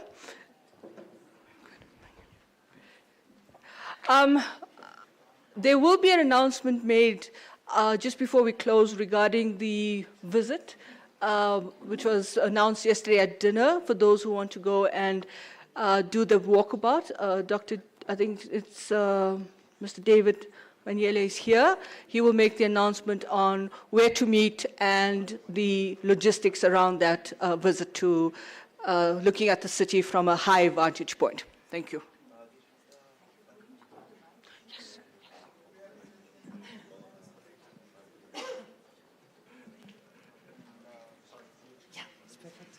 Thank you very much.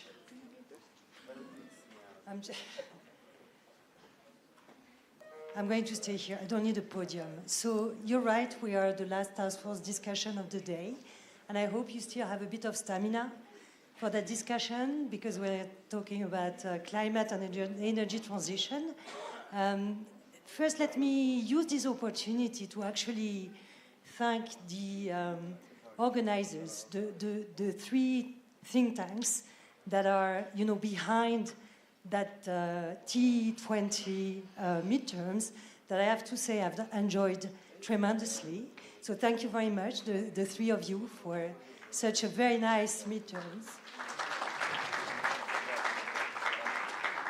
And then I'll use the opportunity as well to actually thank my co-chairs in Task Force 5, so Gala Montbasson, who is there from Southern Transitions, but also Plataforma SIPO, Mayara Foley, who couldn't travel, but Pretoria actually traveled and is here as well.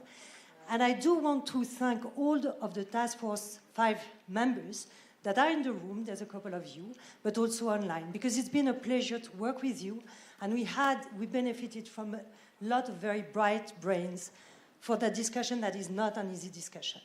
So let me first maybe call the panelists before I do a very generic introduction, and we go directly to them. And for that, I need my glasses.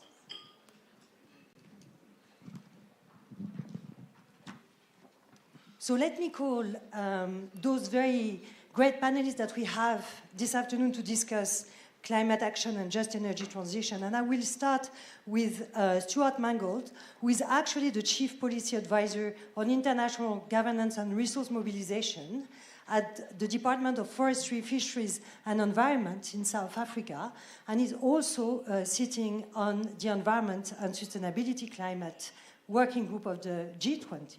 Welcome.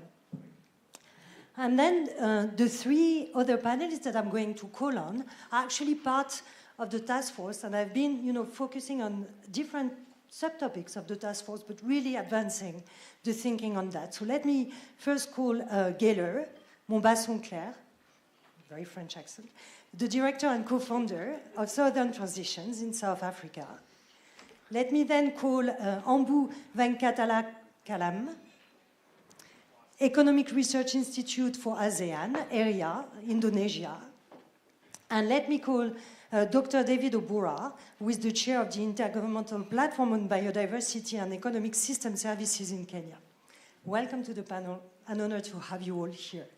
So let me just say a few words of introduction before we dive into the different topics that the task force has actually addressed through the 6 months that we spent together. First, obviously, you've all seen that it's not very easy to discuss climate in this current geopolitics. And it's not only because of, the US position on climate and the difficulty to just say the word climate under this context, but it's also because of the pushback that we've seen in many countries on this very topic and the rise of other priorities for those countries that is making the discussion on climate very difficult. And to be honest, the pushback as well in the populations, because the just transition aspect of the climate agenda has not been up to the task so far. But in a way, and this is what we really felt in that task force, is you don't have to say climate every sentence to advance a climate agenda.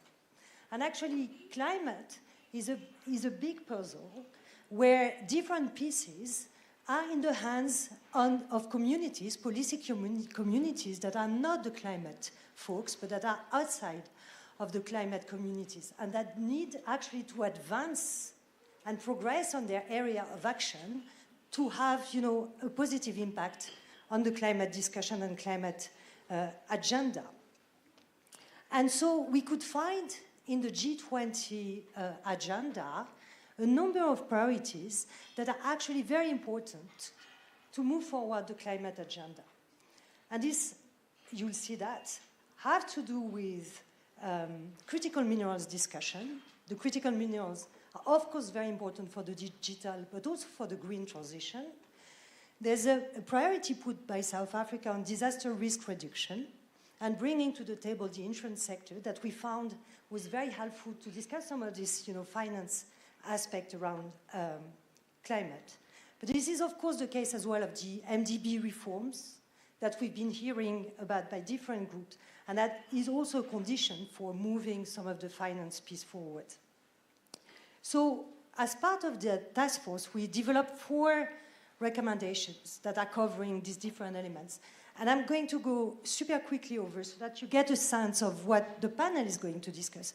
But our panelists are going to go deeper into each of those recommendations so that you get a better understanding. And then I hope we can go back to you and you can push us to be maybe a bit more ambitious or to give us, policy pathways, political pathways where you think we could advance the climate agenda in a difficult context for that topic. So the first recommendation is about the G20 critical mineral governance framework that is currently under development and has been put forward by South Africa as a key deliverable of Task Force 1 in the G20 architecture, which is an ad hoc task force that has been established and is producing a deliverable on that. And our recommendation is really to push for fair benefit sharing in the critical mineral value chains, to push for more transparency and to make those partnerships agreements systematically publicly available, to push for more social and environmental impact assessments in these activities, and also to capacitate the producer countries for actually fighting for their share of the value in the value chain and for implementation and monitoring. The second recommendation is about championing comprehensive just transition approaches and taxonomies that are, not narrow vision of the just transitions, but broad visions that include the social, the economic, and the environmental aspects. And to provide also leadership in the discussion that are happening under the UNFCCC and that are really blocked. The recommendation 3 is about increasing and accelerating climate adaptation and just transition finance. And this is where we want to leverage the interest of the G20 for a discussion with the insurance sector to ensure that indeed the insurance, can be broadened where there are gaps, and to ensure as well that there is a discussion of what's going to happen when the climate impacts are making insurances leave some of the areas and the sectors. And then the final recommendation is about integrating climate and biodiversity nexus solution with bioeconomy principles that have been developed under Brazil within the G20 agenda on several dimensions, sustainable finance, food system, energy transition. There is a need to consider more the nexus with biodiversity, the limits of nature in the solutions that the G20 is thinking about. So for that, let me now hand out the floor to our distinguished panelists. I don't know if you want to go up the podium or if you want the mic, but I want to start with Kgorong Building to tell us a bit more about this critical mineral framework under development and the recommendations that the task force is having for that. Thank you. And just to say that we will have our South African representative at the end so that he can also answer some of our recommendations. Great, yeah, thanks so much. You can keep that. Great, okay. Great, yeah, thanks so much, Celine. It's really a pleasure to be part of this panel, and it's been really a privilege to work with you and the fellow members as part of this task force. As indicated, one of our key areas of work in the task force has been on critical minerals. It's no surprise that effectively the issue of critical minerals has been identified by the South African presidency as one of the 4 key priorities of this year's G20. This has really been a South African and an African G20 process, and of course critical minerals are really a key element that African countries are looking to spur the development going forward. So we did spend a great deal of time really thinking and engaging on what should be our contribution toward that very topic. And this really catalyzed a lot of thinking around one of the key proposals of the South African presidency within the existing Task Force 1 of the G20, which is around the development of a critical minerals framework under the G20. For full disclosure, I'm part of one of the knowledge partners who's supporting that development within the G20. But of course, I think as the G20, we have a responsibility to make sure that we push the boundaries of whatever can be achieved within the G20 itself. The first thing that I want to kind of say is, as a T20, we need to really push for the opportunity of that topic to not be a once-off discussion. It is effectively the first time that critical minerals are meaningfully developed and engaged in the G20. That is really to the credit, I think, of the South African presidency to have put that topic on the agenda within the Task Force 1. But as we all know, task forces within the G20 process are temporary. They come and go at the desire of presidencies. And there's a big risk that, of course, that is really the beginning and the end of the discussion. So I think we need to really push for that topic to be embedded. There are plans for the topic to continue, probably under one of the working groups. But it's really important that the opportunity to do so is not lost. If you look at critical minerals, G20 countries, the 19 actual members, and of course the 2 unions, but if you look at the 19 countries, they account for over 80% of the consumption of critical minerals and over 80% of the supply of critical minerals. So, there couldn't be a better forum to really try to address some of the key issues around critical minerals. And I think one of our key recommendations in the task force is to really put a lot of emphasis on the rebalancing of relations between producer and consuming countries. I think the interests of consuming countries are pretty clear. And they've even made that even clearer a few days ago in a G7 action plan on critical minerals, where they've really very plainly, their interest, around security of supply, around price stability, and really ensuring that they have the minerals. And frankly, that statement, if you're working on this, you must read it. It's as diplomatic as they could put it, but it's really plain. And so I think the G20 is really here to say, well, how do we merge the interest of producing and of consuming countries together? And that's really, for us, really important to do that.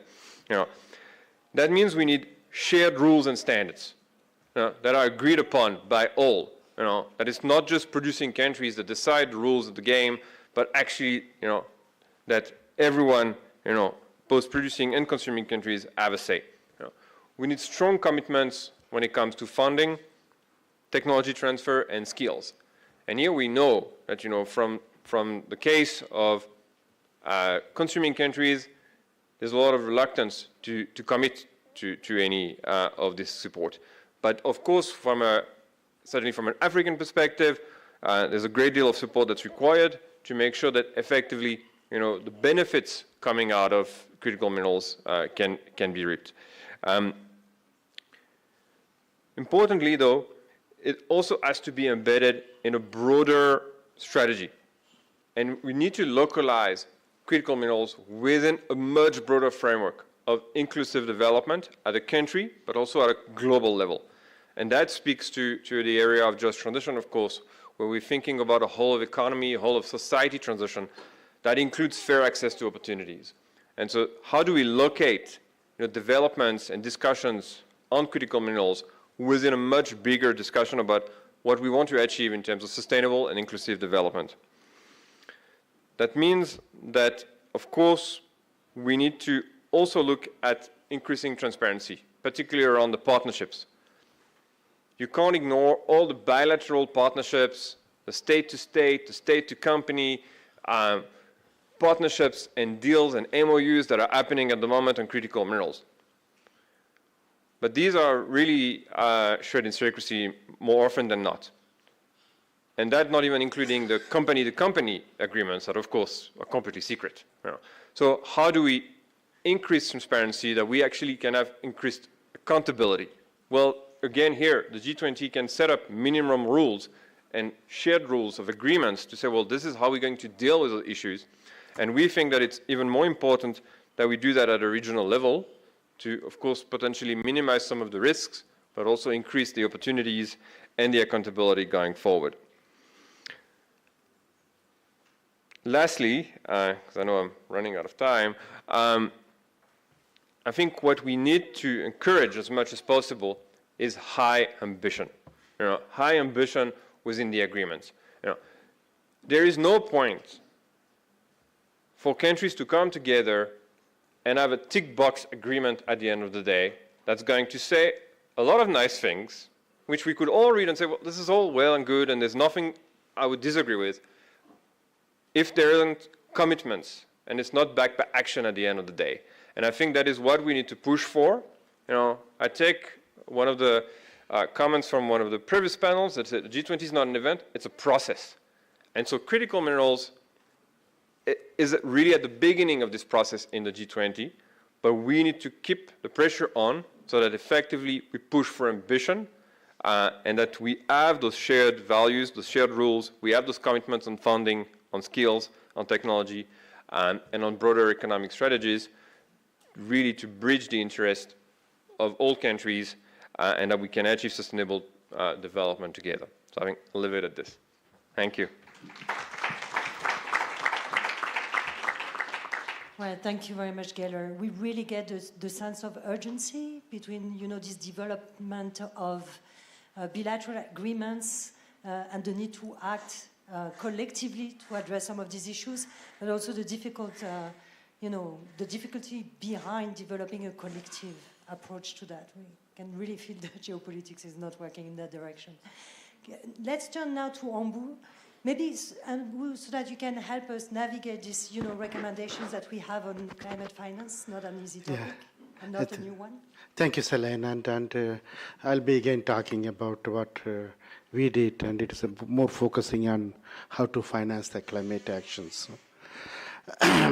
Thanks for Professor Jandy and Elizabeth and Philoy for bringing us at the middle of this G20 cycle, and we are moving towards it. And our task force is mandated to provide concrete recommendations, not to enhance the not the discussions, but ask this G20 to make a decisive and well-financed the climate actions. So why? And we received about 14 policy briefs from the different parts of the world, young and experienced scientists and then the researchers. And what most of the messages that is behind all this policy brief is this climate crisis is escalating and escalating in the sense of economic values, and second thing is also the persistent inequalities. And if no action is taken, and it will further deteriorate all the developmental gains. That is what all the 17 proposals that is coming in underlining. Then we make 3 recommendations, and they're very concrete and very pragmatic, and to have some kind of an impact at the end of this G20 South Africa presidency. One is about the adaptation finance. The message here is speed up and scale up adaptation finance. Second thing is about this transition finance. And particularly for the Global South, transition is not a cakeway pathway. It is a bumpy road. How we can make it the transition inclusive? What should be done? That is our second recommendation. Third one is about the capacity building, and we urge the G20 economies to put further finance on the capacity building, developing the early warning systems, and enhancing capacity and capability of the commercial banks to expand their windows of the finance to the people, to the vulnerable communities. Let me explain briefly what these three things are, how G20 can move forward. First one about the adaptation finance. We know that is the global south. We have been discussing it from the morning. The global south is the most vulnerable to the climate risk. But if you look into the stock and flow of the cash flows that is happening, the adaptation finance is very, very minor when compared to this mitigation finance. Why? Adaptation finance is mostly coming from the public funds. There is a tax money that is you are paid. You paid to the governments. On the other hand, the mitigation, the climate change mitigation, it is mostly that investment is coming from the private sector. So here we need to correct that balance, imbalances that exist in the global financial architecture. So if you look into that financial flow and especially what is needed is about 102 to 431 billion. What is flowing in is about 34 billion. It is very, very major and it is not flowing in. And for example, today morning, and we have been discussing about the MDBs, and for example, ADB is putting about 9.7 million the last 3 years. It can be leveraged, but it is not enough. That's why what we are recommending is look into be more innovative. For example, all the communities and the small businesses are affected by the climate risk as well as the disaster. So we advise them to have a disaster finance, the disaster risk into your climate finance window, and then climate risk into the disaster risk finance. Then what will be innovative? That is, we get almost all this kind of 100% insurance for these climate risk stakeholders, the affected communities. That is our first proposition. So we urge the disaster risk management working group and the finance working group and the private sector, that is a B20, to come together, have a dialogue on how we can enhance these insurance markets and also reinsurance for all the affected and the most vulnerable communities in the Asia, Africa, and the Latin America. Our second recommendation is more about digging into the transition finance. How we can make this transition, energy transition, to be just, inclusive, and affordable. That is not simply guaranteed. In 2022, and G20 came up, they developed a new funding mechanisms for Indonesia, JETP. It is a crowdfunding mechanism where multilateral banks, private sector finance, and as well as the community-supported finance are coming together to find the new alternatives. So the JETP is one innovative instrument. We don't find it further it is upscaled, or it has been expanded to the other continents. So we need it more. When we're thinking about the just transition, it's not transition simply from the fossil fuels to the renewable energies. But we also improve the capacity and capability of the local communities and improve this, developing their entrepreneurial capacity, direct investment on the renewable energy projects, and then technology transfer, and the local manufacturing capacity of these industries, the green industries, that need a completely different set of the financial instruments, that need the taxonomies. So there is this green bonds and then renewable energy bonds and the blue bonds, everything could be materialized. We need a taxonomies. That is our second recommendations. Here where there is the finance ministry and then environmental ministry and the energy working group need to work together to make these recommendations implementable. Third, our recommendation is the scientific capacity building. Put more resources for the scientific community. We urge them, so take into consideration the T20, give us more money so that we can do the concrete works. That includes developing these early warning systems for the disaster risk reduction. Most of the scales, that is the models that we are available is at the global level.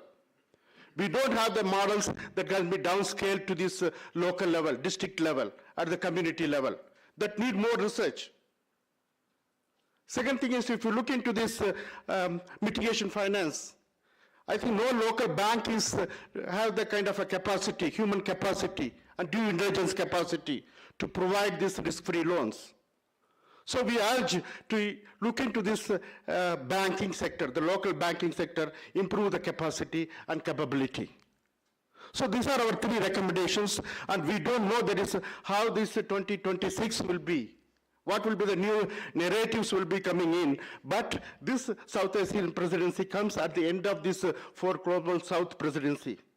Here we urge you to show the solidarity, to consolidate what is happening in the last 4 presidency and show to the rest of the world that is we can make a resilient communities, we can make the energy transition just, and also we can protect the lives. Thank you very much. Thank you very much, Anna. Thank you. Many things that the G20 can do and should continue pushing. Let me turn now to you, David. We're very lucky to have you as the chair of IPATC. Really happy to have you. And we would like, to have a bit your perspective on how can we attract the attention and make more systematic the consideration of nature in the discussion and solutions that the G20 is putting forward on climate, but also more generally for development purposes. Okay, thank you very much, Celine, and it's great to be here. Thanks to the organizers, as has been reiterated many times. This is a fantastic showing of minds here, and it's great to see how full the room is still for the last session, showing the commitment of everybody to this process. So I'm the chair of the Intergovernmental Platform on Biodiversity and Ecosystem Services. So what that means is that, and my background is in coral reef science, climate change impacts, but also small-scale fishers, food producers, just as we've been talking about small-scale farmers. And this really has helped me understand or look at these dynamics from local to global levels across different income strata in global society, try and understand how do we balance what we have on the planet. This sub-theme in our task force, the 4th of them on the biodiversity climate development nexus, in a way feels almost like a bit of a Trojan horse in bringing this broad topic in through the climate and just energy transition task force. And of course, what we have tried to do is to show the relevance for the G20. And of course, it is relevant. It's relevant to every single person on the planet, every country at every income level, because we do need to understand that planetary limits, there's a lot of science on Earth system and planetary boundaries, how nature is really the foundation of our economies and our societies as well. The bioeconomy concepts, the high-level principles that Brazil brought in last year and that South Africa has taken forward this year, essentially are almost statements of this idea around nature, economy, and society, sustainable development principles. We use blue economy in the ocean sphere very strongly. These are paraphrases of the same concept, that we really need our economic systems to be fully consistent with nature, but then also with social justice and equalities and inclusion and so on. So what we've done in our recommendation is to try and emphasize the relevance for the G20. We have words in there on sustainable finance, food systems, and energy transitions to sort of anchor these concepts of biodiversity, climate, development nexus. We talk about implementation pathways, financing, multilateral commitments, monitoring and reporting. We selected 5 policy briefs that cover a breadth of topics under this. So one specifically on the biodiversity, climate, development nexus from the author's perspective, not necessarily as broadly as the task force will have come to after considering all the issues that we're looking at. We had one on agriculture and crop diversification, one on urban nature-based solutions, on natural capital, and then inclusion and participation. And that's been a big topic we've heard from other task forces this afternoon and this morning as well. But what are we dealing with? And here I'd like to sort of pull back into the framings that we use in IPATC as well, because what I have found as a scientist working in Africa, working on a system that supports many people, is highly vulnerable to climate, is that part of the challenge that we have in understanding these complex systems is that while we have framings of sustainable development, that paradigm has come through very strongly. nature, economy, and society. The SDGs were negotiated and agreed in 2015. When I look at the science behind that, you see that the literature says is that we don't really have a systems model of sustainable development. We have different actors or different sciences have come to the sustainable development principles from different perspectives, but we haven't had so much of an integration. And as I've been going through the last 10 years, I've seen that the scientific framework that IPBES has, we have a conceptual model which was developed in 2015. It was a 2-year process. It was very inclusive. It was published at the same time as the Sustainable Development Goals were agreed. Essentially, these are two alternative views on the same thing. We try to integrate not just scientific knowledge, but indigenous and local knowledges as well, to understand how nature provides contributions to people to support a good quality of life, and then all of the values and behaviors, the indirect drivers from those, and the direct drivers that impact on nature in how we use it and how we interact with it. And in coming through to chairing the platform now as an African scientist dealing with the pressures that we all face now on our continent, it's very similar in other continents and ocean basins as well, is that I think that this framework provides that sort of systems framing for sustainable development, for linking nature, economy, and society in a way that we can use to align action across very different sectors, very different countries, very different actor groups, businesses, because we're dealing with the same systems model or working within it. Now, this is that nature provides resources or ecosystem services that go into economic actors. Economic actors use these, extract these, and have impacts on nature as well. And then benefits from our economic activities, of course, go to actors in society, to households, to families, to individuals, to countries. And different societies have different value systems in how they share those benefits, how they run their economies, and so on. And it's very important to look at the direct interaction from nature to economy to society, and then back through those, because it's not a philosophy about whether we feel we're part of nature or not. Different cultures are very different in that context. And it's very difficult if we try and present, philosophical framings of sustainable development. Is it strong sustainability or weak sustainability? But if we look at the physical interactions, it's possible. And then it becomes all about economy, because it's our economic activities that are essentially over-extracting from nature, which we understand now, and driving declines, the direct pressures, climate change, overexploitation, land or sea use change. And the important thing here for the G20, of course, is that the G20 accounts for 80% of the global economy. So 80% of the impacts on nature happen from within the G20 countries. And so the G20 countries have all of the power to reduce that impact, which other countries don't have, of course, and they must be front and center in one, not only being able to identify and finance and bring in how to change this, but also to do it themselves. Because if we continue to undermine nature, if we continue to push climate change, that undermines nature's ability to provide us with food, to provide us with water and shelter and so on. And then related to that is finance, and we've talked a lot about finance as well. Finance from this system model, if you understand it this way, it's not a creation of wealth. We've talked about the creation of wealth from various activities around the world. It's basically a transfer of value, a transfer of wealth from nature into economic sectors, into finance that is then owned or shared or traded by people in different parts of society. So it's all about bringing finance back into nature in that respect.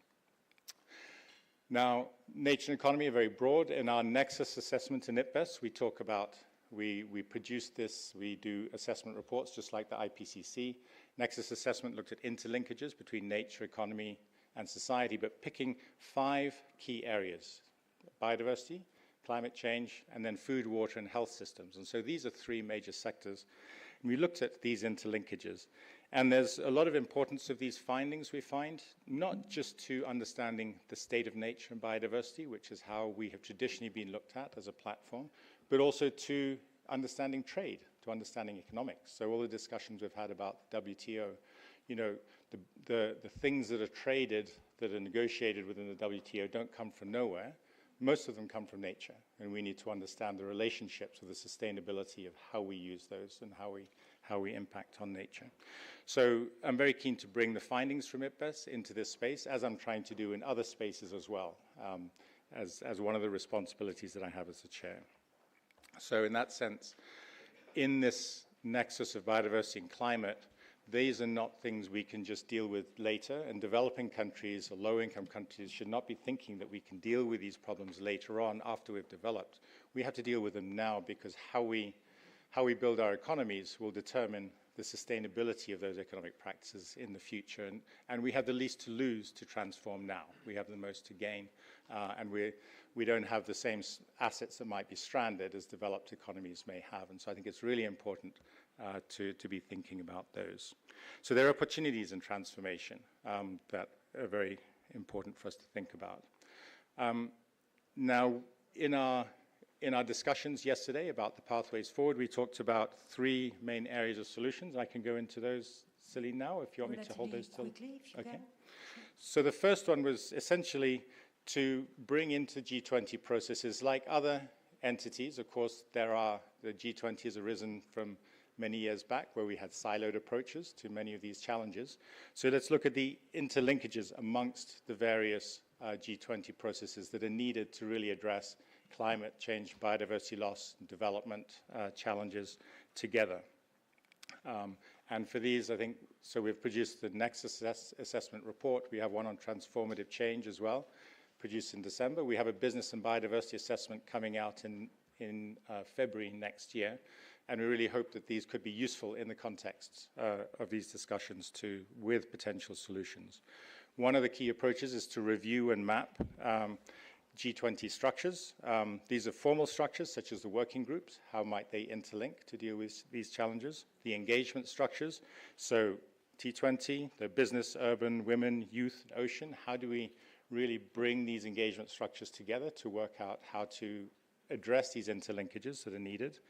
We also mentioned the importance of subnational actors in government, so cities particularly are very important in this space. In biodiversity and climate, cities have come forward as very important actors, and of course businesses are. And then the critical role of champion countries as well. So within the G20, the role, of course, of the last 4 presidencies are critical in bringing in new perspectives into the thinking, perhaps. And perhaps the BRICS Plus, what other countries sort of adjacent are really important in doing this. And of course, the current disruption that we're facing is a disruption. That's very uncomfortable. It's threatening a lot. And it's causing a lot of havoc now. But it's also an opportunity for new voices to come in. And then the last thing I'll mention is making the case, building the narrative for integration across G20 frameworks, how to do that. I've found that some of the discussions have been very focused on trade and about the sort of the specificities of the WTO, for example.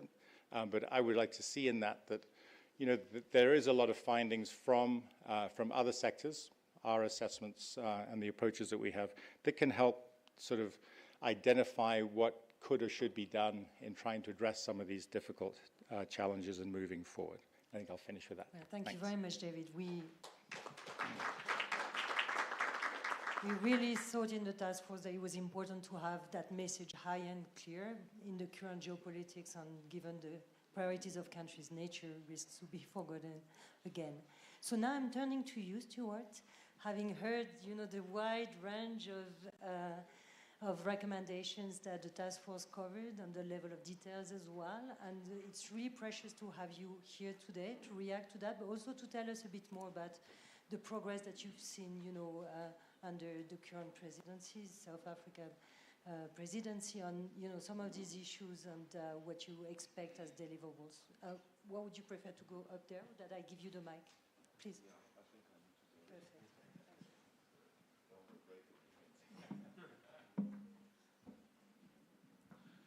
Perfect. Thank you very much, Celine, and good afternoon, everyone. Dumelang, Sanibonani. It's good to see so many people here on a Friday afternoon. That does show a passion and commitment. I will just touch briefly on the overall themes that I think have been emerging from the previous panelists, but also within the G20 specifically. focusing on the Environment and Climate Sustainability Working Group. This working group, in the issue note you will see that was published, is about the framing of this process. And this concept of interlinkages was in the back of our mind when we started the process, when we first developed our concept note about what we wanted to do under South Africa's presidency. One of the other key issues, of course, was the continuity from the previous presidencies, particularly Brazil, India, and Indonesia before us, and how do we take forward the good work that's been done in terms of their priorities, and continue some of the legacy projects that have already been established, and some of the processes that have also been agreed to under the G20. So that helped us a lot, one could say, just in the overall framing. And then we said, okay, well, what else do we need to think about? And what came to mind was the issue of the environmental dimension specifically of the Sustainable Development Goals. And where are we more generally with the Sustainable Development Goals? I mean, we've seen reports about the progress that's been made according to meeting the targets and all of those things. But you will find that most of the environment-related Sustainable Development Goals are lagging far behind. And that for us as South Africa, as a developing country, an African country, what is concerning, bearing in mind that in fact that we are less than 5 years away from the 2030 goalpost that we set ourselves. So we said, okay, let's look at that, and let's see what we can do to continue this process, and see how we can advance those, but from a South African, an African, and developing country perspective. So that led us to how do we formulate the process and our program. And we then looked at the priorities that we could advance, bearing in mind the ones that have come before us. And we came up with 5 priorities, but we now have 6, following the recommendations from our first working group meeting. So we've got biodiversity and conservation, we've got land degradation, desertification, and drought, including water sustainability. We've got chemicals and waste management. There, of course, we talk about circular economy, and extended producer responsibility, and such issues, as well as the sustainable chemicals management. And then we also have climate change, which is now a standalone priority, a very important one, as the previous speakers have mentioned. And we have air quality. And surprisingly, there was quite a lot of consensus amongst the G20 members around the issue of air quality and the appreciation of South Africa bringing this issue of air quality and air pollution policy issues and addressing this across the G20. And then we have the oceans and coasts issues. Now, these priorities are very much interlinked, and we've looked at some of the interlinkages, and again, also, how do these priorities interlink and synergize with other working groups' priorities? Now, that was quite a complex exercise, required a lot of analysis.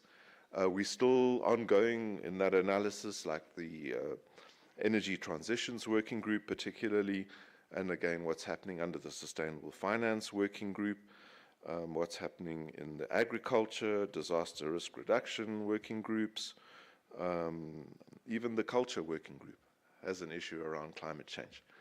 And so that was really an interesting process. It's still ongoing, and we don't want to lose sight of it as we keep driving our own issues within the Environment, Climate Sustainability Working Group. But then coming to the climate change issues, I wanted to focus on the matter of the just transition. Now, in our original issue note, we thought we would couple this with climate finance. But we've decided that we also want to avoid this perception that's out there that perhaps there's duplication. Why is the Environment and Climate Sustainability Working Group talking about just transition, but the Energy Transitions Working Group's talking about that, and some other working groups are talking about some other issues that are related to that? And so we thought, let's focus it on something that would add value. And in that regard, we recrafted that sub-priority to read, realizing sustainable, inclusive, and just transitions, but expanding the scope beyond energy transitions, intentionally so. So there again, you're going to have to start off with understanding, well, what's the Energy Transitions Working Group doing? And how does this synergize and how does this complement this piece of work under the overall priorities of the Environment, Climate Sustainability Working Group add value? And one of the previous speakers mentioned the issue of a whole of economy and a whole of society approach. And that's the approach we're going to take. And when we talk about just transitions, we're going to underline the word just in the transitions. Very important that we don't lose that, particularly in the South African context. We understand that the transition without the just part and the inclusive part is going to be problematic for a developing country such as ours. So that's an important message. And the call for fair access to transition opportunities, fair decarbonization, including the support to enable viable economic diversification and other measures to support affected workers and communities in the fair transition process while promoting adaptation and resilience. It's easier said than done, but we thought, well, let's really delve into this.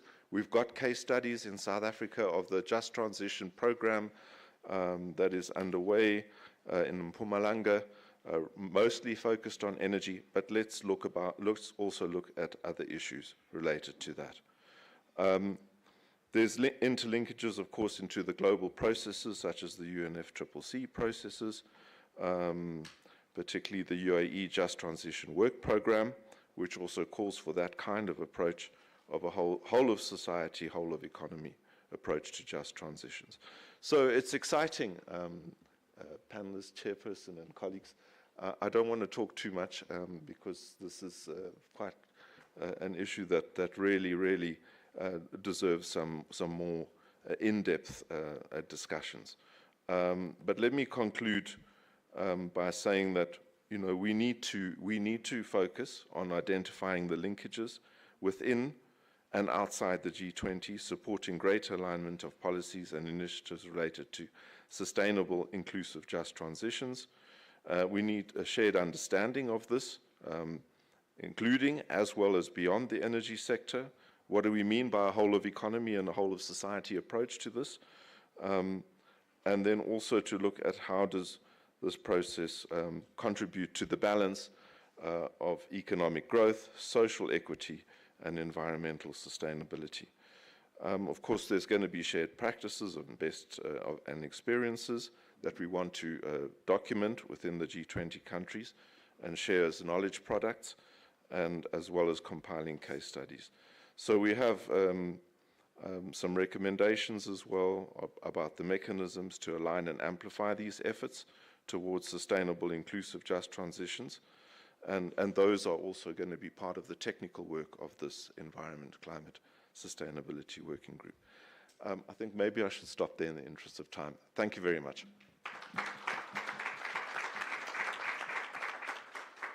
Thank you very much, Stuart, for clarifying the directions and the priorities of South Africa. Very interested in your mention of the linkages we want to do inside and outside of the G20, including maybe a question on how do you plan to link up with the upcoming COP30, but we can come back to that. I really want to open now the floor for questions because it's late in the day as well, and I want you to engage into that discussion. Can I have a show of hands of the questions? So I see one there, I see Igor, and I see the gentleman there. I suggest we do the three on that side, and then I expect the same level on that side, so I'll come back to you. Do you have a mic? Hi, Adrian Joseph, SAIIA. My question is on critical minerals. Given that South Africa has developed its national strategy and is the president of the G20, and given that it's the first time that the AU is involved, and it's recently developed its continental strategy, my question for Gala, I think, is do you think that the development of these strategies at the time when critical minerals is coming more prominently onto the G20 agenda, is that helping at all to drive momentum behind things like the framework? I would be interested to hear. Thank you. Not an easy question, right? The second one was, please. Thank you so much. My name is Lwazi Somya from the Southern African Liaison Office. Also on critical minerals, which is a very important and hotbed topic currently. We currently see a situation where critical minerals becomes a source of conflict, especially on the African continent, and we also see it emerging in peace and security arrangements, including in mediation processes where critical minerals becomes part of an deal for peace. Did the task force consider how we can now start the process of creation, a Kimberley-like process, so similar to the Kimberley process with diamonds and conflict diamonds? How can we now facilitate a process where we are protectionists of the people, especially when we realize that these transitional minerals can become the source of blood green transitions in the coming future? So has the task force deliberated on that, and whether or not we can create a Kimberley process that's linked to critical minerals? Thank you very much. Second question for you, Gala. The third one, Igor, please. Yeah, thank you. Igor Makarov, High School of Economics in Moscow. My question concerns not critical minerals, but the other aspect which was not covered in our recommendations, but still I think it is critically important. It is the aspect of sustainable consumption. So in coming decades, billions of population in the global south primarily will pass from poverty to global middle class and to consumption society. And one of the critical questions is what would be the consumption patterns that they will use. So if they use the consumption patterns that the countries of the global north used in the past, then we will cross planetary borders very quickly. At the same time, if these consumption patterns are closed for these countries, it would be hardly just transition. All right, so the development of some new consumption patterns which would be considered as just is absolutely critical. And my question is whether do you see the potential contribution of G20 on addressing this issue and probably on conceptualizing sustainable consumption and propose some solutions, at least very high-level solutions on this question. Thank you. Right, thank you very much, Igor. Let me go back to Gala on the critical minerals question, and then to any one of you to answer the sustainable consumption patterns. Yeah, thanks a lot for these questions.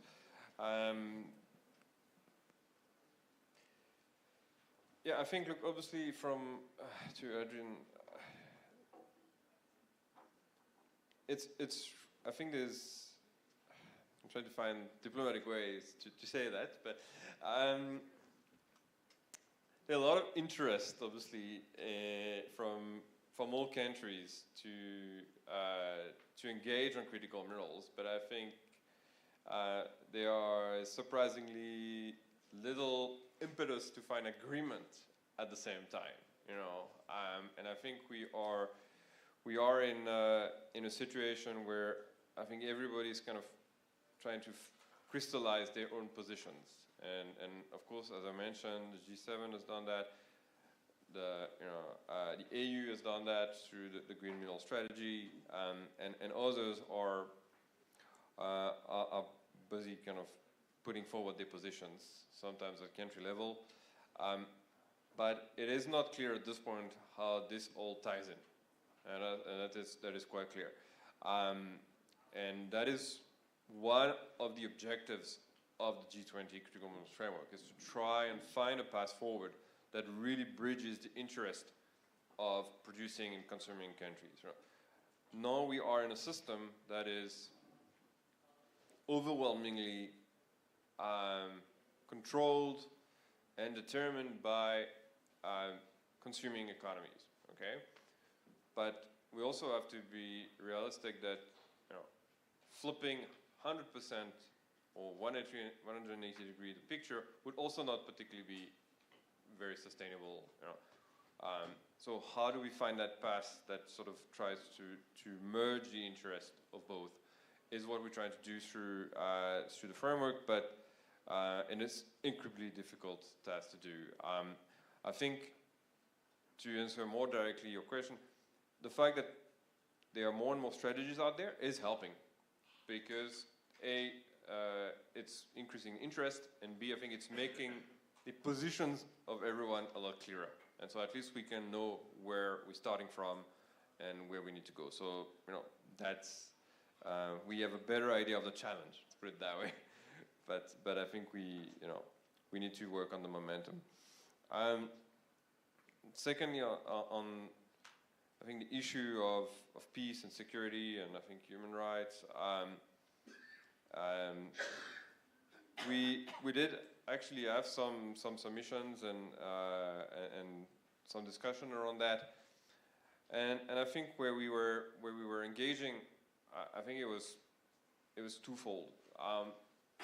The first one is the ability of the G20 to first put forward minimum standards, and agree on shared standards that could be implemented across the board. I think at the moment it's a set of different requirements and standards from country to country, which makes it really hard to actually get a good sense of what's going on. And then the secondly is, the second aspect is the lack of support and capacitation, particularly in producing countries, to actually implement those standards and monitor their implementation.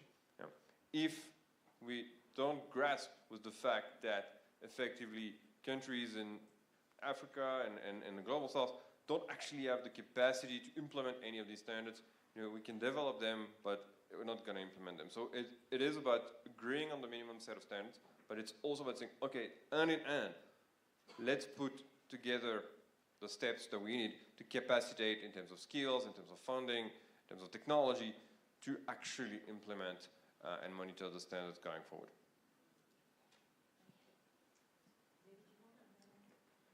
Okay, thank you. And I'll try and address the consumption question fairly quickly. So one of the main questions is, so what is just or what is fair in that respect? I'll speak now from a group called the Earth Commission that I'm on, in which we look at Earth system boundaries, what is safe and just Earth system boundaries into the future. And one of the framings for that we're looking at now is what is an acceptable level of inequality. We know we need to bring up many people who live below minimum sort of dignified standards of living. But there are people above levels that the footprints are so high that that is a footprint that is damaging the planet in terms of biodiversity and climate change. And so is that a desirable level of consumption for the rest of the world to aspire to? And I think we should say, looking forward, and from many different cultural systems, that no, that's probably not what we should be aspiring to. It's not just for everybody to be able to get to that. What we need to do is to identify future sustainable consumption styles that are very desirable, give a very high quality of life, higher than now, but without the same footprint on the planet. And we need that also by looking at the other aspect of the inequalities, not just the bottom level, but the top level. What are the top levels of consumption and footprint that are not consistent with a sustainable planet, that need to be transformed to come within planetary boundaries as well? And that's, of course, where the top income earners all around the world are, whether they're in high-income countries or low-income countries as well. Of course, the G20 sits squarely in that top income bracket by definition. So that's an internal discussion and questioning about how do we transition economies to those that are sustainable and just for everybody around the planet. And we need to address this question. It's uncomfortable, but here we are, we have to address it. I think this is sustainable consumption and production, and it has been reflected in the SDG 12, and if I remember correct, and we do receive the 2 policy briefs, and the task force received dealing with SDG 12 and SDG 2 and other things. And this is sustainable production and consumption, and is embedded in the SDGs. That is also dealt by the our task force, and as well as the G20 working group. And if I remember correct, and in 2023, and India, under the environmental working group, they created a subgroup on the circular economy. And I think that what it proposes is how to attain the resource efficiency. And it is more about the kind of a regenerative economy that is inclusive of emerging economies, and as well as the consumers. Most of them are in the advanced economies. I think it looked at that group looked into both the supply side and also the demand side. And if I remember correct, and I need to go and check the fact, and they developed a framework, and that focus on 3 areas. And one thing is how to make this responsible consumption possible, and that includes the instituting the eco-labeling programs to differentiate the products that is more resource efficient from the normally available. And second thing is developing some kind of incentives for promoting the circular products. That is also, I think, reflected in the Brazil's last working group and the ministerial statement. And under the Biofuel Alliance, they looked into that biofuel value chain and how that circularity could be brought in. And third, and if I remember correct, and the trade and investment group, and current, I think there is some discussion is going on. I am aware of it and not part of it. How there is a trade and investment working group, and is looking into this, developing the circular value chain, bending this linear value chain into circularity, so that is the no waste is going into the system. That is related to your planetary boundaries, and that is what we know. I think is substantially addressed at the discussion level, and I don't know how it is moving into the decision-making level. Thank you. Yeah, thank you very much, Ambu. And I think the result of that work that you mentioned under the presidency of India was the high-level principles on lifestyles for sustainable development, were they? Which is, important to consider how to continue also the deliverables of the previous year, so that we continue, pushing in that direction. I really want to go to that second round of questions, and there was first the lady here, gentleman, and the lady. The mic is coming. Yeah, thank you. I just want to comment on the presentation from our Department of Environment and so on. Yeah, and really congratulate them on how they've classified and identified the issues. I know a lot of good comes from that department. But my recommendation is the whole thing of, as developing countries, designing systems that are monitoring what is happening on the ground. I'm referring to this, for example, when I look at this, climate change has to do with disaster management and so on. And last week we lost a lot of people in the Eastern Cape on the whole system. And my contention is that we need a lot of people-centered communication and monitoring and activism on the ground. Because at the policy level, especially the department I'm referring to, you can't fault them. They are perfect. They are my neighbors. I know their quality of work. But we need to go deeper. Thank you. Thank you very much. The second question? Please go ahead.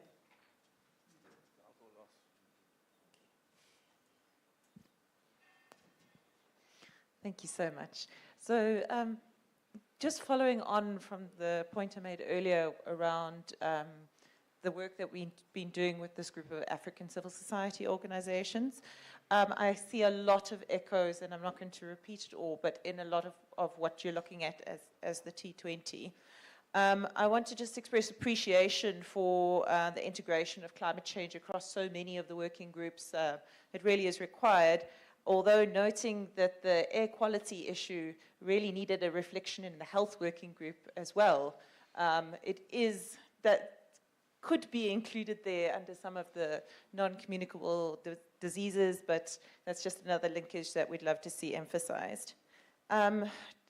Reflecting on some of what the T20 has said, I recognize the need to make progress on certain issues that will progress the climate agenda when the word climate change is almost like a swear word. But at the same time, I want to emphasize that we mustn't lose the push on climate change. So yes, it may be difficult to reach a consensus communique, but I really appreciate that the department is continuing with that focus on climate change, and we need to see that in the text throughout, and I just urge the T20 to keep that as well. So yes, we want some wins, but we don't want to land up like the G7 where they essentially cut out all reference, and I think that was really unhelpful. And then it hasn't specifically been mentioned in this group, but some of the reflection on the past commitments, which the South African presidency has said that they will be doing this year, I'd love to know more about. There are some issues like the relatively weak wording we had on the phase out of fossil fuel subsidies. That is important, that I'd love to see in a 20-year review, even if this will be very difficult to progress. And just, again, noting the importance of the tie-ins to other processes and commitments that have been made there, like the UNFCCC. I did see that reflected. And then lastly, I'm very interested in this framing around just transitions and seeing it not only as an energy issue. I think this gives an opportunity to highlight adaptation issues which are important for the African continent, which I really think should be fairly central. And I've also seen this reflected on in the civil society sector as a topic of just transitions in the food systems, and note that it's a very helpful framing. Thank you. Thank you very much. And the last question, sir, please. Thank you. I took it last because it's not a question, but more an input and a contribution. My name is Kgorong Building. I'm a governance and human rights advocate, but I also lead a work stream within the V20, the Values 20 focus group. And many of you might know that the V20 group was established 5 years ago by the Saudi Arabian presidency, and in the interim we've had the Indonesian, the Brazilian, and the Indian governments adding to it. So my passion is governance and human rights, and clearly as we gather here today, and when we wake up every morning to the screens and you see the killing in the wars around the world, children, women that are being affected, and when you hear about the SDGs are basically 17% on track, we must question where the failure is. Many of you might know Navi Pillay, and she's not related to me, but the former UN High Commissioner some 12 years ago spoke about corruption directly impacting human rights. And I think during the discussion the last couple of days, the last 2 days, these aspects came up.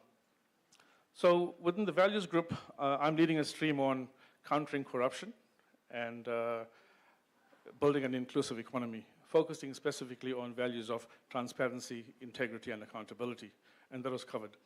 But overall, the values group looks at Ubuntu, a concept of Ubuntu that was established during the Mandela era, our first democratic president. And when we talk about the leadership of the current day, which is failing us, it's a vast difference from leaders like we had in Mandela and many others who were selfless and who were there for the people. So for those of you who know, who are fans of Tom Cruise, Mission Impossible, his last film was shot in South Africa. And the one thing he took from South Africa, and he created a little video on it, was the concept of Ubuntu. So my input and contribution will come in coming days to this conference on how we can use values to work towards implementing all these outcomes, because after 25 years, it's time for action, it's time for results, and people on the ground are screaming for real basic human rights, food, justice, and all of that. Thank you. Well, thank you very much for your input. I hope it's not a mission impossible, actually. And let me turn back to our panelists and asking them at the same time that you answer, some of the questions, your last thought about what you think, the G20 can achieve this year, given the uncertainty or the certainty for next year that climate won't be on the agenda. And I want to maybe start with you, Stuart, because you were the last to speak. I didn't give you the opportunity to respond to the last round of questions, to address some of the questions or provide your feedback on some of the considerations that you heard. And I think you have the mic in front of you. Please. Great, thank you very much. And thank you to all those who've raised questions, comments, inputs. I think this is all valuable. I like the last one about the values in Ubuntu. That is deeply embedded in our South African DNA, and it comes through as well in our processes in driving the G20. In fact, it's reflected in the theme for South Africa's G20 of solidarity, equality, and sustainability.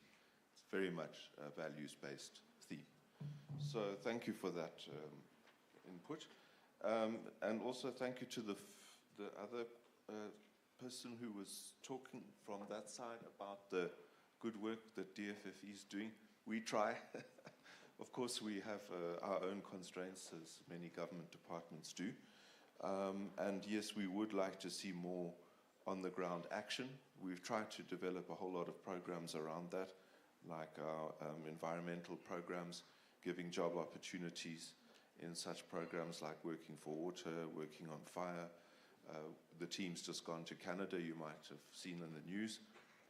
So that's that kind of program. And hopefully those job opportunities will lead to jobs and will lead to greater employment and reduce some of the triple challenges that we're facing. The air quality and health linkages, absolutely. There is that linkage indeed. And we're looking at both the pollution in urban areas as well as rural areas, indoor and outdoor pollution. And we're doing a technical paper specifically on that. And there will definitely be health interlinkages there. But thank you for reaffirming that. The climate change issues, no, we're not going to give up. We are not, we're going to continue. We are still very much a member and supporter of the UNFCCC and the Paris Agreement. We continue to do what we're supposed to do in terms of developing nationally determined contributions and various reports and so on, and that work is continuing. And right now, all the climate experts that we really have in the international space are sitting in Bonn for the subsidiary body meetings, so that's why I'm here, not them. I'm more on the international issues. But indeed, we are going to continue championing that on all spheres: adaptation, resilience, mitigation, just transition, as well as the climate resilience and loss and damage, particularly loss and damage as well as a new focus. So that's a big centerpiece of our presidency of the Environment, Climate, Sustainability Working Group. Just transitions and the food systems, I think that's part of the whole of society, whole of economy approach. We are looking forward to the technical paper on that. Thank you very much. That's going to be a great piece of work, and we're going to do our best to have a lot of knowledge products. We want a content-rich presidency, not to get too stuck in negotiating texts and things like that. It's the knowledge products that we can produce as South Africa, as Africans and the Global South, that we want to showcase under our presidency. I hope I've covered everything. On the sustainable consumption and production, it's a very important point, and yes, indeed, SDG 12 is a good framing. But under the G20, we have the resource efficiency dialogue. Now, we already hosted one of those in the form of a seminar, but it will continue. in its framing under particularly the circular economy relationship and the extended producer responsibility. So that's one of the things that we are continuing that started in previous G20 presidency. Let me stop there. Thank you. Many thanks, Stuart. Let me now turn to David, and can I ask you to actually try and answer in 1 to 2 minutes? Yes, thank you. So I'll be brief in responding. Well, first to both the values and the just transitions question. So one of the things that IPATC has done in terms of the assessments we've produced in 2022 was the values assessment.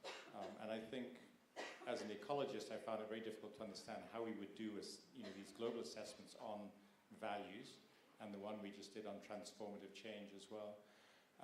But they're incredibly rich assessments, and they really reinforce the need to address the foundational values that we have, and especially about plurality. Most of the decisions, the big decisions around the world, have been made from one value system. The need to consider plural value systems in considering decisions in the future, and moving away from just instrumental values towards relational values between people and nature also. In terms of just quick things that haven't been mentioned yet that I hope could be addressed in this presidency. One is to go beyond the focus around the WTO and the multilateral development banks. That's very important, but reaching out to nature and society instruments or institutions that arrange around the SDGs as well. So WTO is trade, I put that in SDG 8. So what are the other institutions around the other SDGs that need to be part and parcel of the discussions in integrating across these issues? And then, of course, the role of Africa and the AU in the G20. I was very excited and very proud to see the AU join when South Africa took up the presidency. I think that's a really important development. The EU has a very strong voice in many multilateral processes with the EU country members, and I think the AU can really play that role in multiple spaces, building on the space that has been developing here in the G20. Thanks.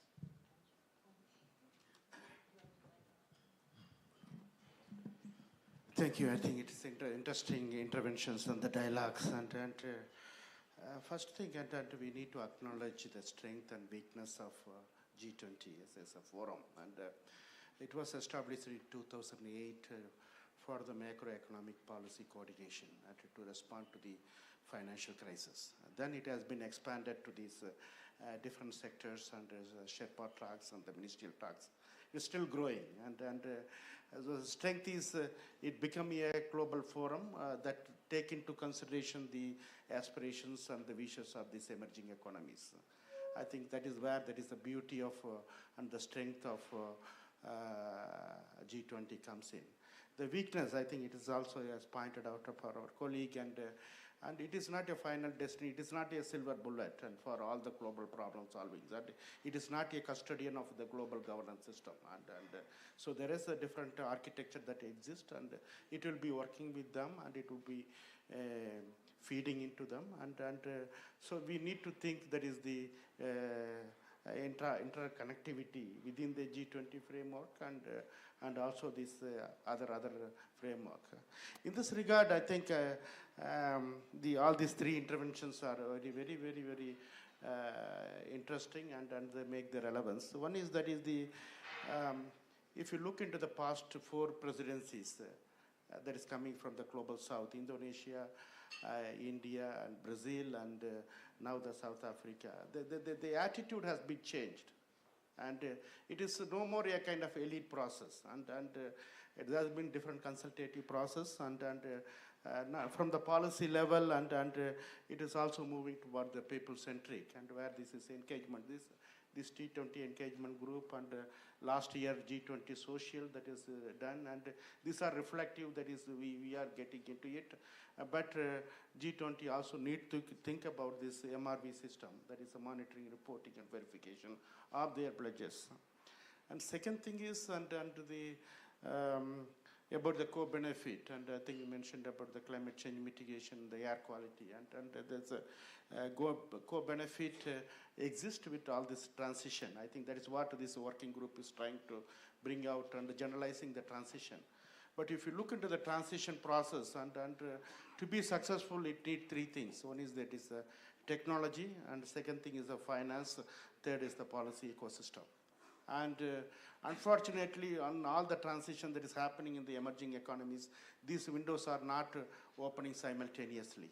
And so that is the one of the where there is the G20 can make a difference is make sure this is all the working groups come together and make these three windows open simultaneously so that the benefit is going to these communities. And third one is that is about this governance, and there is also several engagement groups that is also feeding into it. And I think this I strongly believe, and I sense that is the being at the end of Global South presidency. I have a high hope for the G20 South Africa to bring the solidarity and continuity and the sustainability to that global architecture. Thank you. Okay, 1 minute. Two things I want to say, so it will be 30 seconds each. You know, G20 can do knowledge sharing, it can do technical work, and it can do political work. And for me, there's two things I'd like to see in the work that I do politically. One, if we can embed an acknowledgement that there is a need for a global just transition, and that actually achieving just transitions in the global south is conditional in many ways on a global just transition and a clear change of shift of systems at a global level, that would be an important political win. That's something that for me I would like to see. And then secondly, on critical minerals, if we can embed the fact that actually a shared approach is the only way forward between global north and global south countries, and that actually unilateral approaches, whether they are from the global south or the global north, only lead us backwards, then it's also another big political win that we know that we have to go at it together. Thank you very much. And with that, I would like to have a big round of applause and to reassure you that we won't give up on climate on this 10 years anniversary of the Paris Agreement. And then I think we have probably a picture, is that right? And for that, I would really love to call on Alex, Jordan, and Victoria to actually join. And maybe Igor as well, who's part of the task force. And I don't know if we have others, but it would be very nice to have you on the picture, guys.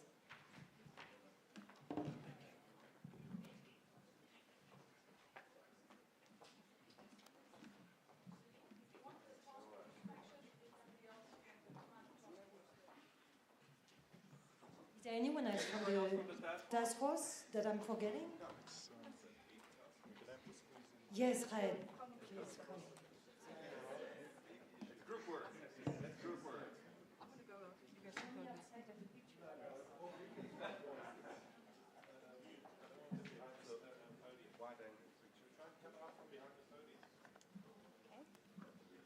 I'm not the photographer.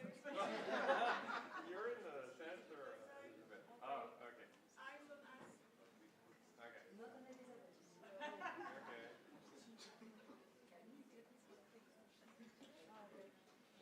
Thank you.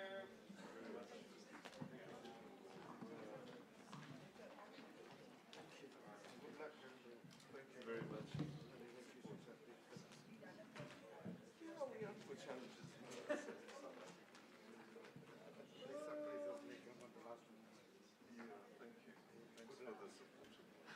Thank you very much, ladies and gentlemen, and thank you to the last panel. I think they did really well considering where they were on the program and, of course, where we are right now. Before I call upon the three institutional heads to come up and do the presentation around the communique, I'm just going to ask David from the VC's office to come and make the small announcement regarding the walkabout that's being organized for later today. David? Thank you, Sanusha, and Dumelang in South Africa, in my language, one of the languages in the country. When you say Dumelang, it means good afternoon or good morning. Mamurabela, can you please be visible, because I'm going to mention your name as we do this pilgrimage. And I think Kenny must be closer as well. I don't see where Kenny is. So I have got good and bad news, because I know that you love happy endings. I'm going to start with the bad news. The bad news is that the original idea of going to Fort Klopperkop, which is just 5 minutes away from here, so that our international guests in particular can have the opportunity to see at least about 70% of the entire city, is no longer possible, because the entry gate that goes to the fort is closing at 5 p.m. and the entire place closes at 6 p.m., so it creates a problem. So from a time and logistics perspective, it's not going to work. So the other saying in South Africa, I think Mr. Swanepoel is here, he can correct me if I'm wrong. The other saying in South Africa says, Mar abur makaplan. Abur makaplan means that we have to find a way of getting it done no matter what. So that's what it means in Afrikaans. And those who speak a bit of Dutch, maybe they identify with this way. So the good news, which is the bit of a happy ending, is that we are going to use a particular elevated space here in the campus, meaning that when you move from here, you're going to go to a building that we call the Winnie Madikizela Mandela building. And in that building, there's an open space next to the restaurant there. You'll be able to see most of the iconic sites in the city, like the South African Reserve Bank, the Union Buildings. The Union Buildings is the official seat of government, is the official office of the president and the deputy president of the country. And it was built just around 1910. So it's one of the most, in fact, it's the most iconic building in the city, built around 1910, so it's an old building. These are most of the buildings here at Unisa, like the ones that you see that outside from the architecture, when you see them, they're slightly old. They were built around 1975 and so on. But after you are done with that elevated place to see some of, almost half the city, we also are offering that you can get to see the Great Hall of the university, which is named after ZK Matthews, one of the outstanding South Africans in the country. That's where we host our graduations. You can be able to see it. It's also quite an important site in the campus. So Mamurabela, raise your hand. Where are you? Mamurabela is here. He's going to lead us to this site when we go there. Level 2, you press level 2. When you get out, then they're going to take you through to the thing. I was also told that I must indicate that the tea and coffee is available also on the other side, as you know. I think that covers everything. We just did not want you to leave South Africa with the impression that we're such a boring bunch of people. We can't show you fun places or nice places. We want you to come back, because really this is important for our international guests, especially those that are coming to South Africa for the first time. We want you to come back again and again and again. You need to ask those who came for the World Cup in 2010. They can't stop coming back. Thanks. Thank you very much, David, and I'm sure there will be many people that will be interested in that visit and look at the city. Let me call on the three institutional heads. You have the the task of the communique, and I think we've been waiting for that for the last 2 days. So let me call you onto the podium, and you will then guide me in terms of how this is going to proceed.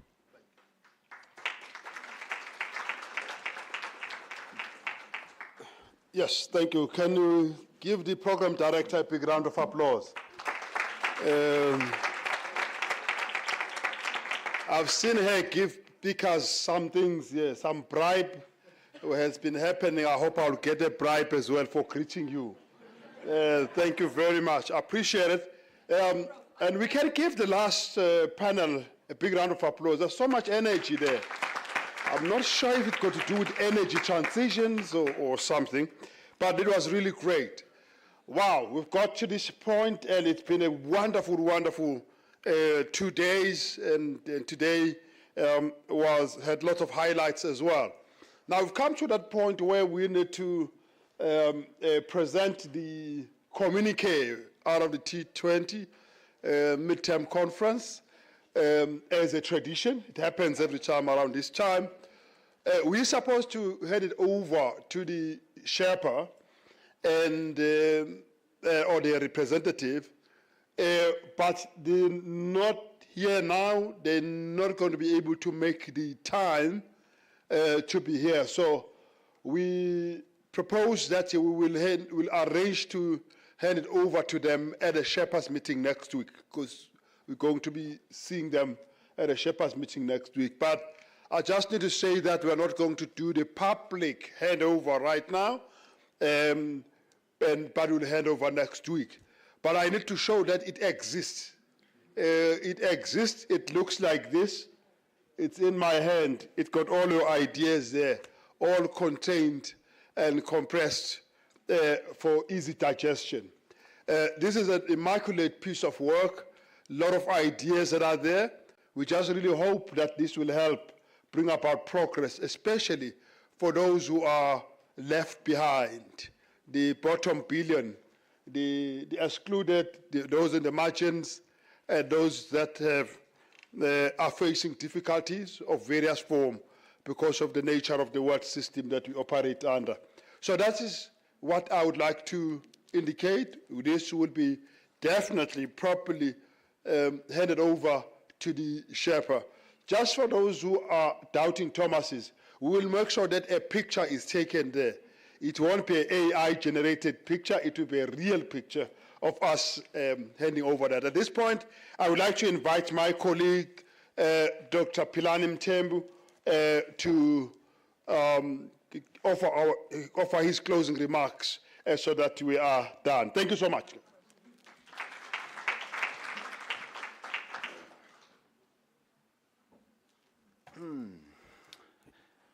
Colleagues, oops, there we go.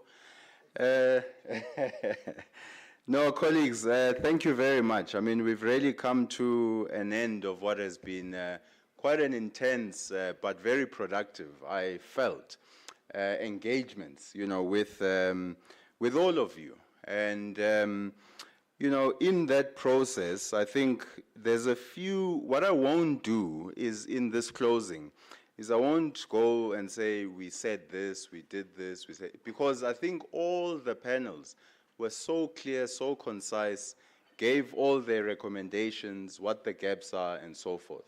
So what I want to do is just give a few acknowledgements and just to touch base and sort of sketch where we are going, from here.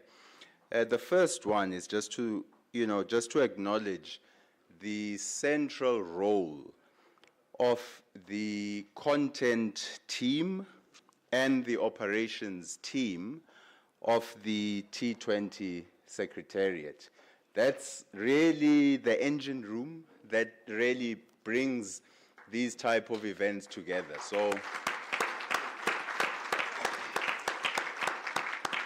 So when we started, I think all the three institutions, what we did is we basically seconded people into these teams, to take care of the content and also to take care of the operations. And I think they've really done a fantastic job at bringing us to where we are currently. The second is just to acknowledge the role of the volunteers. You would have seen a lot of young, students running around trying to, usher people around, helping at the registration, making sure that there is somebody, if there was any question marks. So I think I really would like to also just give them a round of applause.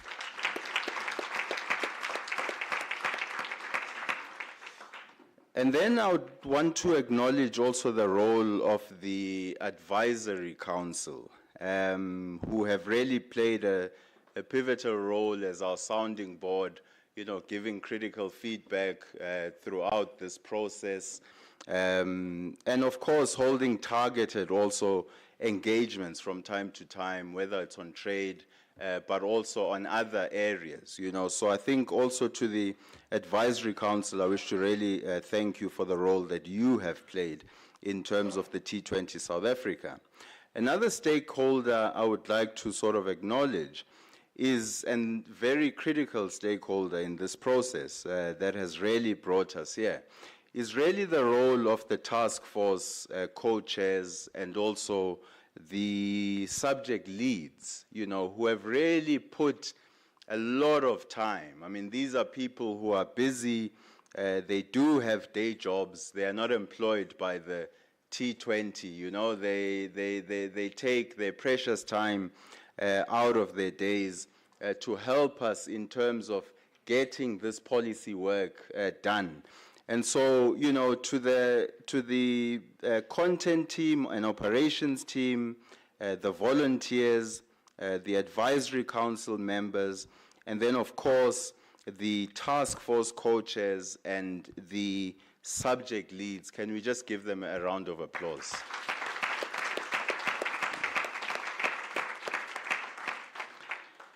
And then, colleagues, there's also others who are online. Please note that the recording of this midterm conference will be available. It will be available on the T20 website, but also on the YouTube channel. So you can always revisit, these conversations. And of course, there are other smaller research, but also audio and visual documentation that will come out of this. Another thing I would like to urge, I think, the people who are here, but also who are online, to do is to join on the T20 South Africa website. You can go there and, join the newsletter, the sort of list.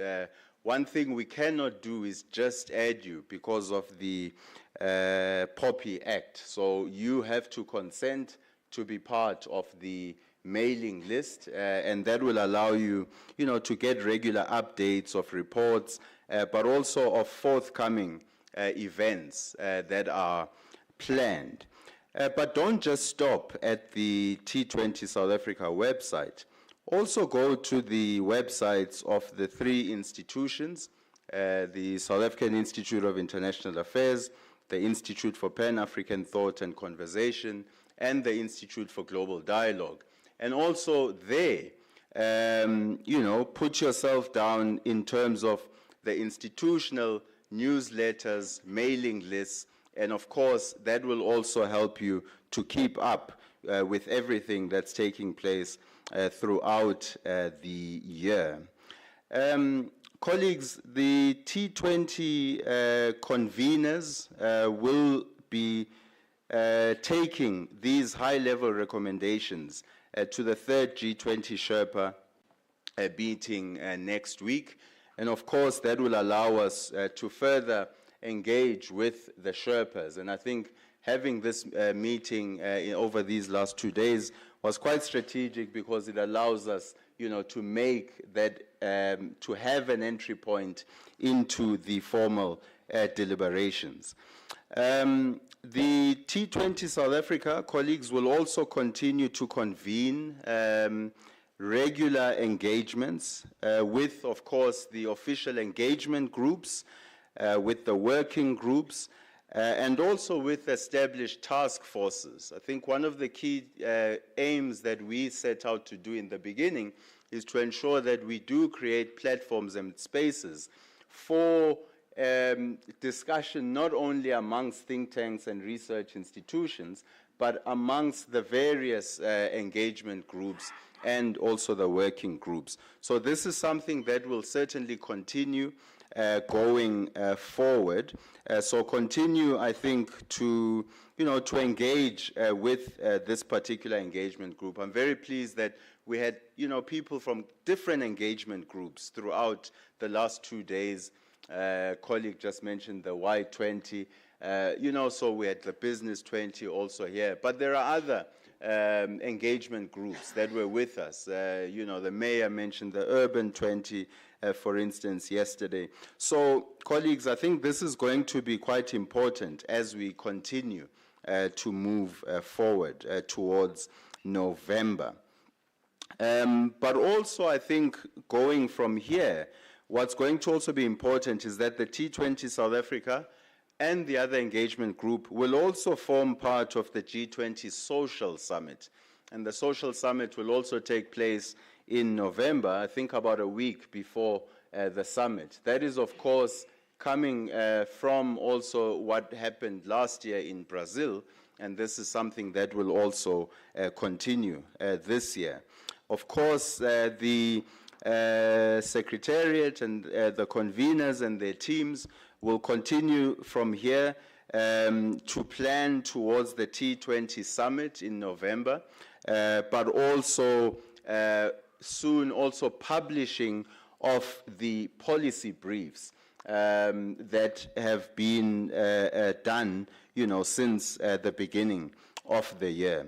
So these will also become available on the website and be disseminated through different platforms. However, the focus will also not just be on the policy briefs themselves. We will also be publishing policy notes to elevate, certain elements that are extracted from some of the policy briefs, but also some of the submissions that did not necessarily make it into policy briefs because we're relatively strict. I think we limited it to about 100 policy briefs to be published, but the policy notes will continue to be published and disseminated throughout the year. I have two more things to say. The first one is really just to acknowledge, I think, the teamwork amongst the conveners and their respective teams. I think this has definitely been quite important in terms of bringing us to where we are. And on a personal note, I mean, I'm relatively privileged to be standing next to two former directors of IGD.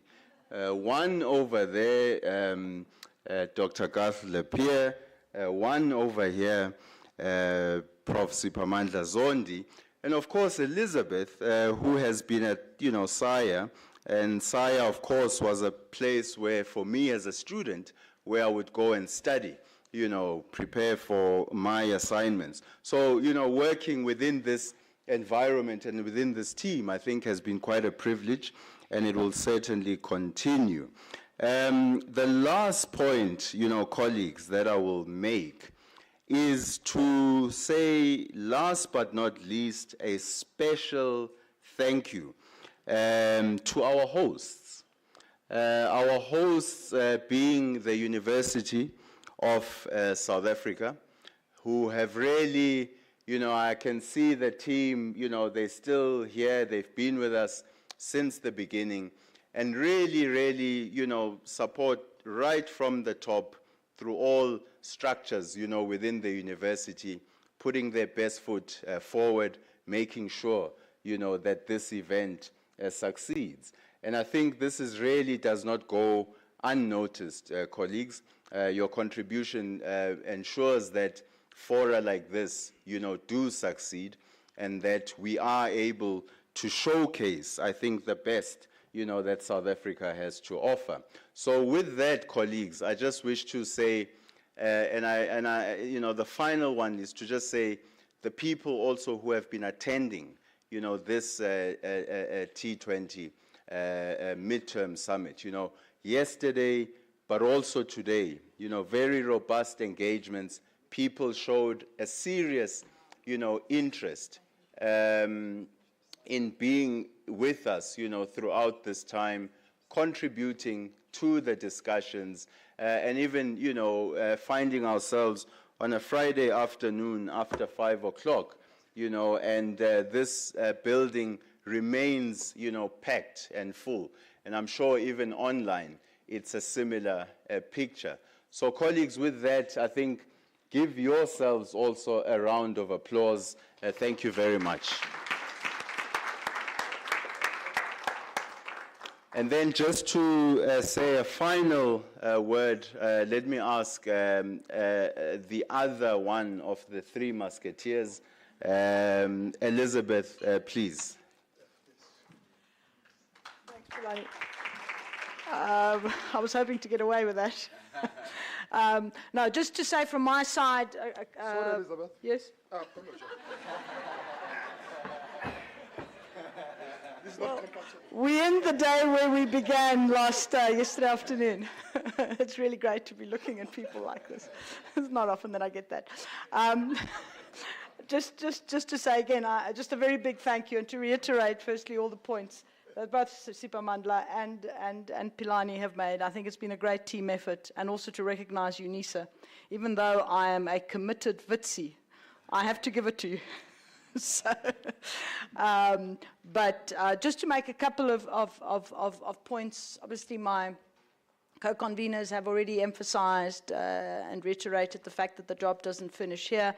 This document, that document is the high-level recommendations. I know that many of the task forces have also made additional recommendations.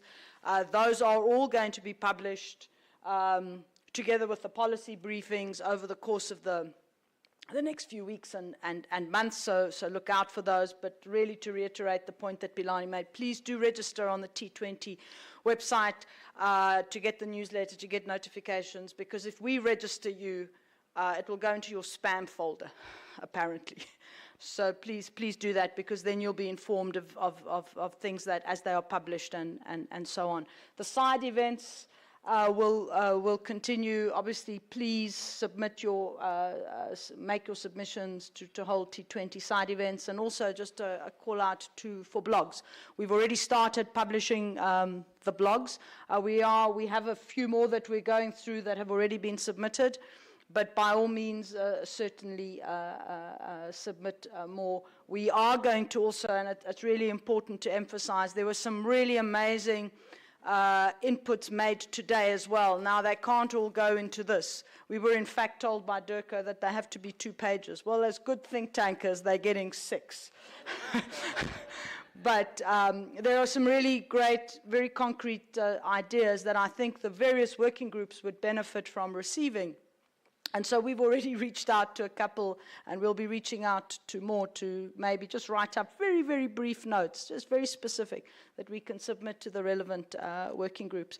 But I think I'm going to stop there. Is there anything else I've forgotten? There's a picture. There's a picture, but this is it from me.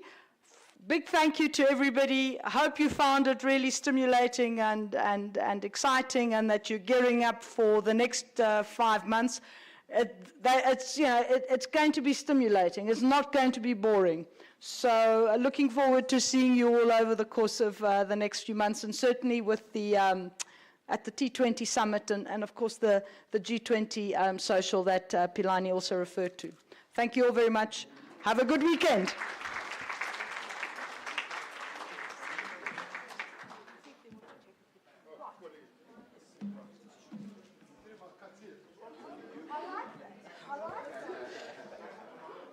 Thank you, ladies and gentlemen. My duties as program director ends, but I have 2 announcements to make. Could the secretariat stay back? We want to do a picture, as well as members of the task force groups as a joint.